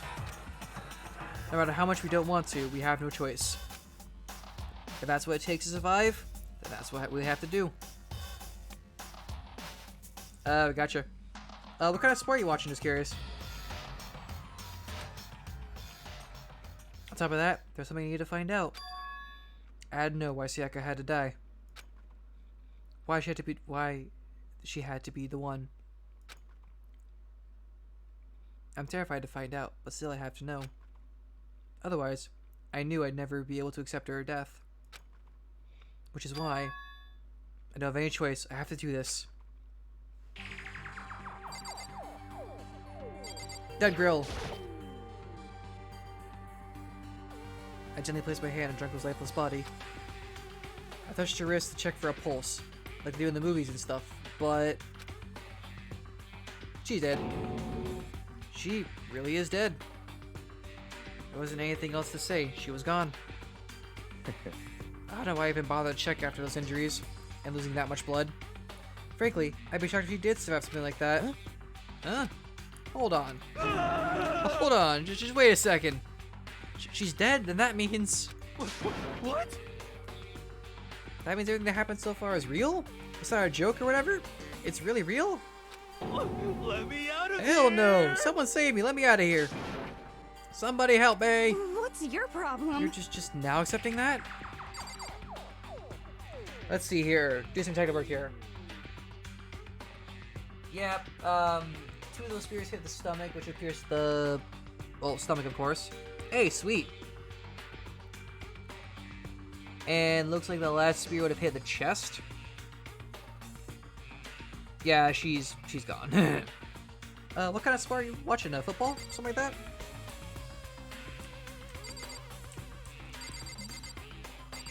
Let's talk to Mrs. Kirigiri here. Hey. Before we start searching for Sayaka's killer, we need to decide what to do about securing the crime scene. What do you mean? You're thinking about putting someone on guard duty so no one can disturb the area, aren't you? After all, if the culprit decides to destroy the evidence, we're pretty much screwed. Hey. In that case, I don't mind doing it.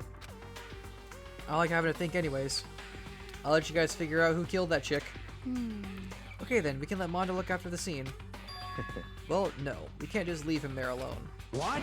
What? Why the hell not? Oh, showing football. Interesting. Stop talking. Isn't it obvious? If you were the culprit, that's the first thing you would do. By volunteering for guard duty, you're in a position to destroy all the evidence you want. See, Tokumi here, he's talking facts. I understand him. He's a jerk, but I understand where he's coming from. What the? Screw you! Sorry, I do not like dropping the F-bomb, I apologize. Well, to this extent. On live. Anyways. So then. Fine then, I'll stay there on guard duty as well. That way there's no problem. 2-player co-op base defense with the 2 of them. With their stats, they're totally OP.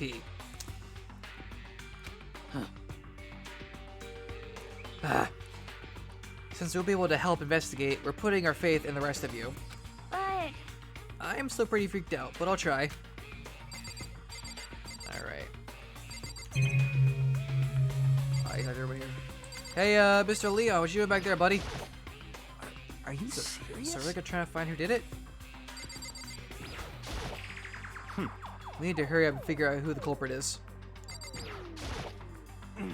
we find out who did it, then only the person dies. But if we get it wrong, well, the rest of us face execution. What the heck? That's what that ridiculous school regulation said, right? So stupid. Okay, so this is probably just gonna be standard just chat with everybody, I think. We're gonna... Oh, I can't leave. Just a second. Hold on. Before we begin the investigation, is there something else we need to discuss? Gotcha. Oh, yeah. What do you want, Kirigiri? Anyway... We're gonna find out who the killer is. Because if we don't, we're all going to die here. Mondo? Huh? Not sure, actually. What's really happening? Don't fuck with me. Screw that piece of crap bear. Personally, I feel like Togami, Leon, Celeste, or possibly Sakura would be the only ones who would be like capable of offing somebody, like willing to off somebody with that mindset. Because Togami seems like he's gaming the system. Leon seems like a very violent individual. Celeste seems way too nice for her own good. And Sakura... Well, Sakura probably not. Sakura seems too noble. We'll find out. What do you want? What the heck? I hate this, but still we don't have a choice. We have to figure out who did it. Or else we're all dead. Yes, you've been saying that a lot. Celeste, what do you have to say about this? Oh. I see you finally noticed. What the crap? Notice what? I was looking through the Monokuma file we received. I noticed something very obvious and very unusual. Huh? What are you talking about? Go ahead, take a look. Notice anything interesting about where Sayaka died? She died in Makoto's dorm. Okay, see, I knew this was coming. She died in my dorm room. That makes me look guilty as hell. Oh god, okay. She's right. Then could it be? All at once, everyone's gaze turned at me. Oh, hold on a second, you got it all wrong. For just one night, I traded rooms with her. I did it because she was afraid. You expect us to believe that? Just tell us the truth. The look in everyone's eyes had done a complete 180 from just a few minutes earlier. The feeling of suspicion and fear had returned. In other words, you think I did it? So then... Are we all done talking? We need to begin our investigation soon. At this point, we should split up. We need to get to the bottom of this and find out who killed Sayaka. We'll have to collect clues to form a foundation, and then construct an argument to come to a final decision. If we get this wrong... So... Well, do I really have to say any more? Actually... I'd rather you didn't, no. Goodbye. Everyone, pray for good luck. With that, Kyoko hurried out of the gym. Goodbye. I'll be going too. See ya, Togami. And just like that, Kyoko... He was gone before he realized it. Yo. Oh yeah, I'm on guard duty, huh? I'd better head to the scene of the crime. Ah, that's right. Hey, damn it. Let me just say this right now. If whatever son of a... Yeah, did this... is here right now, and they're thinking of destroying that evidence... You're fucking dead. You better let me find them. I'll skip the trial and keep their goddamn skull in myself. Why I think Owl, just curious.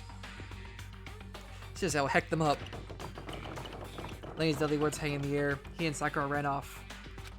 So, But I mean, we're not detectives or anything, you know? And we're gonna investigate a murder? You're right, Asahina's way too, she's way too... She seems too innocent, if that makes any sense. Celeste has an obvious... Hina? Okay. Yeah, Hina seems way too, like... I don't know. Fair enough, I'll just call her Hina from here on then, too. She seems too innocent, if that makes any sense. I agree. anyway... We don't really have to do anything in particular. We already know who killed Sayaka. What are you implying? This is very suspicious. It was you. I'm telling you, it wasn't me. Dang! Don't come any closer, you're gonna kill me next. So, Well, I guess it wouldn't hurt to give it a shot. It's not for sure that Makoto's guilty yet. It's true, we may as well at least check, just to check. Even if I wanted to, I couldn't help investigate. Wait, why not? I'm not good with blood. Fair enough. All it takes is one glimpse and I black out. Oh yeah? Whatever, I didn't think anyone was expecting much from you anyways. Alright, I guess I better get going. Wait, don't go yet. You have to hear me out. It was pointless. Everyone had already left. And their parting looks at me had still been filled with suspicion. Dots. Salts. Does anyone really think I'm the killer? How did it turn out like this? Seriously, they got it all wrong. Why do they have to suspect me? I have to do something. Otherwise, everyone will... Execution is... execution. Execution! Electric chair! Bzz, bzz, poison gas! Torn apart like a paper plane in a hurricane! I can't let that happen. I can't let things turn out the way Monokuma wants. All I have to do is find out who really did it. Who really killed Sayaka. Investigates. I guess I should look through the Monokuma file we got before. The victim was Sayaka Mizuno. The time of death is estimated to be around 1:30 a.m. The body was discovered in Makoto's room in the dormitory. All evidence suggests that the death took place in the bathroom. The cause of death was a stab wound to the abdomen. There was also an injury to her right wrist. Specifically, the wrist appears to have suffered a fracture. We have no choice but to push forward if we want to find out what happened. Somehow, I had to find out the truth, so that we can all survive. And for Sayaka, I have to find out how she was killed. Monokuma file number 1 has been added to the truth bullets section of your handbook. Truth bullets. What are these truth bullets? Truth bullets. Okay, that's what I just read.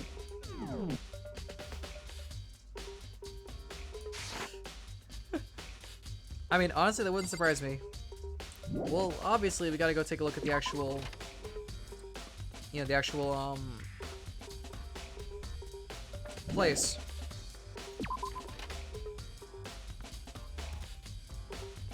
First of all, I should head to the scene of the crime, my room. We won't make any progress without investigating there. Well, yeah, duh, obviously. So head to my room where Sayaka's corpse still remained. I better examine the state of the room a little closer. That might reveal something new. Look at the gash marks, holy crap. There's the scratches and gouges on my walls and bed. Is that evidence of a struggle? It looks like there must have been some kind of fight in my room. Damn it, I was right there in the other room. If only I'd heard something. Wait. That would not have been possible. Hmm? Huh. Oh, gotcha. Now remember, all of your rooms are completely soundproof. So something could happen in the room right next to you, and there's no way you could know. Well, perhaps it's another of Monokuma's strategies, creating an ideal setting for murder. Dots. Evidence of stars match to your truth bullets. This is the replica sword I brought back from self-defense. Does this mean it was used to attack in the attack somehow? And plus, the sword's been taken out, so it's just the sheath, but... Huh. There's some scratches on the sheath that must have been made with something sharp. But how'd the sheath get scratched up in the first place? Even if someone used the sword during the struggle, it doesn't make sense for the sheath to be damaged. I mean, if you're gonna attack someone with a sword, the first thing you do is unsheath it. The heavy sheath like this would only get in the way if it could just slide off in the middle of the fight. So why is there scratches on the sheath? Havoc sword sheath has been added to the truth bullet section of your handbook. Okay, so from what I just heard right there, it seems to me like someone came in, someone might have like gotten in somehow, but then again, how? Because obviously the person who attacked went for the sword and blocked it while it was so sheathed and then drew it to try to attack. There are scratches and gashes on the walls and the bed. Is there evidence of a struggle? I've already done that one, okay. Looks like there must have been some kind of fight in my room. Our rooms are completely soundproof, remember? If anything happened, there's no way you could know. Well, perhaps this is another of Monokuma's strategies, creating an ideal setting for murder. Sword! This is the replica sword I brought back for self-defense. Doesn't mean it was used in the attack somehow? And plus, it's been taken out of its sheath. I hadn't actually looked at the blade itself till now. I shouldn't be surprised it's coated with gold, but, too, on top of that, some of the gold coating has come off in parts of the blade and the handle. Yeah, the handle especially is missing lots of its coating. Remember, the coating sticks to you even if you just touched it a little bit.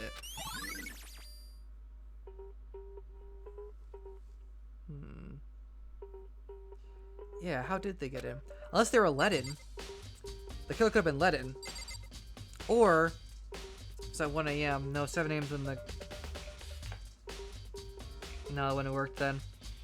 I was say, the guy could have attacked Sayaka while she was opening the door, but that wouldn't have worked either.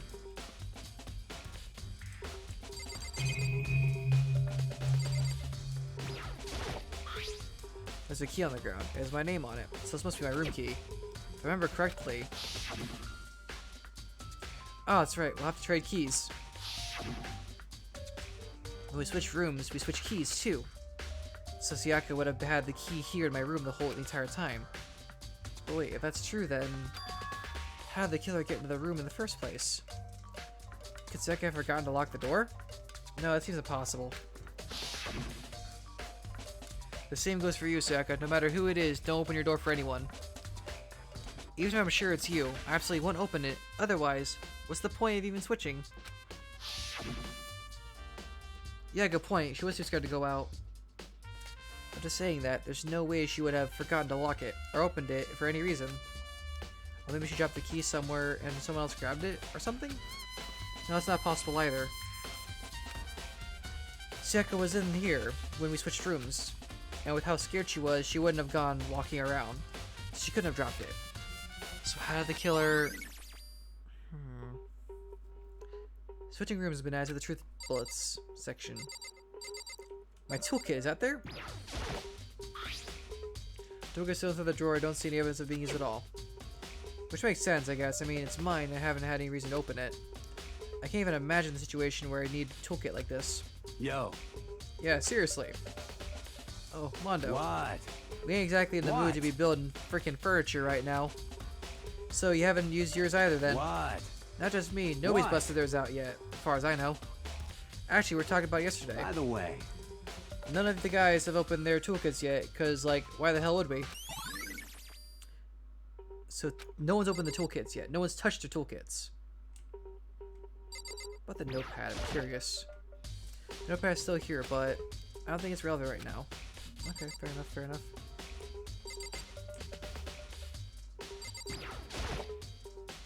It's the display stand the star was on. It's not knocked over. Okay, something interesting I want to point out too. Yeah, I'll keep the toolkit in mind. But something interesting. Notice how right here the stand is not knocked over. That could mean someone raided it, maybe? I don't know. Just thinking out loud here. Hey, Kyoko. I quietly called her name while she was investigating the area. But... What are you doing? There we go. Isn't it obvious? No. Not really. I'm searching. Searching? She was down on her knees, carefully inspecting every inch of my room. Did you lose a contact or something? I don't know what she's doing exactly, but she seems to be concentrated pretty hard on it. Let's go in the actual bathroom, shall we? I should look around here first. I can check out the spots later. What's am I missing then? The bed, of course. There are gouges in the bed like someone attacked it. What the hell happened here? So, can I interact with this? Nope, with this? Nope. Anything else I haven't talked to yet? Let me talk to these two. Sakura, how you doing? Sakura, do you think I'm guilty too? Hey. I try not to make assumptions like that. I simply don't know whether or not you did this. Whatever decision the rest of you come up with, I will follow your lead. I see. How you doing, Mondo? By the way,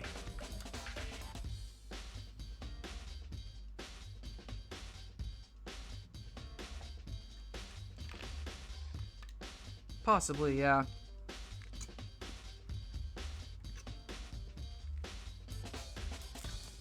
Alright, Beef, enjoy your halftime. Enjoy your rest of your sport. I could possibly see that, maybe? I don't know. I could have already destroyed some evidence, right? Before anyone found the body, I mean. There's a trash room here in the dorms, right? They could have tossed some stuff in there. Yeah, it's definitely possible. you son of a bitch! That dirty bastards. Anyone who raises their hand at a woman is scum that deserves death. That's what my brother taught me. You're fucking dead. So ever find the son of a bitch who did that, I'm gonna pound his damn face in. But what if it was the girl that did it? I was like, you suck. They'll always sort it out when the time comes. Can I look in the bathroom now? Check around here first. I can check other spots later. Okay, so can I leave here? Let's check the room first. What else am I missing? Ooh, what's this? Ah, table. There's scratches and the gouges on the walls in bed. There's a circle. Oh, that's wasn't that. Looks like there was in a fight. Yeah, I've already. Yep. Well. Shut up, Sakura. The camera, maybe? A surveillance camera. The mastermind must be using them to keep an eye on everything that's happening here. They don't do anything to stop what's happening. They just keep on watching. The lint roller. Huh. Looking at the lint roller, it looks like there's way less than there was before. Did Sayaka see how dirty my room was and decided to clean up a little?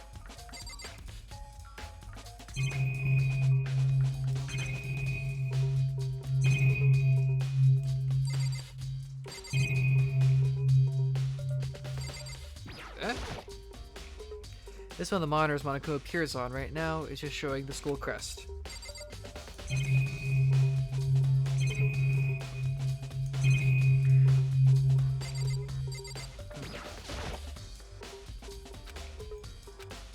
What am I missing?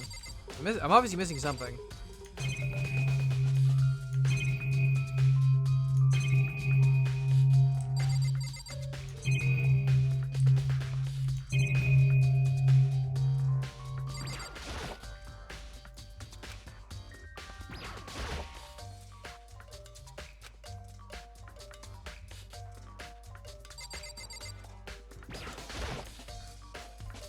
Alright, check that.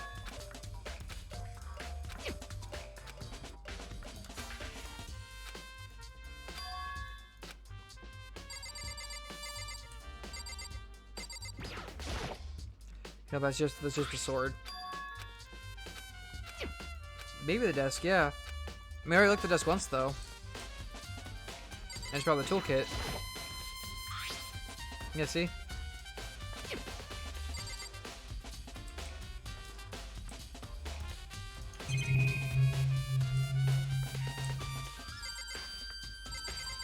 Maybe this one? These scratches?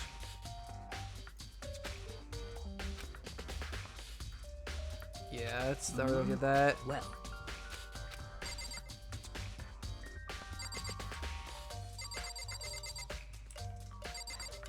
Maybe the tablet now?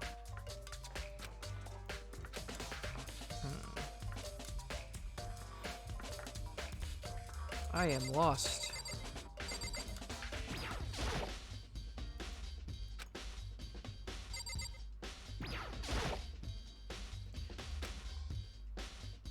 In the area, but What are you doing? Isn't it obvious? I'm searching. Searching? Did you lose a contact? okay, that's I've already seen that. Listen. Are you a clean freak? No, I don't think so, but what? Nodding, she glanced around my room one more time. I see. Interesting. What's interesting? Hey.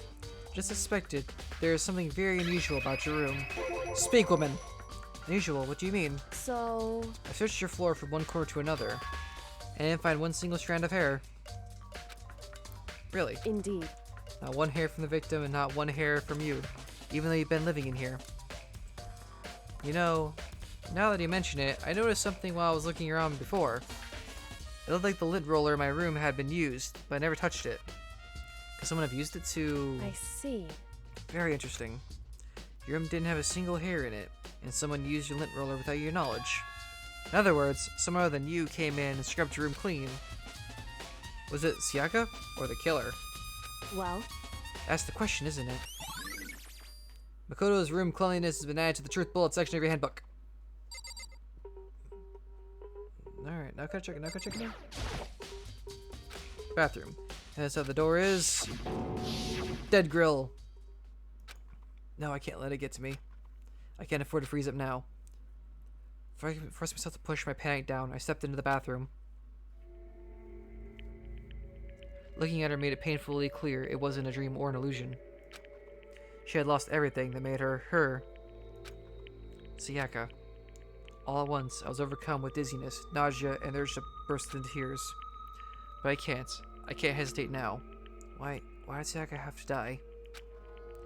I have to uncover the truth. I have to find out what happened. I wanted to give up. I wanted to collapse. But that thought held me up and supported me. Alright. Time to examine the corpse.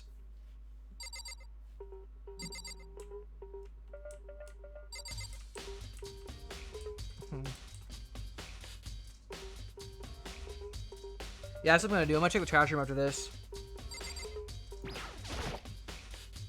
I told myself I simply couldn't face what I saw, but now's no time to think like that. I pulled out the Monokuma file to verify what it said about her body. Some sort of sharp object had been thrust into her stomach. That must have been the killing blow. Whatever they used to kill her, where'd they get it? That's definitely something I should look into later. Also, according to the Monokuma file, Sayaka's right wrist is broken. Her wrist does look swollen and bloody, that's for sure. There's something sort of glittery on her wrist, too. Right there, where her wrist is swollen, there's something glittery. That definitely concerns me. Another thing that concerns me is... there's blood on the left index finger, but that's it. The palms of both her hands are totally spotless. So, how come only her left finger... Sayaka's wrist has been added to the truth bullets section of your handbook. The stab on her stomach is what killed her, so when she broke her wrist, that must have happened earlier on. I mean, how would her wrist get broken after she'd already been killed? So it's very possible she broke her wrist during the struggle.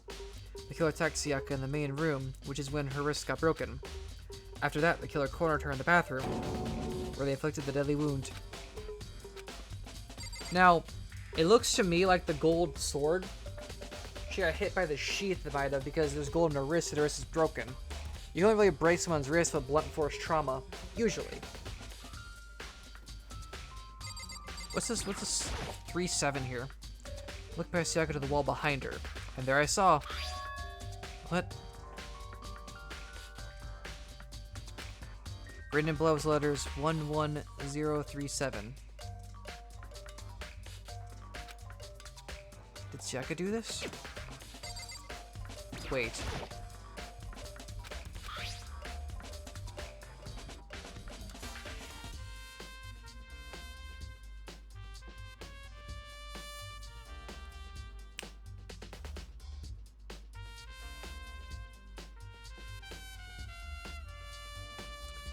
Okay, am I crazy? Clueless, back me up here. Am I crazy, or is that 7 look like an L? Or is that just me being crazy? Me overthinking it.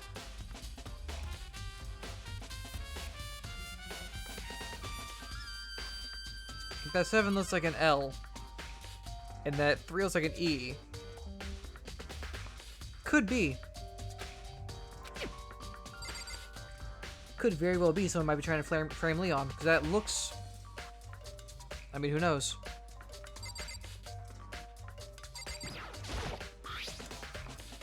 Yep. Harvey's killer, there they get it. It's gonna be something we should look into later. Yep, I already looked at this, I already looked at this, I already looked at this, I already looked at this. I don't care. Yep. Already looked at this. I'm into yep. Already read this. I guess I think it's gonna be an art within here, looks like. Shower head. The water over the shower gets turned off at nighttime. So that's all we can do here. Leave the bathroom? Yes. It would seem... Looks like you found it, right, Makoto? The bloody numbers, most likely Saki's dying message. I've never seen something written in blood before. It really was her final message. It's as far as she wrote it with life itself. Or is this your light with life itself? Definitely, that's what I'm thinking. Definitely Leon upside down. Right. Do you haven't talked like an aspiring poet? But the numbers she wrote, what do they mean?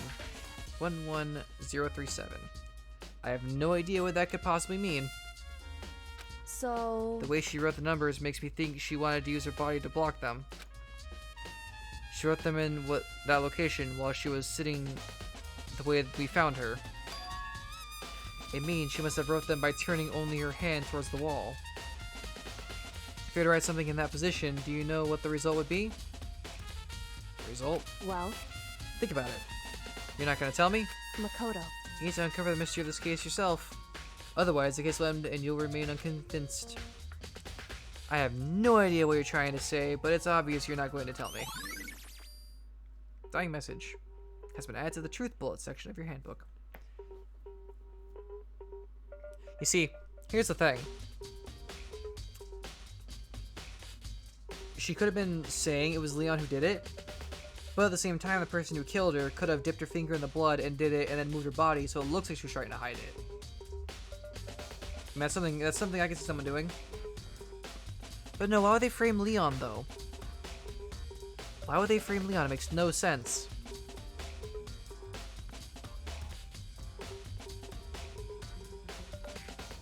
I'm sure I'll figure it out. It sounds like Kyoko knows what Sayaka's dying message means, but honestly, I have no idea. Oh, I know who I should talk to. When it comes to numbers, who better ask than the ultimate programmer? Makoto. There's no other thing I wanted to ask you about.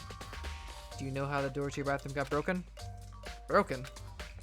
Oh, you mean how it gets stuck? What? It gets stuck? Yeah, I guess I'm the only one but the door... I guess I'm the only one, but the door doesn't fit in the frame quite right. When I first tried to use it, I thought it was just locked. But once you learn the trick, it opens no problem. Bathroom door frame has been added to the truth bullet section. Correct. So the door doesn't quite fit the frame, huh? But actually, I'm referring to the broken doorknob. Huh, the doorknob? That's right. You didn't notice? Well, just try closing the bathroom door. I'm sure you'll see right away what I'm talking about. I did what Kyoko asked, or said, and shut the bathroom door. Huh. The doorknob. That door's hacked up, man. What the heck? Fair enough. The doorknob practically about to fall off. Why is it like this? It would seem... Someone must have used a screwdriver or something similar to unscrew it. Whatever it was, it's obvious this was intentional. What? It was intentional. Why would someone want to do that? So... I guess maybe we were trying to get the door unlocked and ended up breaking the whole thing. But my bathroom doesn't have a lock on it. Only the girls' bathrooms can lock, right? She stood there for a while, lost in thought. Then, apparently struck with a sudden realization, she shot a question at me. Just a second. I have just one more question for you. You mentioned earlier that your bathroom door would get stuck, right? Did you tell anyone about that? Well, I did tell Sayaka about it last night when we switched rooms. So what you're saying is only you and Sayaka knew about the door. Interesting. She had the slightest hint of a smirk on her face. I got the sense that she was really starting to get into all this. I see. And that clears that up.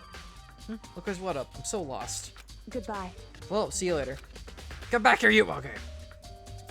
As if forgetting I was ever there, she suddenly turned and left the room. Bathroom door has been added to the truth sections. I still don't really understand any of this, but I've already given my room a good once-over. Maybe I should look around somewhere else. I should look in where the murder weapon might have come from, and also, I should look at the DVD Sayaka got. With Sayaka dead, I have no choice but to see for myself what was in that video. On top of that, I'm sure there are some other areas worth checking out too. Maybe I should see what everyone else thinks, if they'll even talk to me, that is. Alright, so, let's go... Leave the area, yes. Now, that was a kitchen knife. Wait.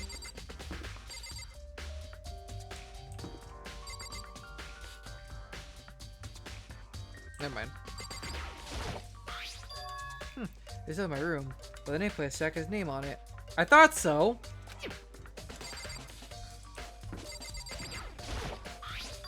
Huh, this is Sayaka's room, right? But the nameplate has my name on it. The nameplate's my room and Sayaka's room are switched. So the effort I put into switching rooms without anyone knowing was totally pointless. But why would anyone do that?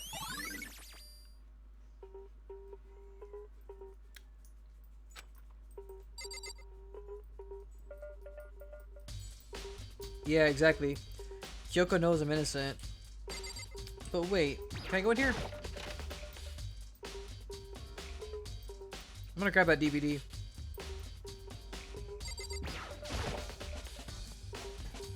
I think there'll be one thing in my trash can. Yep, the DVD with Sayaka's name on it. Sayaka got really upset after seeing whatever was in this video. I wonder what did she see? It might not be directly related to the case, but it might be worth checking out anyways. I'm sorry, Sayaka. I need to borrow this DVD. Alright. Let's get out of here.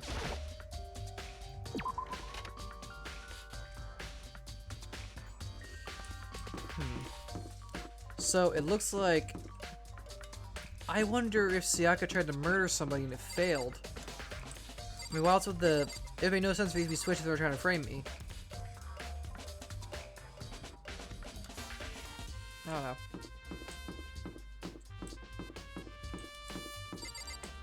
That was a butcher knife, so it must be in the kitchen where the knife came from.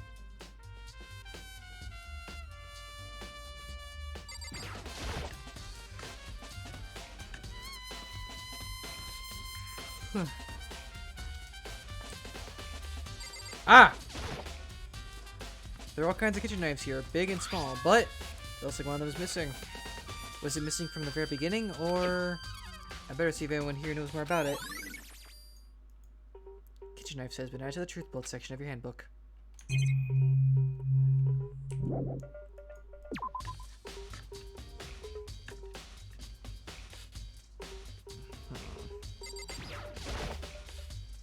Hey, so did you notice that one of the kitchen knives is missing from the dining hall? Yeah, totally. Yeah, weird, huh? I thought it was kind of strange, a knife just suddenly disappearing like that. Oh, so was it missing from the beginning? That's right. Nope, unless I remember they were all lined up in a nice neat row. So when did you notice one of them had disappeared? Well, I went to go get some tea from the kitchen last night, and all the knives were still there. When I finished my tea and went back into the kitchen to wash my glass, one of the knives was gone. So you're saying the knife disappeared while you were drinking your tea in the dining hall? Yeah. In other words, you're right there in the dining hall when someone came and took it. You should be able to say for sure. You can tell everyone I didn't come to the dining hall last night. Which proves I didn't take it. Yay! Hey, by the way, did you really kill Sayaka? What? Of course not. I would never. Alright, Hina. Hina, do you really think I murdered her? I mean... Well, she was killed in your room, right? So, I mean... You guys are supposed to be friends, right? But you still killed her. On the other hand, two people becoming good friends and one killing the other is a classic drama setup. This is true. So when you consider everything together... I honestly have no idea. Dots. Alright. Let's go check out the... Where is the trash room at? It was over here, right?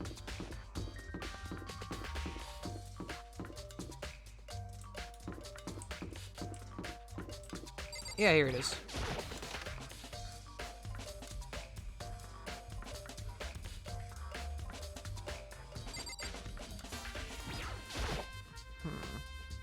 It's pretty gay here. Nobody get past. Monokuma appears! You surprised me that time, actually. It's the end of the line. The trash room. This is where all the trash in the school eventually winds up.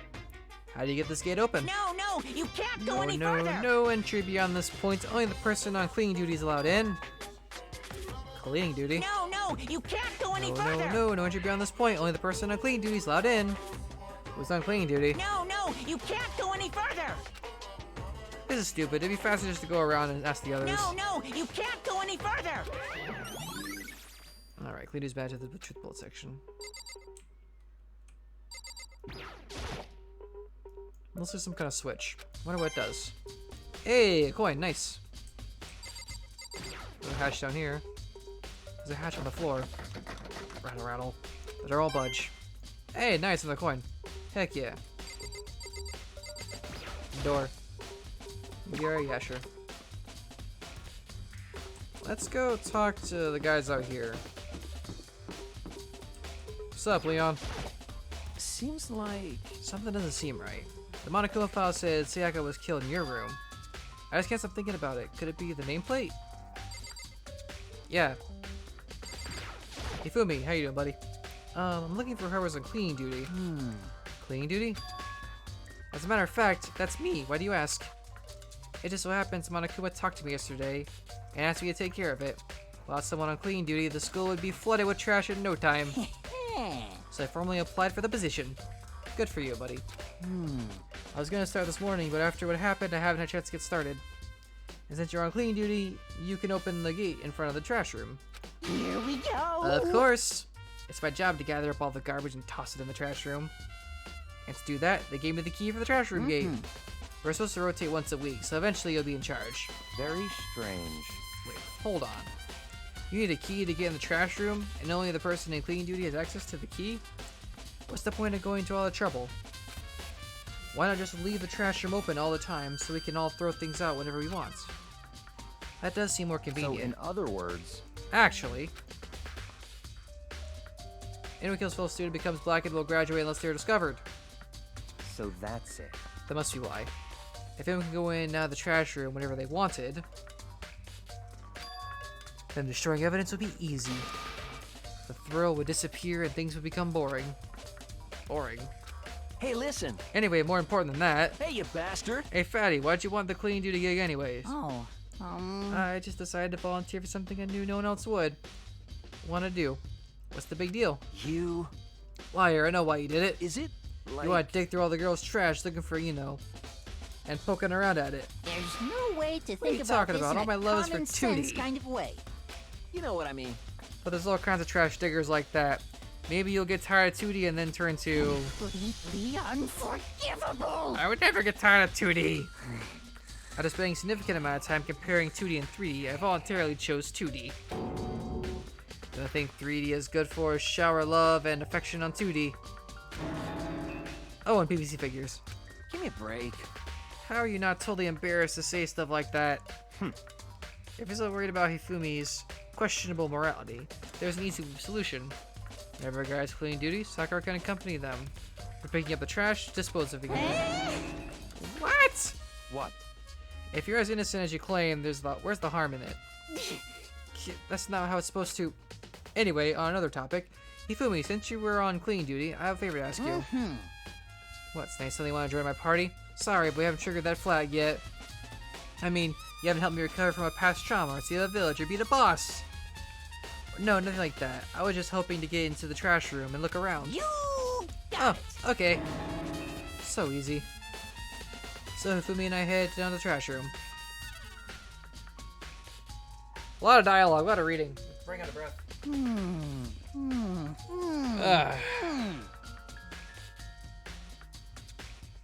You'd like me to open the gate, wouldn't you?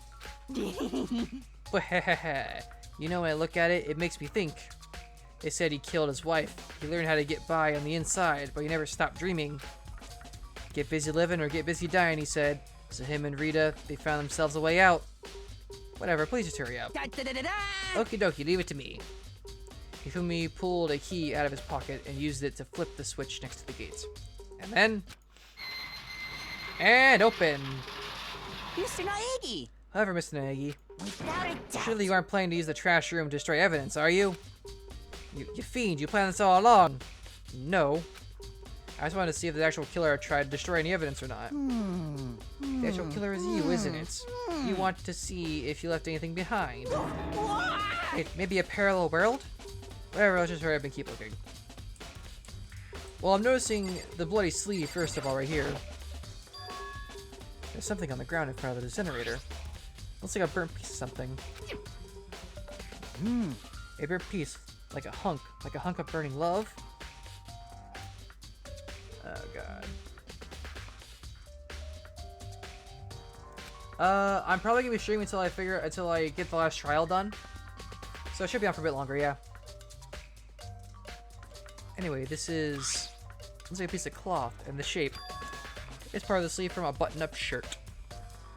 And I look at it, that's definitely blood on the cuff, which means this is all that's left of some of the evidence the killer destroyed. But there are lots of people here with white button-up shirts. This is enough by itself to figure out who the killer is. Burnt shirt piece has been added to the truth bullet section of your handbook.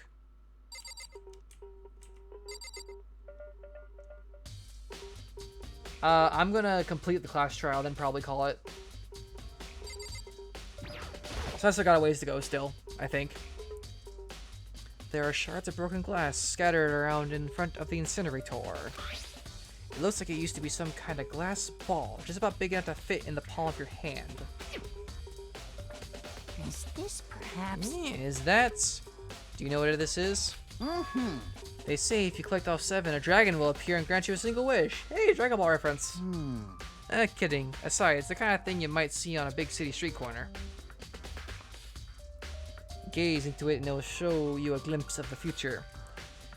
Just like that, me and a girl who was on that quest to find that one guy. Yeah, I get what you're trying to say, but who did this particular ball belong to? There's only one person it could be. They should still be in the gym. I better go find out for sure. Shadow Crystal Ball. That's the clairvoyant guy. Why is that? Why'd you maybe come all the way down here and now you're not even gonna check it out? So it would seem. What's the worst first I can imagine? That's not the kind of thing readers would like at all. What readers? Fine, I'll examine the incinerator. Oh, really? Fair enough. Alright then. This is the incinerator. It's way in the back part of the trash room. It's a good 30 feet from here to the gate. Ah, it's on right now. Do you see the green and yellow buttons next to the mouth of the incinerator? Yes, indeed. It's a pretty simple setup. You press the green button to get it going and the yellow button to turn it off. Sooner or later you'll be cleaning duty, so make sure you learn this before you leave, okay? Huh? Someone turned the incinerator on? Very strange. I'm quite certain it was off last time I was down here. Was it a fairy? Perhaps it was the work of a fairy? Ifumi, do you realize what you just said? Huh? The fairy? No, you said the last time you were here, the incinerator was off. Ah, yes, about that. There can be no mistake. If I've got one thing going for me, it's my memory. I feel as Yesterday, as soon as I was appointed, I came down to check the place out. It definitely wasn't on then. I haven't been back to the trash room since then. And since I'm the only one who has the key to open the gates, Most suspicious. it should be impossible for the incinerator to be on, and yet... So that means someone was able to switch on the incinerator without opening the gate. But how is that possible? Incinerator has been added to the truth bullet section of your handbook. This whole thing is quite strange indeed. When I was here last, the incinerator was off, and those glass shards of burnt clothes weren't. What does it all mean, Mr. Miyagi? Will you be confessing soon? Why me? That's it. Everyone already knows you did it. All the mysteries are being solved one by one. It sounds like he's living out one of his comic book fantasies. Okay, so. Alright, sounds good. Okay, so. It looks like the ball was thrown to hit the button to turn the incinerator on, obviously, because there's no way you could open the door.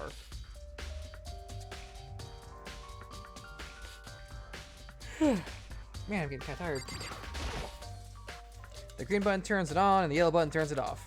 Or so it seems, anyways. Am I free to go? Leave the area? Yes.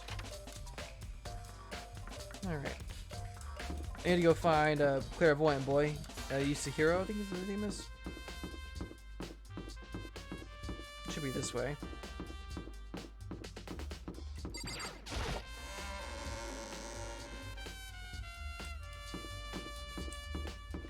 That looks so ominous. First things first. Give me gifts.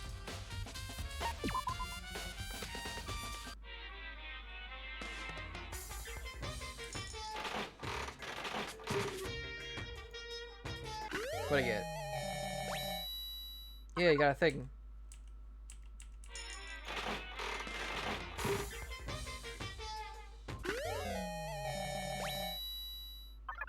Is that chest plate? Alright, let's go.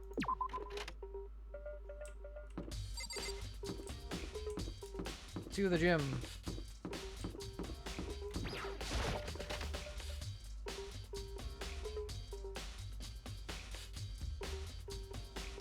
Further into the gym. Ah! No one's cleaned this up yet? I've already read this, I've already read this, I already read this, I already read this, I already read this, I already read this. I already read this. Okay, good. Hey buddy, I found your ball. Hey hero, can I see something? Look, I got it here, I got it here, yep. Hero, snap out of it. Huh, Makoto, what are you doing here? What? Hey, does this look familiar? Ah! That's my crystal ball. But it's all smashed. What the hell? What the heck? I only bought it because the guy said it was blessed. He said it was unbreakable. How did it break? What? Is it actually just made of glass and not crystal? Did the guy totally dupe me? Yes, he did. He said it belongs to the pillars of history. Genghis Khan, George Washington, Napoleon. He said whoever controlled that crystal ball controlled the world. Was that seriously all BS? So it appears. Let's put that aside for now. So you can say without a doubt that this belonged to you? Yeah, it's mine for sure. I probably forgot it in the laundry room last night. Someone must have come by and snatched it. Left it in the laundry room. That means anyone could have found it and taken it. Shatter crystal ball has been updated in the truth bullets. Oh god. Thanks, Hero. That's all I wanted to know. Sure. By the way, I'm almost afraid to ask, but how much did you pay for that thing? Everything you saved up for fortune telling for 2 full years. Came out to be like $1 million. Million? That's pretty cheap actually. I mean, considering it gives you the power to control the world. That's just too stupid. I can't even feel bad for him. Okay, so I'm starting to think it's more Leon. Because if that's the case, that means whoever used it threw, like, straight, like, yeeted that ball to hit the button. That's a 30-foot chuck, or 30-foot throw. And no offense to any other characters, but I doubt any of them except for Kirigiri could actually pull off a throw like that.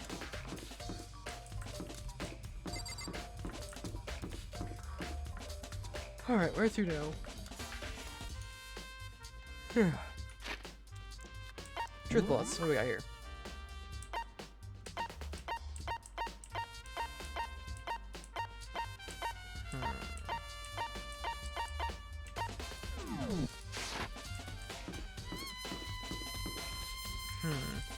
Let's watch a DVD real quick.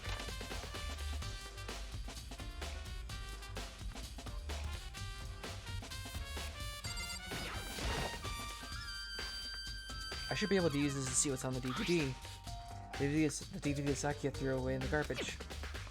I sat down in front of the screen and put the DVD in the player. I pushed play and the screen was dark for a few seconds, but then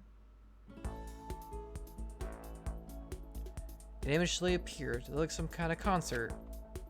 And standing on stage, front and center, was a face I recognized all too well. Sayaka. She was there, along with the friends she said had been so important to her. She was positively glowing there in front of the crowd, so full of life. Seeing that image made it even harder to accept that she was dead. My vision started to blur and darken, and then that voice I'd come to despise so much began to float out of the speakers. Sayaka Maizono, the ultimate pop sensation, lead singer for a world-famous all-girl pop band. For these girls, the glowing spotlight only made them that much more beautiful. But then... Suddenly the screen went dark, and the next moment, I saw something I could hardly believe. What the? Sayaka disappeared from the stage, which was now in ruins.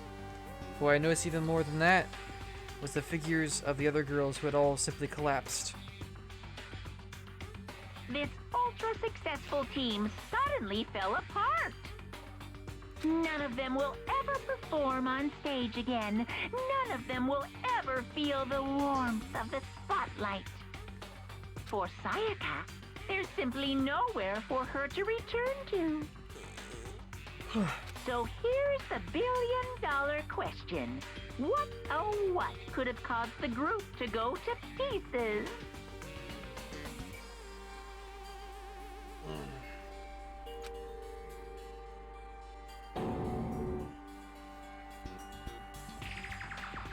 Without warning, the video cut off. What the hell? That wasn't real, right? They're a super famous pop group. Everyone knows who they are. Is he trying to say he was even able to get them? If that really did happen, everyone in the outside world must be going crazy. What kind of person would take things this far? The bell rang. Oh no.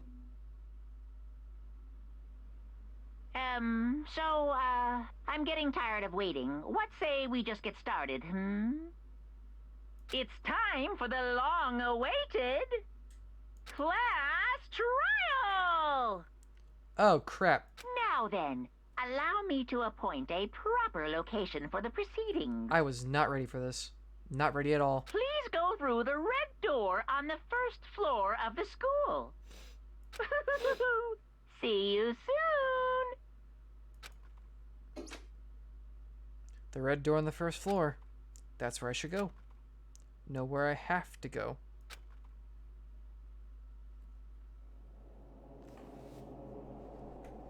Ominous background music. Let's go.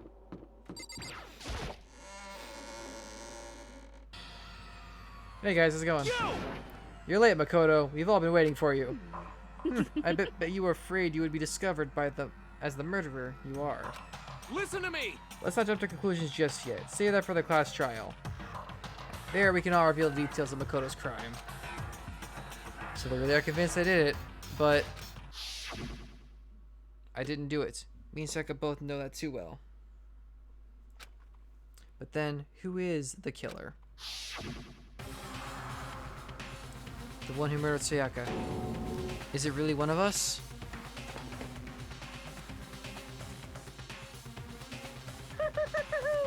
Is everyone here? Okay then.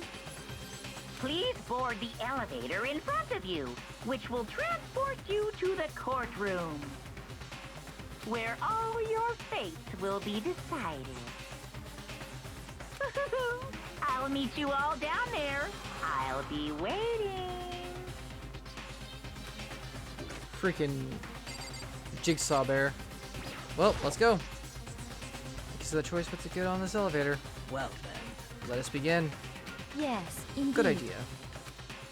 Dots. Hey, Are you scared? No, scared isn't quite right. Makoto. I said it before, but it's up to you to uncover the mysteries surrounding this case yourself. If you don't, you'll never come to grips with the truth.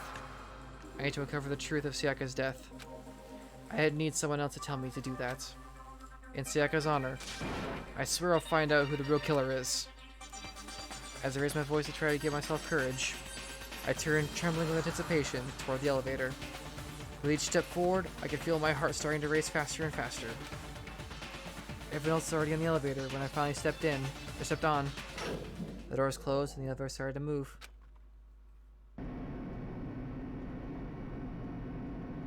The steel box ascended with heavy clunking sounds towards the school's basement. I wonder if this is how the death row inmates feel when his time finally comes. Oh. Other than that, it is not more like a defendant waiting to receive his judgment. Oblivious to our shared anxiety, the elevator lowered us further and further into the bowels of the school. Here we go! You finally arrived! What do you think? Doesn't it feel just like a real courtroom? It's like a Hollywood movie set, right? Not even close. It's total crap. Well now. Okay, everyone. Find your assigned seats and sit down. Yahoo! Hurry up now, hurry up. We did what he said and found our sheets. The seats were arranged in a giant circle. It was set up so that everyone could see everyone else. It also meant it'd be easy for everyone to transfer their attention and unease to anyone else. The air seemed to grow heavy as we sat there. And so, the curtain on our first case opened. A deadly judgment, a deadly deception, a deadly betrayal, a deadly riddle, a deadly defense, a deadly faith, a deadly class trial. What is save data? Yes. Save here, yes. Override, yes. Now then, open the handbook. True bullets. Go over my inventory here, so we got all this crap to work with. Okay, so we do have... Alright. Iowa's account should work. Set skills. Increase blow capacity effective during the bullet time battle. Cost 4 SP.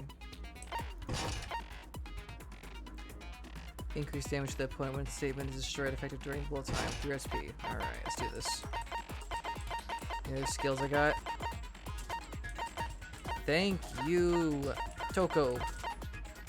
And thank you for the melodious voice, too. Alright. So talking to them gives me different skills, it looks like, too. So I'm glad I decided to talk to those two.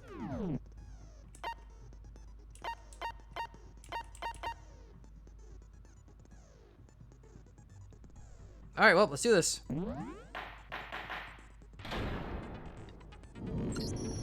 Let's begin with a basic explanation of the class trial. So, your votes will determine the results. If you can figure out who done it, then only they will receive punishment. But if you pick the wrong one, then I'll punish everyone besides the blackened, and the one that deceived everyone else will graduate. And the killer really is one of us, right? Of course! Okay then. Everyone, close your eyes. And whoever did it, raise your hand. Don't be a goddamn idiot. Why the hell would they raise their hand? Before we move on and start the trial, can I ask a question real quick? What's going on with those pictures? I'd feel awful if they got left out just because they died. Friendship penetrates even death's barrier. Friendship penetrates? Freaking perv. Okay, but what about that other empty seat? There were only 15 of us to begin with, so why are there 16 seats? Oh, no reason. It's just that our little courtroom here can technically fit up to 16 people. Okay, that about does it for the preamble. Get ready to get started. First up is the case summary. Now, let the class trial begin. It's about to begin. The debate to decide who we think the killer is. Anything I found, anything I noticed, I have to be ready to speak up about everything. Because this isn't just about me. Everyone's lives are on the line. First, the non-stop debate is about to begin. Would you like to hear more? Absolutely. All things progress during each class trial, you will engage in a number of non-stop debates. During these discussions, characters will speak one after another without pause. It's up to you to unearth any lies or contradictions buried within their statements. Oh, I'm screwed! What this means is that you'll have to use your truth bullets to refute what they say.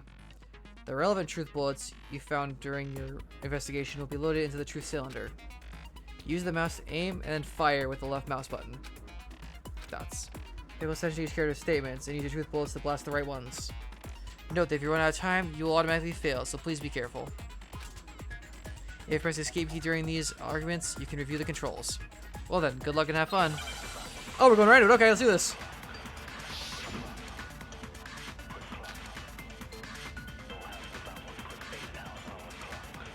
I assert that the one who was murdered was Miss Sayaka Maizono. Yeah, That's true. We know that part already. And the murder took place in Makoto's room. In the bathroom. So it seems most likely that the killer must have taken her by surprise while she was in the bathroom. She didn't even have a chance to resist. No, that's wrong.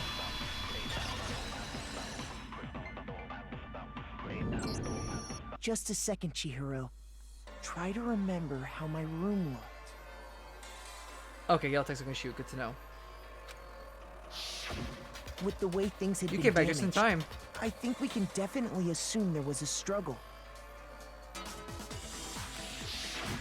A struggle? Between who and who? Between Sayaka and the killer, of course. So you're saying Sayaka wasn't caught by surprise in the bathroom? She must have been attacked in the main room first. Then, she ran to the bathroom to try and hide. The killer followed her in, and that's where they finished the job. That much should have been obvious after taking one look at the scene. It shouldn't even need explaining. Sorry. Okay, so what's next? Next is the subject of the murder weapon. Obviously a knife. Wow, this is starting to sound like a real trial. Need to determine what was used to kill Sayaka. And here we go. Kitchen knife set. Gotcha. So what was used to kill her? There was some kind of sharp object thrust into her stomach. Like a knife? Without a doubt, that is the murder weapon. So the killer used some random knife they had on him. No, that's wrong.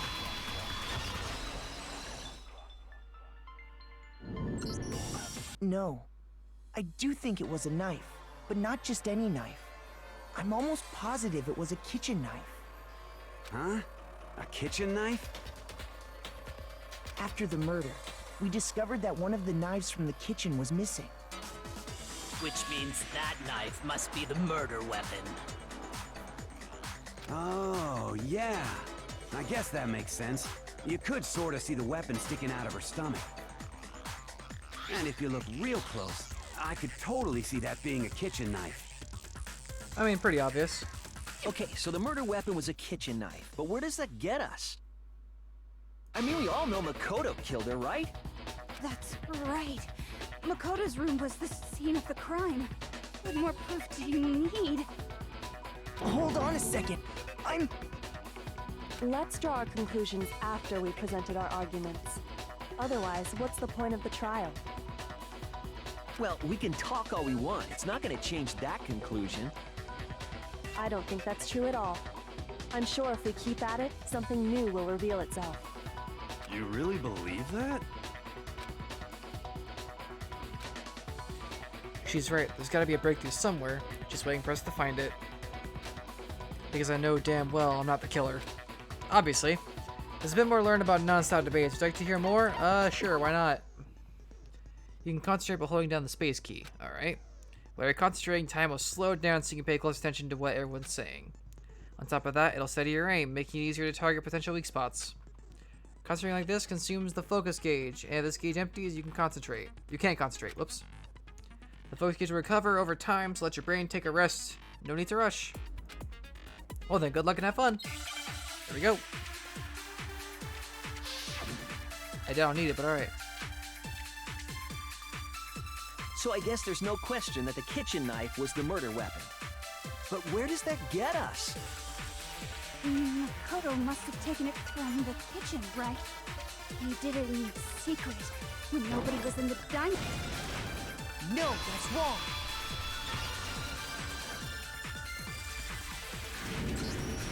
Okay, wait. Hold on. I didn't take the knife from the kitchen. Next, you're gonna say you're not the killer, right? Go ahead and say it all you want.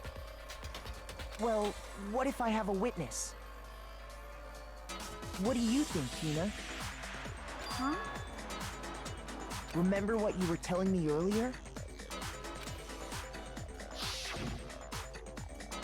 I went to go get some tea in the kitchen last night, and all the knives were still there. But then when I finished my tea and went back into the kitchen to wash my glass, one of the knives is gone. This thing that disappeared while you were drinking your tea in the dining hall. Yeah. Just to be perfectly clear, the knife disappeared while you were in the dining hall, correct? Yeah, that's right. And at any point while you were there, did you ever see me come into the dining hall? No, I don't think so. You don't think so? No, he definitely wasn't there. The knife disappeared while Hina was in the dining hall, but I wasn't there the entire time. In other words, there's no way I could have taken the knife. Pretty spot on, actually. Okay, then what about this? What if the idiot swimmer girl and Makoto are in on it together, and lying to protect each other? Idiot swimmer girl? Toko. You're becoming my least favorite character very quickly. Oh, and more importantly, why would I get involved in something like that? Speaking of which, I'd like to ask the bear, if there is an accomplice, do they also become blackened? So you ask, and so I shall answer. Each murder is allowed to have an accomplice, but only the one who does the killing will get to graduate. That's good to know. So in other words, two people can work together, but one of them has no chance of profiting from it. Then there's no way anyone would work together, right? But what if they did work together, and they just didn't know about the rule? That makes sense. Good grief! Enough already! No, okay? There are no accomplices in this case! I think Monokuma's getting a little bit frustrated. What do you guys think? Oops!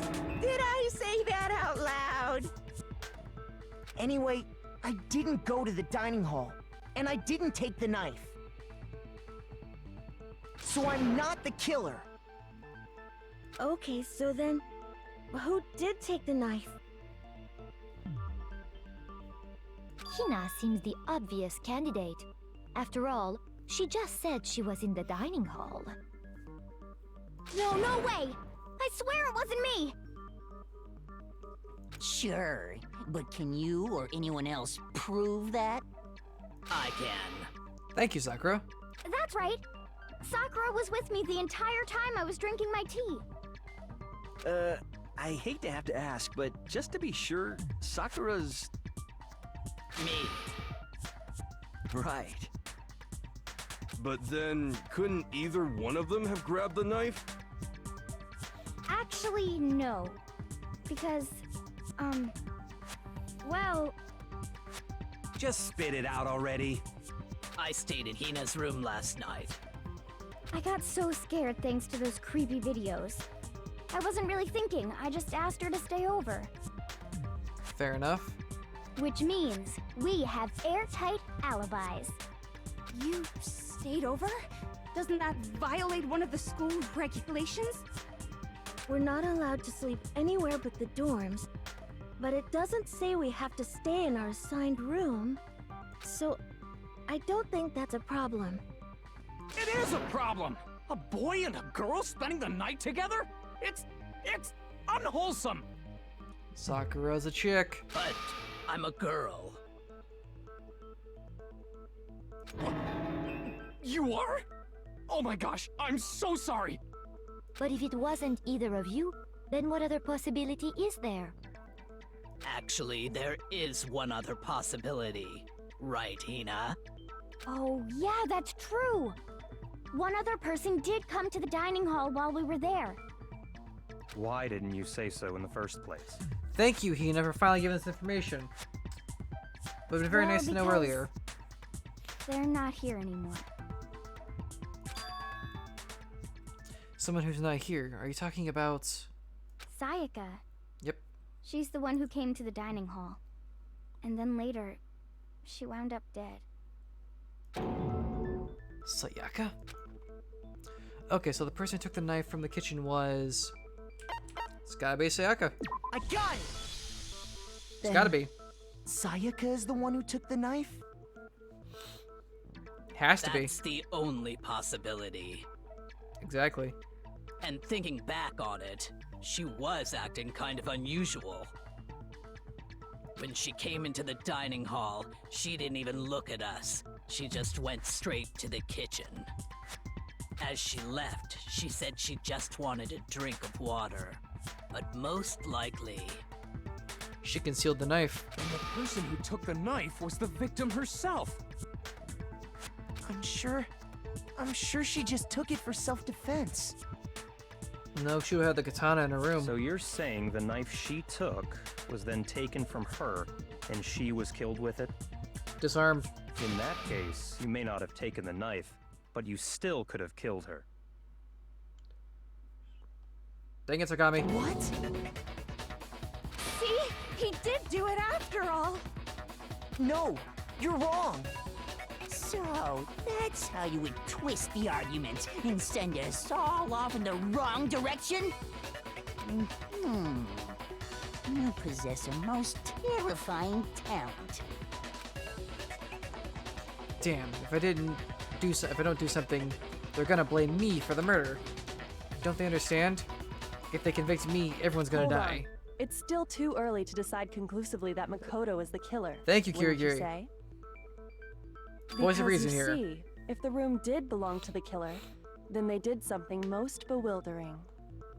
And until we unravel that little My mystery, finger went pop. Ow. you simply can't declare that he's the killer. Bewildering? What the hell are you talking about? Something was missing from the scene of the crime that by all rights should have been there. You know what I'm talking about, don't you? Your first Hangman's Gambit is about to begin. Would you like to hear more? Yes, because I know what that is.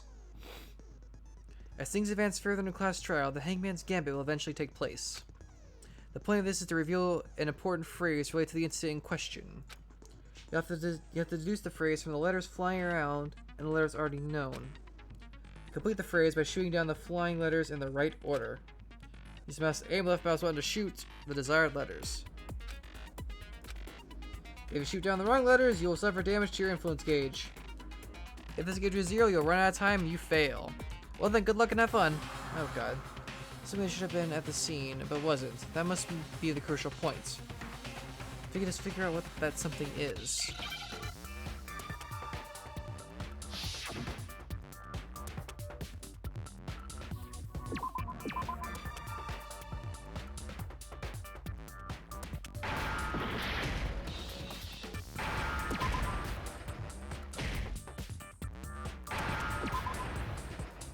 The hair! Now I understand!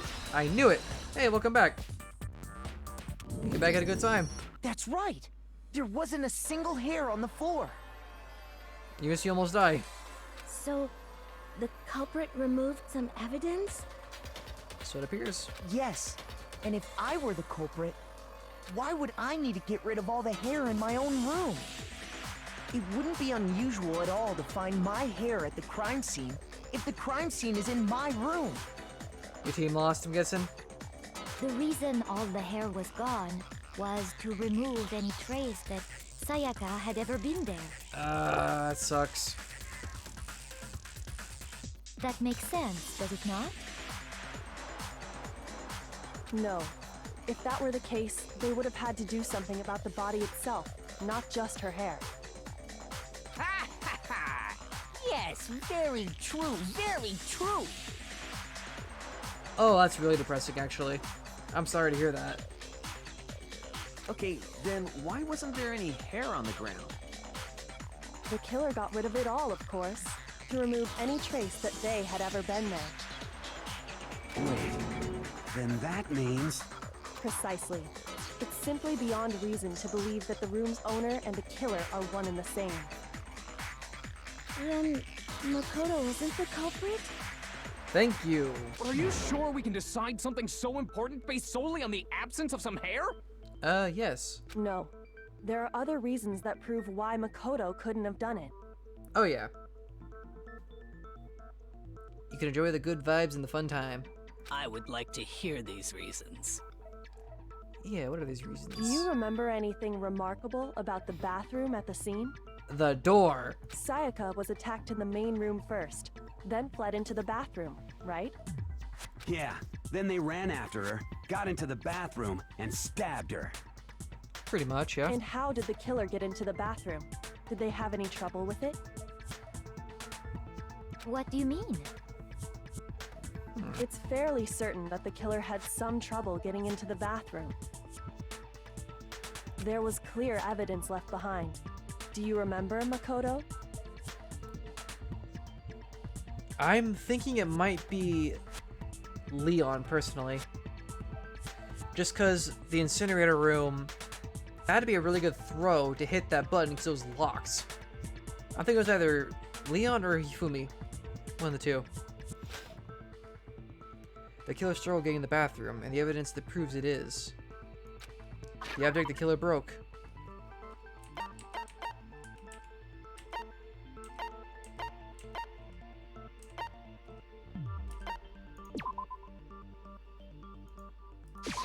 I got it! Evidence that the killer had trouble getting into the bathroom. You're talking about the doorknob, right? Huh? The reason I think doorknob? The reason I think it might be What Hifumi doorknob? as well is because Hifumi had access to the trash room The doorknob for my bathroom. where a sleeve It was was burned completely or a broken. shirt was burned. See how the top part was unscrewed? And the doorknob's about ready to fall off? Oh, yeah, true. But what does it mean? In trying to bypass the lock, they ended up nearly removing the entire doorknob. This is another most bewildering act for the room's owner. It proves Makoto is beyond suspicion. So what? You're saying he wouldn't break the door in his own room? But if the only choice you have is to break it, you break it. There's nothing bewildering about it. You still don't see? Okay then. Let's take another look at how the incident unfolded.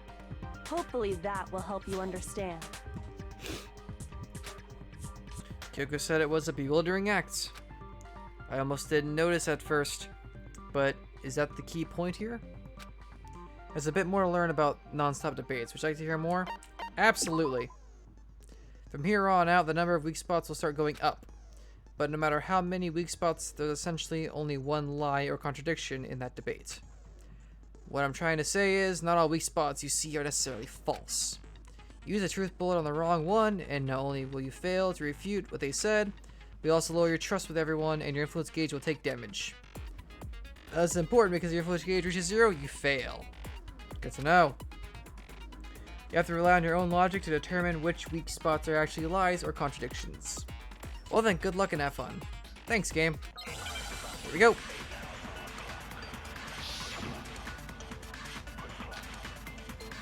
Bathroom door frame. The incident took place in Makoto's room. Sayaka was first attacked in the main room. She That's then true. fled into the bathroom. Then the killer ran after her. And they got into the bathroom. At that point, the killer had to try and bust down the door. Because Sayaka had locked it. And finally, I the missed. culprit Crap. had Sayaka cornered. And to finish the job, they stabbed her with the kitchen knife. It was you, wasn't it, Makoto? Admit it. We already know the answer.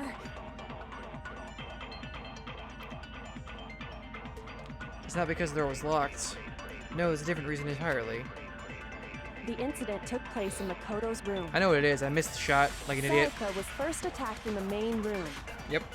She then fled into the bathroom. Then the killer ran after her. And they got into the bathroom.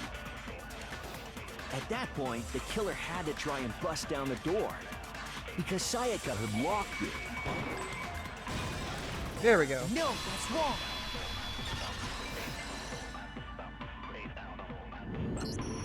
The reason my bathroom didn't open wasn't because it was locked. Second try, got it. After all, the girls' rooms are the only ones with locking bathrooms, right? Yes, now that you mention it, that is true. Then why didn't your bathroom door open? Because it was stuck. Huh? What are you talking about? My bathroom door doesn't fit in the frame quite right. Monokuma over there can testify to that. Yup, true as true can be. But you know, you're supposed to be the ultimate lucky student, right? But to have such a cruddy door... That's not lucky at all! So the reason the door didn't open was just because it was stuck. But the killer didn't know that and assumed it was locked. So they tore apart the doorknob to get in. Fair enough, yeah, that makes sense. Okay, but then why would the killer even think the door was locked in the first place? The plates were changed. Everyone should have known you can't lock any of the boys' bathrooms. The plates the were killer changed. could easily make that mistake, thanks to one important detail about the scene of the crime. The plates were changed. The killer was convinced the bathroom door was locked, so they didn't know that the door actually couldn't be locked. In other words, the important detail about the scene of the crime they didn't know was... I got it! The killer must not have realized that it was my room. What? Are you saying the culprit didn't even know where he was? That's inconceivable! And yet, he's absolutely right. Say what? Well, to be more specific, what the killer didn't know was that Makoto and Sayaka had switched rooms. Which is what led to the misunderstanding about the bathroom. If Sayaka had been in her own room, then there would have been a lock on the door, and they would have had to break through! That makes sense. So they had no idea how unnecessary their actions were. Thank you. I spent a decent amount of time paying attention to some of the stuff that was going on. That, and I kind of have an idea as to what to expect from this one. This trial was pretty easy. I'm expecting it to ramp up. ultimately, we can't know if it came open by force or simply by accident. But the killer must have been considerably confused, with no idea how they actually got the door opened. Regardless, it was a pointless act. Wasting time trying to break down a door that wasn't locked is... definitely something I wouldn't do, since I would have known exactly why it wasn't opening, right? Makoto's got a point there. That is a definite possibility. So the killer would have to be someone who didn't know they'd switched rooms? Then Makoto couldn't have done it. Thank you. That's what I've been trying to tell you guys. Okay, then who did do it? I'm sorry, but I give up! Quit without saving! But what happens if we can't decide on who we think did it? Well then, why don't we just vote right now? Majority rules! So, random lynch. Majority rules? You really think that's a good idea? Yeah, our necks are on the line here. Someone seriously needs to do something. For serious. Does no one have any other thoughts or questions? It does not matter how trivial they may seem. Oh, as a matter of fact, I do have one question. Oh, you... You don't gotta sound so disappointed. I'm sort of kind of like, Hina here. It's fine, it's fine. Just ask your question. Oh yeah. Okay, so, well... I'm looking forward to ramping up, by the way. I was just wondering, how did the culprit get into Makoto's room in the first place? That's a good question, actually. Yes. How did the killer get inside? Had to have been invited. I think it makes sense. Maybe Sayaka just dropped the key somewhere and the culprit picked it up. That's possible, right? I don't think so. That seems way too convenient. Then maybe someone picked the lock? Negative! If you remember, Monokuma made it quite clear that the locks are all unpickable. That's true. They are. Fine. How about this? The killer got in the easy way. They could have knocked and said they wanted to talk or something, and Ms. Maizono just let him in. Nope. No, Not that at all. can't be it either. Oh, trying to argue against me? Sounds like someone doesn't know his place. This freaking pointy-haired perv is starting to get on my nerves. Hello? Why exactly can't that be it?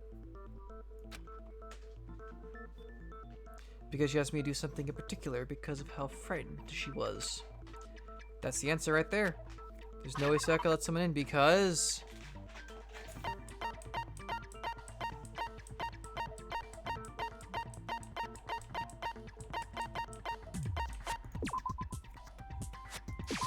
I got it! Should be right. Because Sayaka was already scared, remember? That's why she asked me to switch rooms in the first place. The same goes for you, Sayaka. No matter who it is, don't open your front door to anyone, or for anyone. Even if I'm sure it's you, I absolutely won't open it. Otherwise, what's the point of even switching? Knowing what she'd been through, I just can't believe she would have opened the door for anyone. What if her being scared was a lie? Huh? She bamboozled us! Well, what the hell is that supposed to mean? Why would she lie about something like that? I can see how Hifumi would be hated by everyone. I know you don't want to consider it. But look She at bamboozled this us. and tell me, can you still deny the possibility? Something I want to talk to you about. Just this too. In 5 minutes, come see me in my room. Check the nameplate to make sure you don't get the wrong room, okay? I found a notepad during my search, and I shaded in the top sheet with a pencil. And these are the words that appeared. Oh man! I've totally seen people do that on detective shows. When you write, it can leave an imprint. Sketch over the next sheet of paper, and you can see the words. So she planned on murdering somebody. When I saw that, I was like, holy crap! I better make sure I rip the paper out before I use it from now on. It's a pretty old-fashioned technique, but even the classics can be surprisingly useful sometimes. That makes sense, yeah. Oh, and I should also mention, I found the notepad on the desk in Makoto's room. Huh? Which means only someone who had been in Makoto's room before the incident could have written it. Then either it was Makoto who lived there, or Sayaka who switched rooms for a single night. So, Makoto, did you write this? Nope. No, I didn't. But... So, she bamboozled us. She agreed to us staying in the rooms, wait for us to go to sleep, switched the little plates, then invited someone over in an attempt to frame Makoto. Swap the plates back, and now Makoto said the guilty party. But it looks like she didn't take into account her opponent. Of course you didn't, because the note also bears a perfectly legible signature. Sayaka's signature. Then that notes. Sayaka wrote it. But why? Why would she write that? To frame me. The note was likely her way of getting in touch with a certain someone. Now, who was it, though? She must have slid it under their door to let them know she wanted to meet with them in secret. If you got an invitation like that from the ultimate pop sensation, what young man could resist? Of course, I'm only into 2D, so it wouldn't have any effect on me. Freaking Hifumi. But can we be sure anyone even got this note? And honestly, even if they did, I do not think they are at all involved in what happened. Huh? What makes you say that? Would you like to hear what I have to say? Yes, actually, I would. Very well then. Pay attention. And here we go.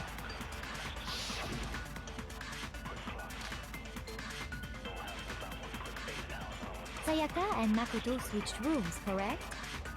But in the note, the place they were asked to come to, it specifically says, my room. I see. So if someone read that note, then they would have gone to Sayaka's room. Exactly. The room that Makoto was staying in. No, that's wrong. There we go. I feel like she was. The nameplates on I really Mai do. and Sayaka's rooms got switched. I think Celeste might be helping us a little bit. They got switched? That's right. The nameplates got switched, just like the rooms themselves. As a result, the nameplate on Sayaka's room actually had Makoto's name. And the nameplate on Makoto's room had Sayaka's. Exactly. So what you're saying is, the room Sayaka was staying in was actually marked as her room. Then, if someone did do what the note said, they would end up at Makoto's room where Sayaka was. Plus, their rooms are right next to each other, so switching the nameplates would be no problem. Makes sense. And the one who switched the names was... Well, of course it wasn't you, right, Makoto? I can see it. I can see, yeah. Kyoko definitely is a smart one. So is Celeste actually too. Okay, then who did it? There's like one person who could have switched the nameplates. Another person who knew we had switched rooms. I got it! Sayaka should have knew. Me and Sayaka were the only ones who ever knew about us switching rooms. So the only other person besides me who would even know to switch the nameplates was Sayaka. She bamboozled us. That thought. You can also infer as much from her note.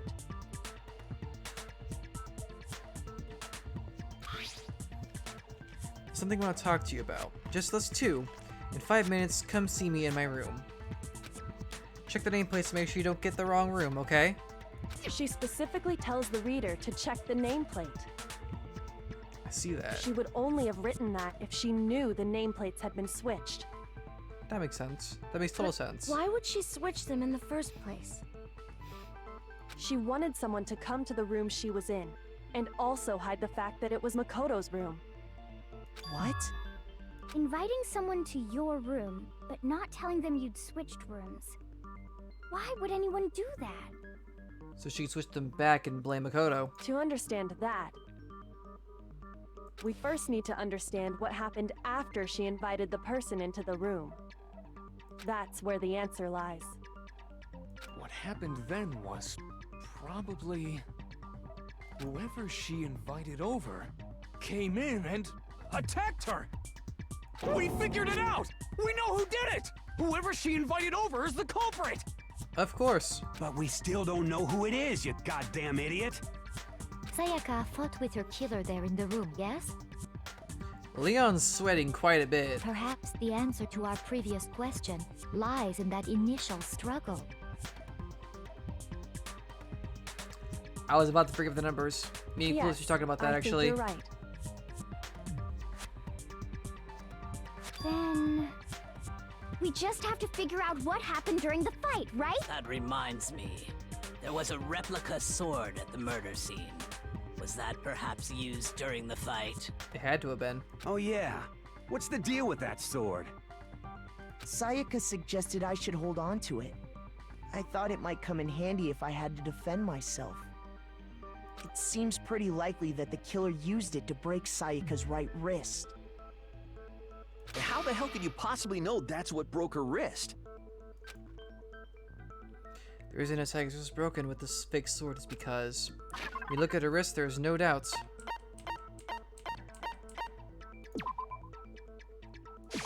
I got it! All you have to do is take a good look at her broken wrist, and it should become pretty clear. Right there where her wrist is all swollen. There's something glittery there. See? Is that gold? Indeed it is. It sure is. Specifically, the gold coating from the replica sword. You barely have to touch that stuff, and it'll stick right to you. Thank you, cheap construction. And there's some on her wrist because... I got it! Because she got hit with the sword, right there on her wrist! I see. And so the truth draws ever closer. All right, then it's about time to solve this mystery. What happened in my room, and what led to Sayaka's death, and what we need to make clear. There's a bit more to learn about the non-stop debates. Would you like to hear more? Yes, please. Are you getting used to these non-stop debates? Starting with the next debate, I'll start loading multiple truth bullets into your truth cylinder. But just like with the weak spots, only one of those bullets can actually refute the proper statements. In other words, from here on out, you'll have to combine the right truth bullets with the right weak spots to refute each statement. If you come up with the wrong combination, you'll make damage to your influence gauge. Press the Q key to rotate the cylinder and choose which bullet to fire. Press this Q key to cycle through the release each bullet. Or you can use the mouse wheel. By the way, if the logic difficulty is set to kind, fewer bullets will be loaded into the cylinder. For our purpose this time, the logic difficulty will be set to mean. Well then, good luck and have fun. Why is that to mean? I'm not a fan of this. When the fighting broke out, the culprit grabbed the sword, and that's when the first blow was dealt. A sword-based sneak attack! No, that's wrong!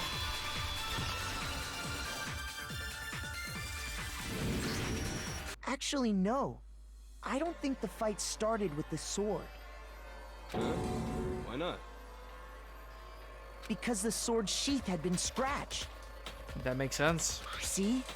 There's a gash in it. Like someone cut into it with something sharp. Something sharp? You mean like the kitchen knife? That was the only sharp thing found at the scene. Stop jumping ahead! Slow down and explain it so I get what the hell's going on. If the sword was used first, there wouldn't be any explanation for the scratch on the sheath.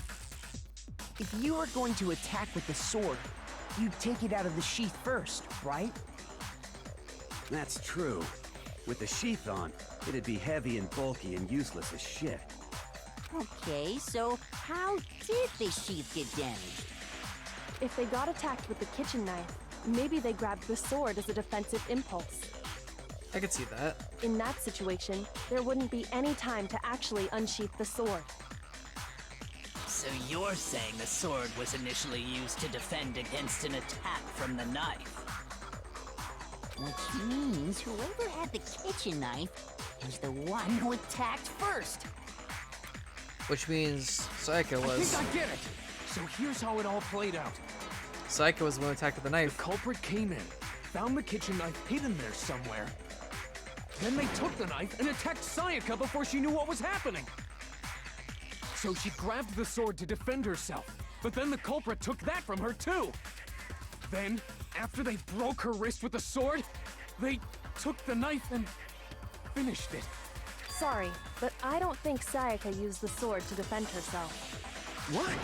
How the hell can you not think that?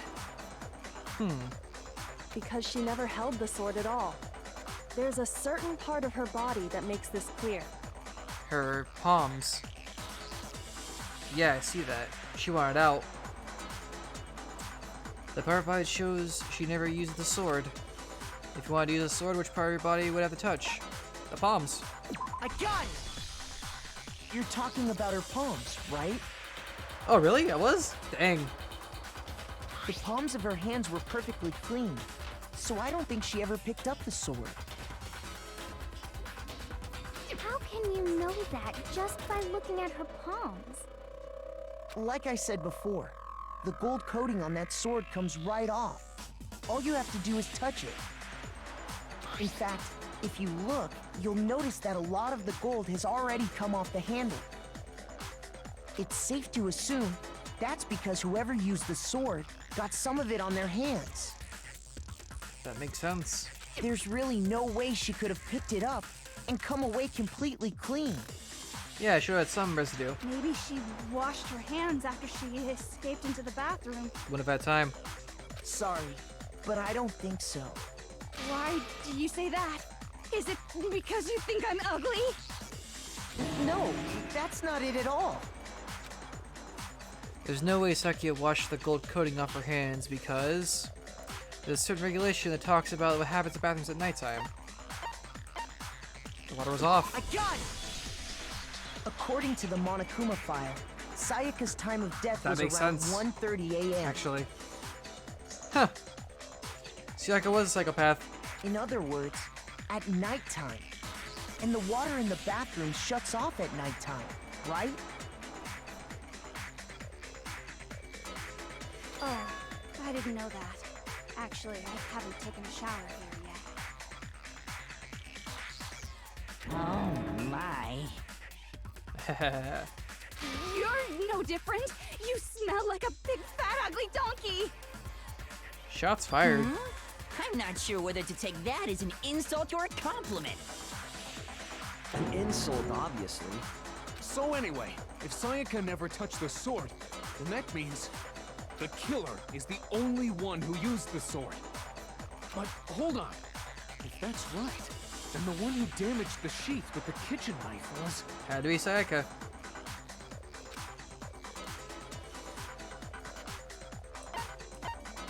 I got it! Oh, I forgot to read that. Whoopsies. Oh well. Sayaka? She had the kitchen knife? She seems kind of like a... I don't know. But we already said that the attack started with... With the knife. Sayaka tried to kill whoever came The in. person with the knife attacked first, and the sword was used as an impromptu defense. So in other words, Sayaka attacked whoever it was. Whoever it was blocked it with the sword and fought back. Then the one who I guess attacked finished the first job. was... Sayaka? Yes, Now sir. you understand? She wasn't a blameless victim in this. No, far from it. It's almost as if she'd been planning to commit a murder of her own. Her plan backfired. She took the knife from the kitchen, then invited the culprit to the room she was staying in. And if it's true that she had the kitchen knife and attacked without provocation... Indeed. These are all the actions of an assailant. Which brings up another point. Makoto, Sayaka was the one who suggested you two switch rooms, correct? Maybe the reason she wanted to switch rooms Was to was so frame that she could Makoto. pin the crime on you. That is a possibility, is it not? Sayaka wanted to... on me? That would also explain why she would switch the nameplates. She wanted to get whoever she had targeted to come to Makoto's room where she was staying. And by committing the murder there, instead of her room, that would implicate Makoto. But for that to work, the target had to be lured out while still keeping the room swap a secret. If the target knew she had switched rooms, they would have become suspicious right away. So all that's why she switched the names? But doesn't that plan seem a little risky? Yeah, that's what I was thinking too. Why'd she say it like that? For one thing, even if her plan worked, Mr. Naegi would just tell everyone they'd switched rooms. They wouldn't have believed him. I don't know. I'm not sure our soft-hearted Makoto is capable of that kind of cutthroat behavior. I'm sure Sayaka realized the same thing, which is why out of all of us, she asked him to switch rooms. Man. Plus, she was the ultimate pop sensation. A totally forgettable kid. Or a national superstar. Who are you more likely to believe? Wait, then you're saying she had this all planned out? She's been playing this for a while. Holy shit! I agree, Mondo. But in the end, her plan backfired. She launched her attack with the knife, then found herself under attack in turn. That must be when her wrist got broken, and she was forced to drop the knife. Right-handed. The tables were suddenly turned on her, and she died at the hands of the one she'd planned to murder. Just hold on! That can't be true! Makoto. Because... Hey! You guys have totally derailed the argument. You're being super boring right now. Come on, hurry up and decide who did it. Wouldn't it be awful if I had to punish you all just because you ran out of time? Oh yeah, we gotta decide who we think did it. Makoto, right now you just need to concentrate on figuring out the answer to this mystery. If we can't uncover who murdered Sayaka, it's over for all of us. Is it really over? Is it really all over? Obviously, I'm committed to finding out who killed her, but what can I do? I mean, as far as clues go, there's nothing left.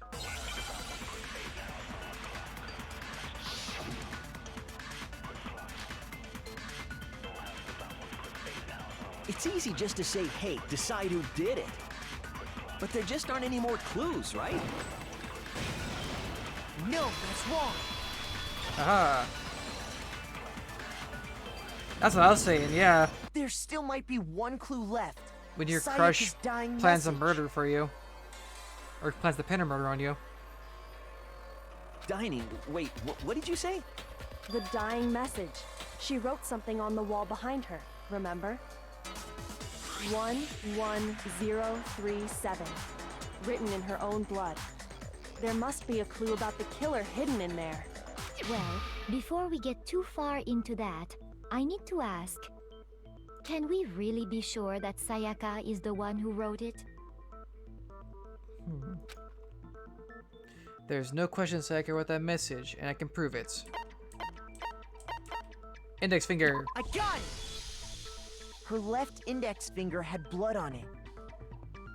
That could only be because she used that finger to write the message. I see.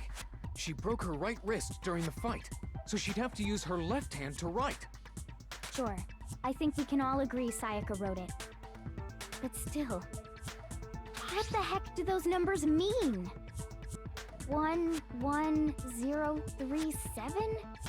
Hey, Chihiro. You're a computer nerd or whatever, right? You should know all about numbers and shit. No, that's not... Yes, I'm a programmer, but I don't see any kind of meaning in these numbers. Of course.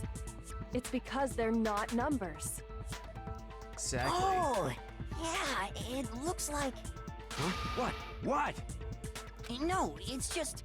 look at the numbers, assuming they're not numbers.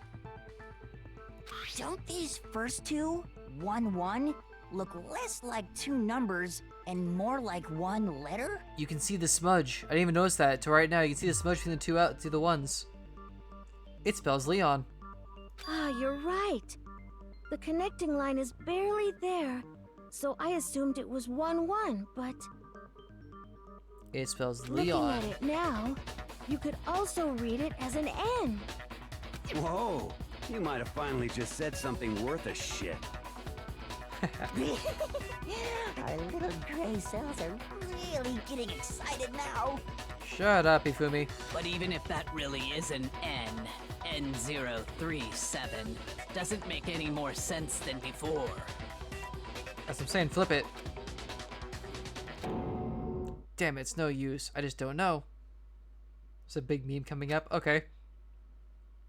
Rotate the image 180 degrees. Huh? Rotate it. I think maybe I see something. Oh my god. Now I see. She wrote down the killer's name. Huh? You just shot past the clue part and right onto who did it. So, whose name did she write? Obviously Leon's. Second tagging message reveals the killer's name. If you turn her message 180 degrees, it should become crystal clear.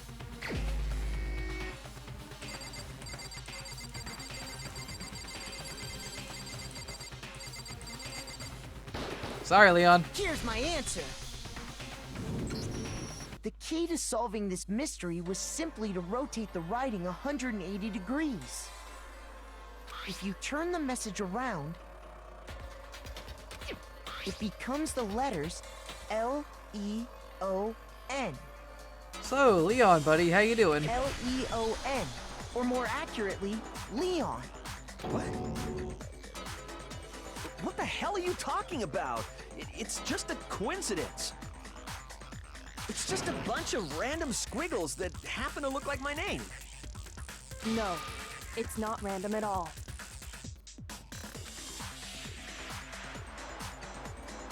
She wrote that message on the wall behind her as she was leaning up against it. In that position, she couldn't move to write normally, and had to write upside down, as it were. I can see it. I see that being a big meme. And as a result, when you look at it standing in front of her, it ends up getting flipped. Try it for yourself if you want. Write something sitting like her, and the letters will be inverted. I see. That sounds like one hell of a stretch to me. That makes sense, actually. I'm the killer? You can't just go and say shit like that. If you're not the killer, then why did you try to destroy the evidence? Huh? I was about to bring that up. You know what I'm talking about, right, Makoto?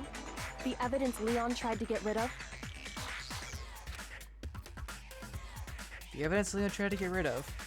Nothing I found on the ground from the incinerator, right?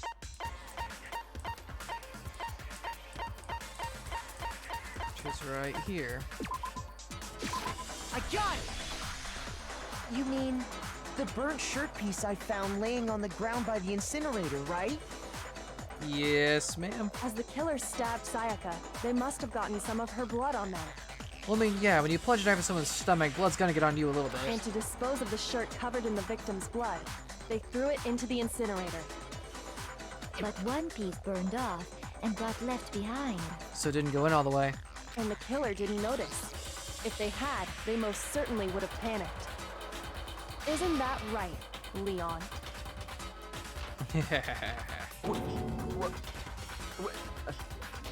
But is one scrap of fabric enough to conclude that Leon is guilty? Yeah, I mean, Leon's not the only one wearing a white button-up. That's right. There are plenty of other people here with shirts like mine. With just that one little charred piece, there's no way you can say for sure who it belongs to. You're right. That alone isn't enough. But there are some other points that may reveal the truth. Are you finally starting to understand? The answers to all the riddles are right here. Yeah, I think so. The burnt remains of the button-up shirt, which the killer wasn't able to get rid of. There's something about it we need to pay attention to in order to figure out who's responsible. How was disposed of? I got it! If you look closely at how the shirt was disposed of, we should be able to figure out who the killer is. Oh yeah, that's a good point.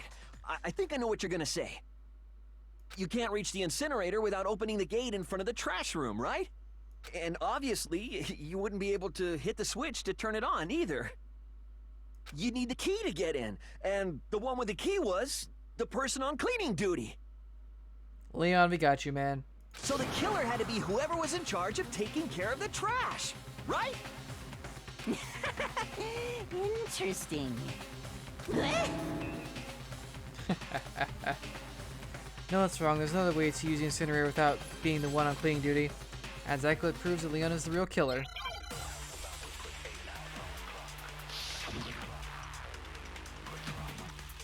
Shattered crystal ball, let's do this. The key to the trash room.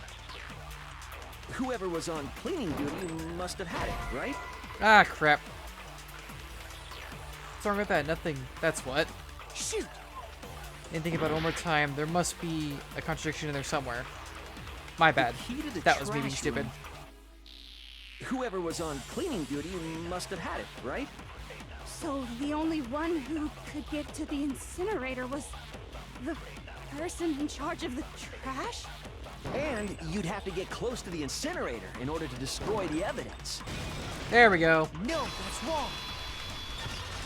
I misclicked. Hold on. I think I know how someone could dispose of the evidence without using the trash room key. But if you can't get past the gate, you couldn't possibly turn on the incinerator, could you? Yes, you could. If you used this. What is it, some kind of glass ball? It's Busted to hell. Actually, it was supposed to be a crystal ball, but, But how would you use it? The killer used the glass ball to the incinerator a certain way, which was to throw it. I got Obviously. The killer simply took aim at the incinerator switch and threw the ball through a gap in the gate. That makes sense. All they had to do was hit that switch, and the incinerator would come to life. Someone threw a gap in the gate? Remember what you said before, Hifumi? Huh, someone turned the incinerator on. Very strange. I'm quite certain it was off last time I was down here. Perhaps it was the work of a fairy. Hifumi had the key, so the only way the incinerator could have been turned on without his knowledge was because the killer was able to hit the switch without opening the gate. Once they'd gotten the incinerator going, all they had to do was ball up the shirt and toss it in. Hey, come on! What the hell is this? All you have to do is look at the scene to know that the killer never actually went inside the trash room. The shards of broken glass, the incinerator left running, the piece of shirt that escaped the fire. If the killer had been on cleaning duty, the evidence would have been taken care of much more thoroughly. Wait, no, just hold on. But the distance from the gate to the incinerator has to be at least 30 feet, right? So that's a hell of a throw. The pinpoint accuracy you'd need to throw a glass ball that far and hit something that small. Could someone really do that? That's right. There's no way. It'd be impossible. Unless you're the ultimate baseball star. Difficult, absolutely. Impossible? I don't think so. Because the killer is... It wouldn't have been that much of a challenge at all. Or really much of a challenge at all for the killer because... Ultimate baseball star! I got it! Because the killer is the ultimate baseball star. Isn't that right, Leon? Busted! Do you have any idea how stupid you sound right now? A target 30 feet away would surely be little challenge for the ultimate baseball star. You can't be serious. I'm not the killer! These goddamn shipper brains have got it all wrong, I'm telling you! You still won't admit it? Okay then. Makoto, go ahead and review the incident one more time to make his crime perfectly clear. And with that, we can end this. Sounds good Listen to to me! What the hell do you mean, end this? Say what you want, Leon. But all the questions have been answered, and the truth has been revealed. Leon's the guilty party. Now here's what happened. The closing argument is about to begin. Would you like to hear more? Yes, please. Every case is one less element to bring the class trial to an end. This is the closing argument. In this phrase, you will give a complete summary, or in this phase, you'll give a complete summary of the case. You have to reproduce the flow of the events of the case in the form of a comic book. However, you'll notice that in the comic, there are a number of pieces missing. It's up to you to complete the comic using the provided truth panels. Also, if you take aim at the missing section and press the left mouse button, holy cow, you get a hint that might lead to a breakthrough. Well then, good luck and have fun.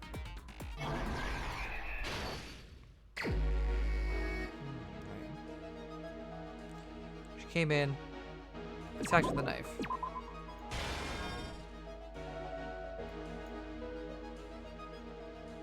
She attacked.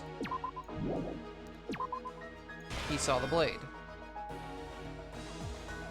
He blocked the blade. Hit her on the wrist. Ah, there we go. Chased her to the bathroom. In the bathroom, she scrawled the blood on the wall.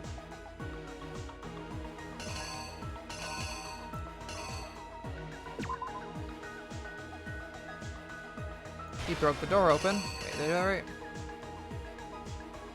Yeah. He broke the door open. See her in there.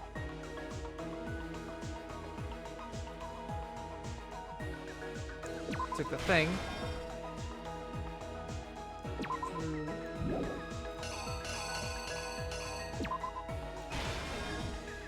Yeeted that bad boy into the button.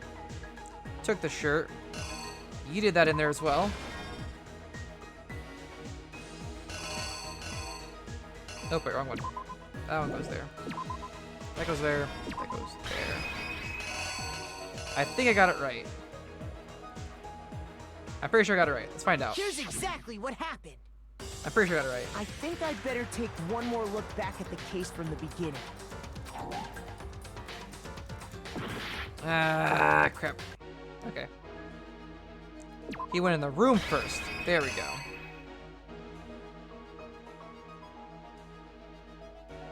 You hit her. She dropped the knife.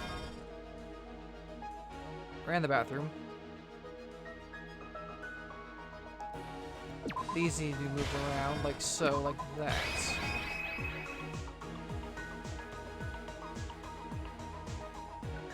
He took the cleaner thing, cleaned it. Alright, that should be right. The killer is you! I think I'd better take one more look back. Last night, the killer went to the room Sayaka was in. In other words, my room. From what we can tell, Sayaka invited that person there intending to kill them.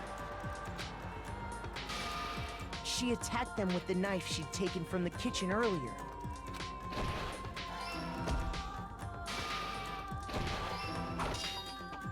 But then something happened that she wasn't prepared for. He defended himself. They grabbed the fake sword I put in my room and fought back. During the struggle, a strike from the sword broke Sayaka's right wrist. Wait, what?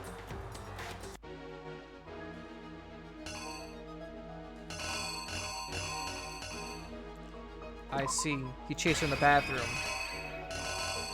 I'm an idiot. See, I thought that was her dropping the knife. The killer is Let's try this again, shall we? During the struggle, a strike from the sword broke Sayaka's right wrist. And that's when she lost her grip on the kitchen knife. Finding herself cornered, Sayaka panicked and ran into the bathroom. The killer went after her, but couldn't get the bathroom door open. What they didn't know was that my bathroom door got stuck easily, and there was a trick to opening it. Sayaka knew about that because I told her, but of course the killer had no way of knowing. So instead, the killer forced the door open, took the kitchen knife, and stabbed. And stabbed Sayaka.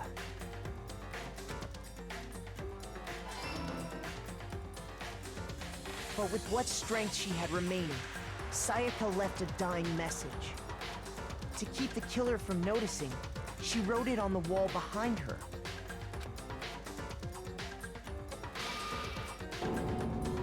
And with that, all her strength was gone. With Sayaka dead, the killer quickly began destroying the evidence. First, they took off their shirt, which was covered in their victim's blood.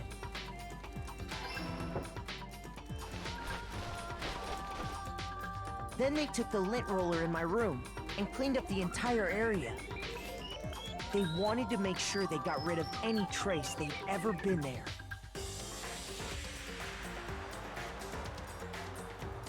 Afterwards, the killer headed to the trash room to destroy their bloody shirt. Yeah, exactly.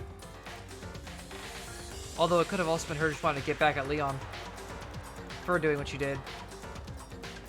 360, 30 feet no scope. Yeah, pretty much. They tried to burn the shirt using the incinerator there. But the trash room was blocked off by an especially sturdy gate, preventing access to the incinerator. So they came up with a plan to use Hero's crystal ball, which he left in the laundry room. The killer managed to throw the ball Straight through the gap yeeted in that the thing. gate and hit the incinerator switch. For any normal person, that'd be an impossible throw. but the killer had the confidence to take a shot. And that's because the killer was the ultimate baseball star. That makes sense. The crystal ball, thrown with absolute precision, hit the switch on the incinerator, And promptly shattered. which then quickly roared to life.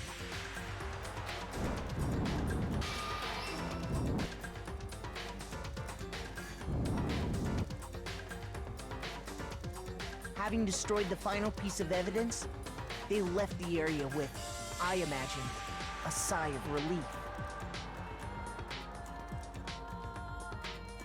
But there was one thing they missed. Part of the shirt they'd thrown into the fire burnt away and fell out of the incinerator. The killer didn't notice this, and so left behind a piece of indisputable evidence.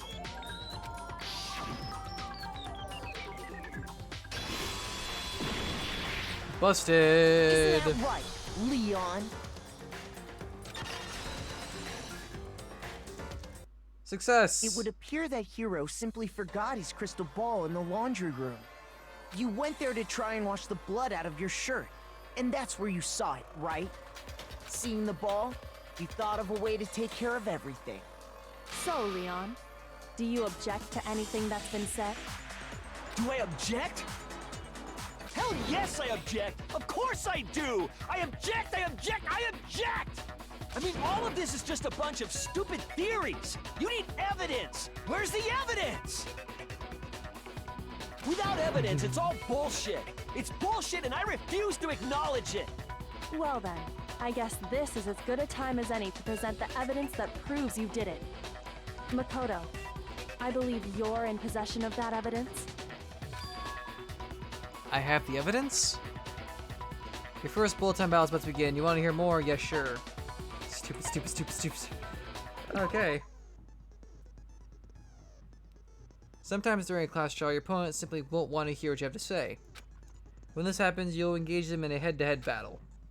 We like to refer to this as a bullet time battle, aka BTB or BTW. During the BTB, you want to destroy your opponent's statements in time with the rhythm. Match your button press with each tempo marker as they move across the screen and reach the center. Press the right mouse button to lock onto the opponent's statement. Destroy the statement you've locked onto with the left mouse button as the tempo marker reaches the center. Use this method to deal damage to your opponent. If you can't pull it off, you'll be the one in pain. This should be fun. Do this consecutively and you'll start to a combo. Keep this going and you'll initiate a tempo up. On the flip side, if you keep missing, you'll get a tempo down situation. When the tempo changes, so does the timing for hitting each button. So watch out for that. Alright. Deal enough damage to your opponent and the weak spot statement will appear. At that point, you can press the left mouse button to shoot it down with a truth bullet, like any other statement. If you hit their statement fast enough and you'll come out victorious. Just like before, if your influence gauge reaches 0, you will run out of time, you fail. Well then, good luck and have fun. When the killer removed the screws from the doorknob, they did... Look, wrong button, sorry. Instead, they must have used something that belonged to them. Use something of their own to remove the screws. Could it have been? I refuse to acknowledge you! You're stupid! Stupid, stupid, stupid! Stupid, stupid, stupid, stupid, stupid, stupid, stupid! Exactly, show us the toolkit, sir. I have to show indisputable evidence that Leon is the killer. I need to figure it out.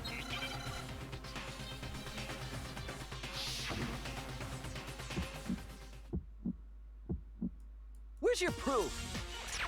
You kidding me? Not a chance! It wasn't me! Stupid! You lie! Stop talking! Shut up! Where's your proof? Yeah, I'm stuck at this. You kidding me? Not a chance! You lie! Shut up! Where's your proof? You kidding me? Not a chance. It wasn't me. Stupid. I got it now. You lied. Stop talking. Shut up. Where's your proof?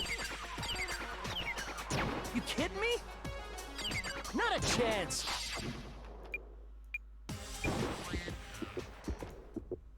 Where's your proof? This should prove it. Yes, the meme. Stupid, stupid, stupid, stupid, stupid. The screws on the bathroom doorknob were removed.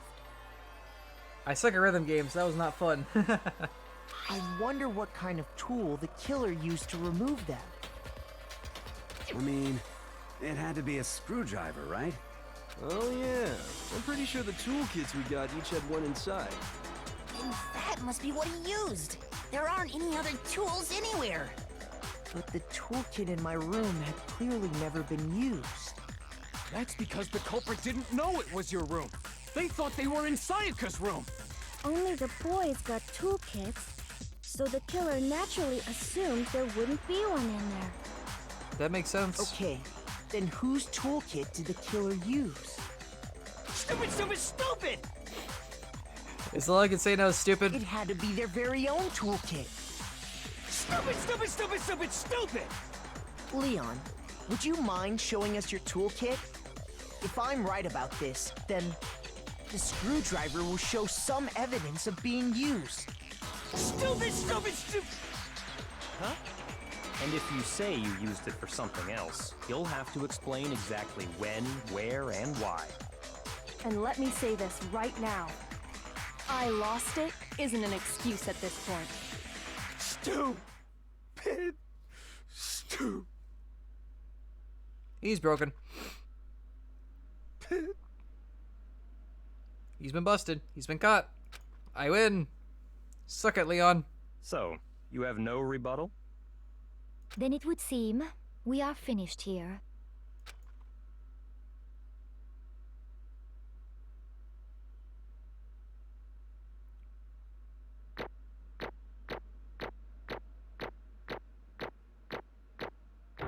A rank, not bad. I'm assuming S rank's like the highest, as with most games. Hey, got coins. 74. Holy crap, that's a lot of medals. Cool. Looks like you've reached your verdict. Then are we ready to cast our votes? Cancelled. You all have a lever in front of you. Use it to make your selection. Oh, just to remind you all, make triple sure you vote for someone. You wouldn't want to be punished for something so minor, right?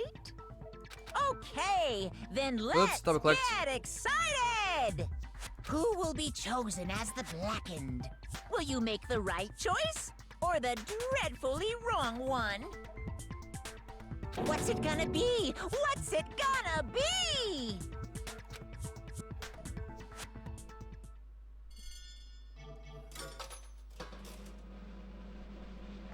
Obviously, it's Leon.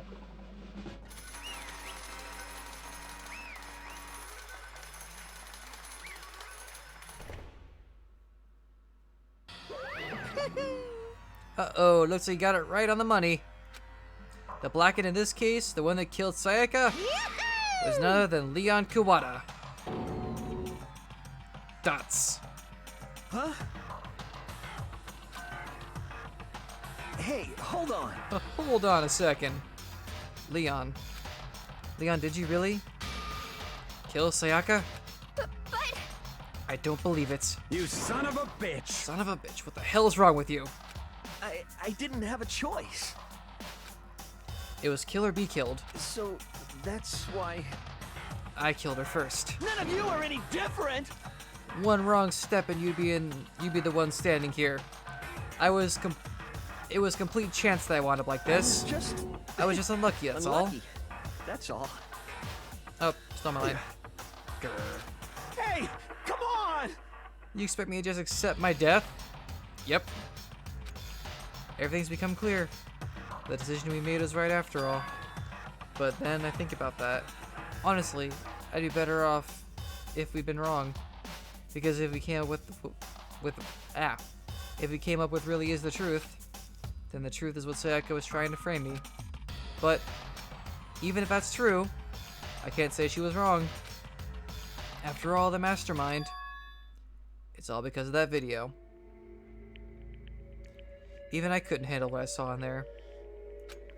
If I was her and the video actually had something to do with me, I can't even imagine. Now we're trapped here, with no way out. They're probably waiting for me. Why? I can't afford to be stuck in here. The one thing that was more important to her than anything else, her dreams, her friends. To see something like that happen to them. And Sayaka, I did whatever it took to reach that dream. I mean it, even some things that weren't so pleasant. And that's why Sayaka, for the friend that meant so much to her, that's why she betrayed me. So when she said, No matter what happens, please always be there for me. I need you on my side. she was bamboozling our asses! She was lying to me from the very beginning. She was using me. Is that why she talked to me in the first place? I guess I'll never know. Because there's nothing I can do to ask her what she was thinking. Once you're dead, that's that. Boy, howdy, the entertainment industry must sure be terrifying, huh? I mean, to try and kill someone just because of those relationships? Ba-bum, ba-bum. She seems so nice and lovely on the outside, but inside, she descended into pure madness. Whoa, what did you say? Phew. I understand, I really do, I do. Yep. You're in utter despair thanks to Sayaka's betrayal, right? Compassion, intimacy, love. The stronger those feelings, the stronger the despair when they collapse. Stop screwing with us, this is all your fault. Sayaka being forced to do something like that. All of it, everything. It's all your fault. Suddenly, in a frenzy, I lunged at Monokuma. But... That's enough. Thank you, Kirigiri. As angry as I was, Kyoko latched onto my arm without hesitation. Her grip was like iron, strong enough. I was sure it would leave a bruise. Calm down. If you want to make her enemies pay for what they've done, you need to let it go for now. Damn it. Ba-bum, ba-bum. Ah, that was a close one. I thought for sure you were gonna give me a good walloping. Just barely avoided punishment, you did. Yes, indeed. Now then, since you so magnificently revealed the identity of the killer during the class trial, the blackened Leon Kawada will receive his punishment. Punishment? Yep. You mean execution? Wait a second! I didn't have a choice. I had to kill her. Yeah, that's And it. that's it. I was just protecting myself in the heat of the moment. It was self-defense. Is that okay? How exactly was it self-defense? When you forced your way into the bathroom, did you or did you not use your very own toolkit? After she shut herself in the bathroom, you went out of your way to head back to your own room. Then you came all the way back, broke into the bathroom, and killed her. Am I wrong? Do you understand? You had any number of chances to stop what you were doing, but you chose not to. Is it not because you had an unclouded intent to commit murder? So, that's why... No, that's not... Stop it. I've had enough of this. Oh. Oh, are you sure? You were closer to her than anyone, were you not? He killed your precious Sayaka. Do you understand? I can't say Leon is solely to blame. Of course, I don't plan on blaming Sayaka either. Because the one to blame is him. Stupid jigsaw bear. Huh? What? If it weren't for you, this never would have happened. To Sayaka or Leon. We should be fighting each other. We should be fighting against the one who put us in this situation. The mastermind. Unbelievable. Uh-oh, did you awaken to your sense of justice? Hey, Well, it just so happens that there's nothing more unethical than an unnerving sense of justice. After all, it's people with that sort of mentality that perpetrate war all over the world. Is that the kind of justice that awakened within you? Just shut up.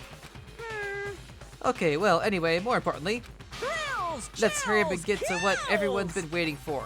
The punishments. I'm begging you! Please, don't do this!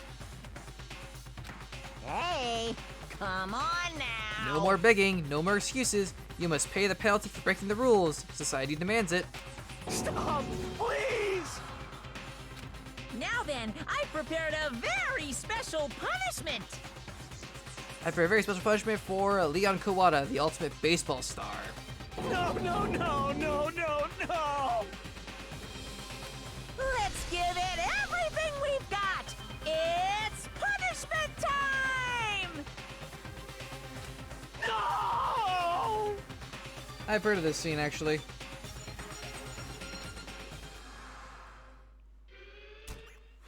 Here we go. I've heard stories about this.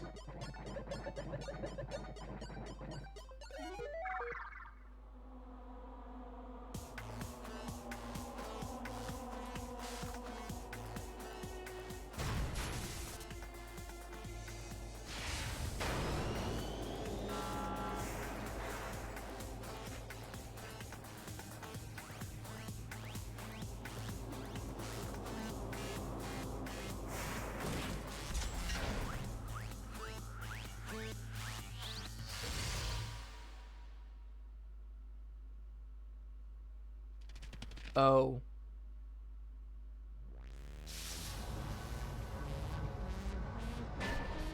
That's a baseball Gatling gun.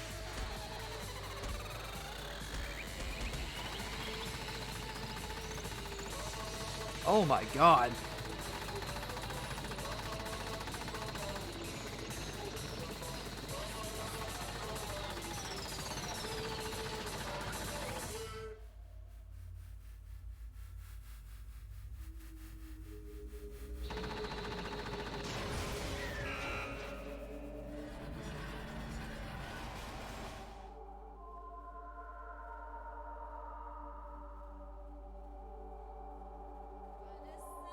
Well, that gave me chills. Damn. That's a disturbing image right there, actually. Oh. Wow, okay. I like that they didn't show the body either. Leaves the wounds to the imagination. I like that. What we saw, that was the true face of despair. I mean, if we can't call it that, what else could we call it? Extreme! Whoa, extreme! Man, my adrenaline's pumping right out of control. Random screaming noises from Hifumi. What's going on? I can't take it. I can't take this anymore. Do we really have to keep doing this? I just can't take it. Well? Well, hey, if you don't like it, all you gotta do is swear to cut all ties with the outside world except living here forever. Well, that's only if every single one of you can get on board with that. Ah, Murasaki, thank you for the follow. Damn you! Man, screw you. Why the heck are you doing all this evil shit to us? What the heck? Evil? You make it sound like I'm some dark, awful secret society type of guy. Say what? Or in this case, a dark, awful secret society type of bear. Well... So why are you putting an upstanding young citizen like me through such a grueling ordeal? Hey, You seem like you're trying to use common sense to make sense of something that doesn't make sense. They're trying to put a mile on a scale. I just don't think it's possible. Hey, I don't think what you're saying and what I'm saying quite fit together. Shit. You piece of crap. I don't know who you are, but I'm gonna pound your ass into the ground. Ooh, you must really hate me to get so angry, huh? But if you do that, you're barking way up the wrong tree. What happened because more than one of you decided you wanted to get out, right? No matter how much time passes, you can't cut free of your regrets from the outside world. You're to blame. Of course we can't cut for free of the outside world. Being trapped in this insane place. You're trapped, are you? Well, I'm sure once you learn all the mysteries of the school, you're thinking we'll change for... you're mystery of the school, you're thinking we'll change for sure. You'll think, boy, isn't it so wonderful how we all get to live here forever? What does this mean? What are you trying to say? Hey, I feel like there's something deeper, some deeper meaning being hidden in here. Hidden in there. Just like before. Thrills, chills, kills! Anyway, let's get to the blackened punishment, and that's what everyone is waiting for, after all. hey, When you say everyone, who exactly are you referring to? Sorry, I said everything I gotta say. I need to save some of the fun for later. Freaking Jigsaw Bear. And just like that, he was gone. He left us there, overwhelmed by a nightmare turned reality.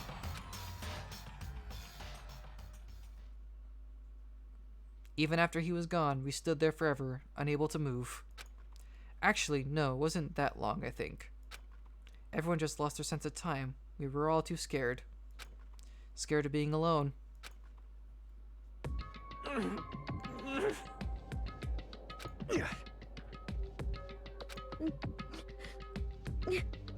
Thoughts. No one even tried to speak. Their faces were stone, their voices dead. But it was in that moment. just a second. Makoto, can I talk to you for a second? Sure. She moved in close and whispered into my ear. Makoto. Before we head back, there's something I want to talk to you about. Dots. It's about Sayaka, isn't it? Dots. I'm surprised you figured it out. Listen. I told you before the class trial started. You had to figure out the mystery of this case yourself. You wanted me to realize how Sayaka betrayed me by myself, didn't you? The thought never even crossed my mind. I feel like such a fool, becoming such an easy target like that. It's true. Sayaka meant to double-cross you. That's a fact that you can never change. But even till the very end, she wasn't sure of her decision. That's why. As she lay dying, she was thinking of you. She wasn't thinking of me? You can't just say something like that. I mean, there's no way you can know that. Only Sayaka would know for sure, and we can't ask her now. However... Even if you can't ask her, you can infer it, don't you think? Her final thought was how she could protect you. What? So... The fact that she used her last ounce of energy to leave her dying message proves it. If she didn't care what happened to you, she never would have left that message. Well, maybe she just wanted to get back at the person who had killed her. Yeah, that makes sense. Certainly. That's certainly one possibility. But I don't think that's what it was. Anyway... She was uncertain. She wasn't sure she could kill someone, or deceive you. Which is why her plan failed. Her hesitation attracted failure. Right. It's almost ironic when you think about it. Why are you telling me this? Because you're the kind of person who can overcome this. Because you can move past the deaths of your friends, Sayaka and Leon, and keep moving forward. Correct. Without someone like that, the others would never be able to break free of such a desperate situation. Move past their deaths? That's... I could never do that. That's... No. I'm going to carry them with me for the rest of my life. How could I possibly move past something like that? Leon, Sayaka. I'll carry them with me forever. I'll carry their memories with me wherever I go. Dots. So instead of forgetting them, you're choosing the hard road. Well, I have high expectations for you. As she said that, she revealed the smallest smile. Hey. By the way, I have to admit, I'm curious. How did you know I wanted to talk to you about Sayaka? Oh, well... Dots. I'm psychic. What? Huh? Kidding, I just have a pretty good intuition. Thanks, Makoto, for... yeah. Chapter 1, To Survive. The end. 12 remain. And that, ladies and gentlemen, after this little cutscene here, is where I will be calling it, because I have been streaming for a total of 6 hours and 35 minutes. God dang, it's been that long, really? Holy crap. Yeah, I know, right? Freaking Makoto. You received the Despair Bat present. You want to save your data? Yes. Right here, yes. Okay, cool. Save data, yes. Alright. We're gonna stop right here, though. Oh, wrong switch. Oh, wrong switch. Crap. There we go. We're gonna stop right here for the night. Thank you all very much for the follows. This is a great stream. Yeah, I had a great time. Thank you for enjoying it. I will probably start back again Sunday. And between now and then, I'll get the Discord and all that fun stuff set up. So, yeah, looking forward to it. Everyone have a good night. Or day, wherever you all are living. And with that, I'll see y'all later. Goodbye.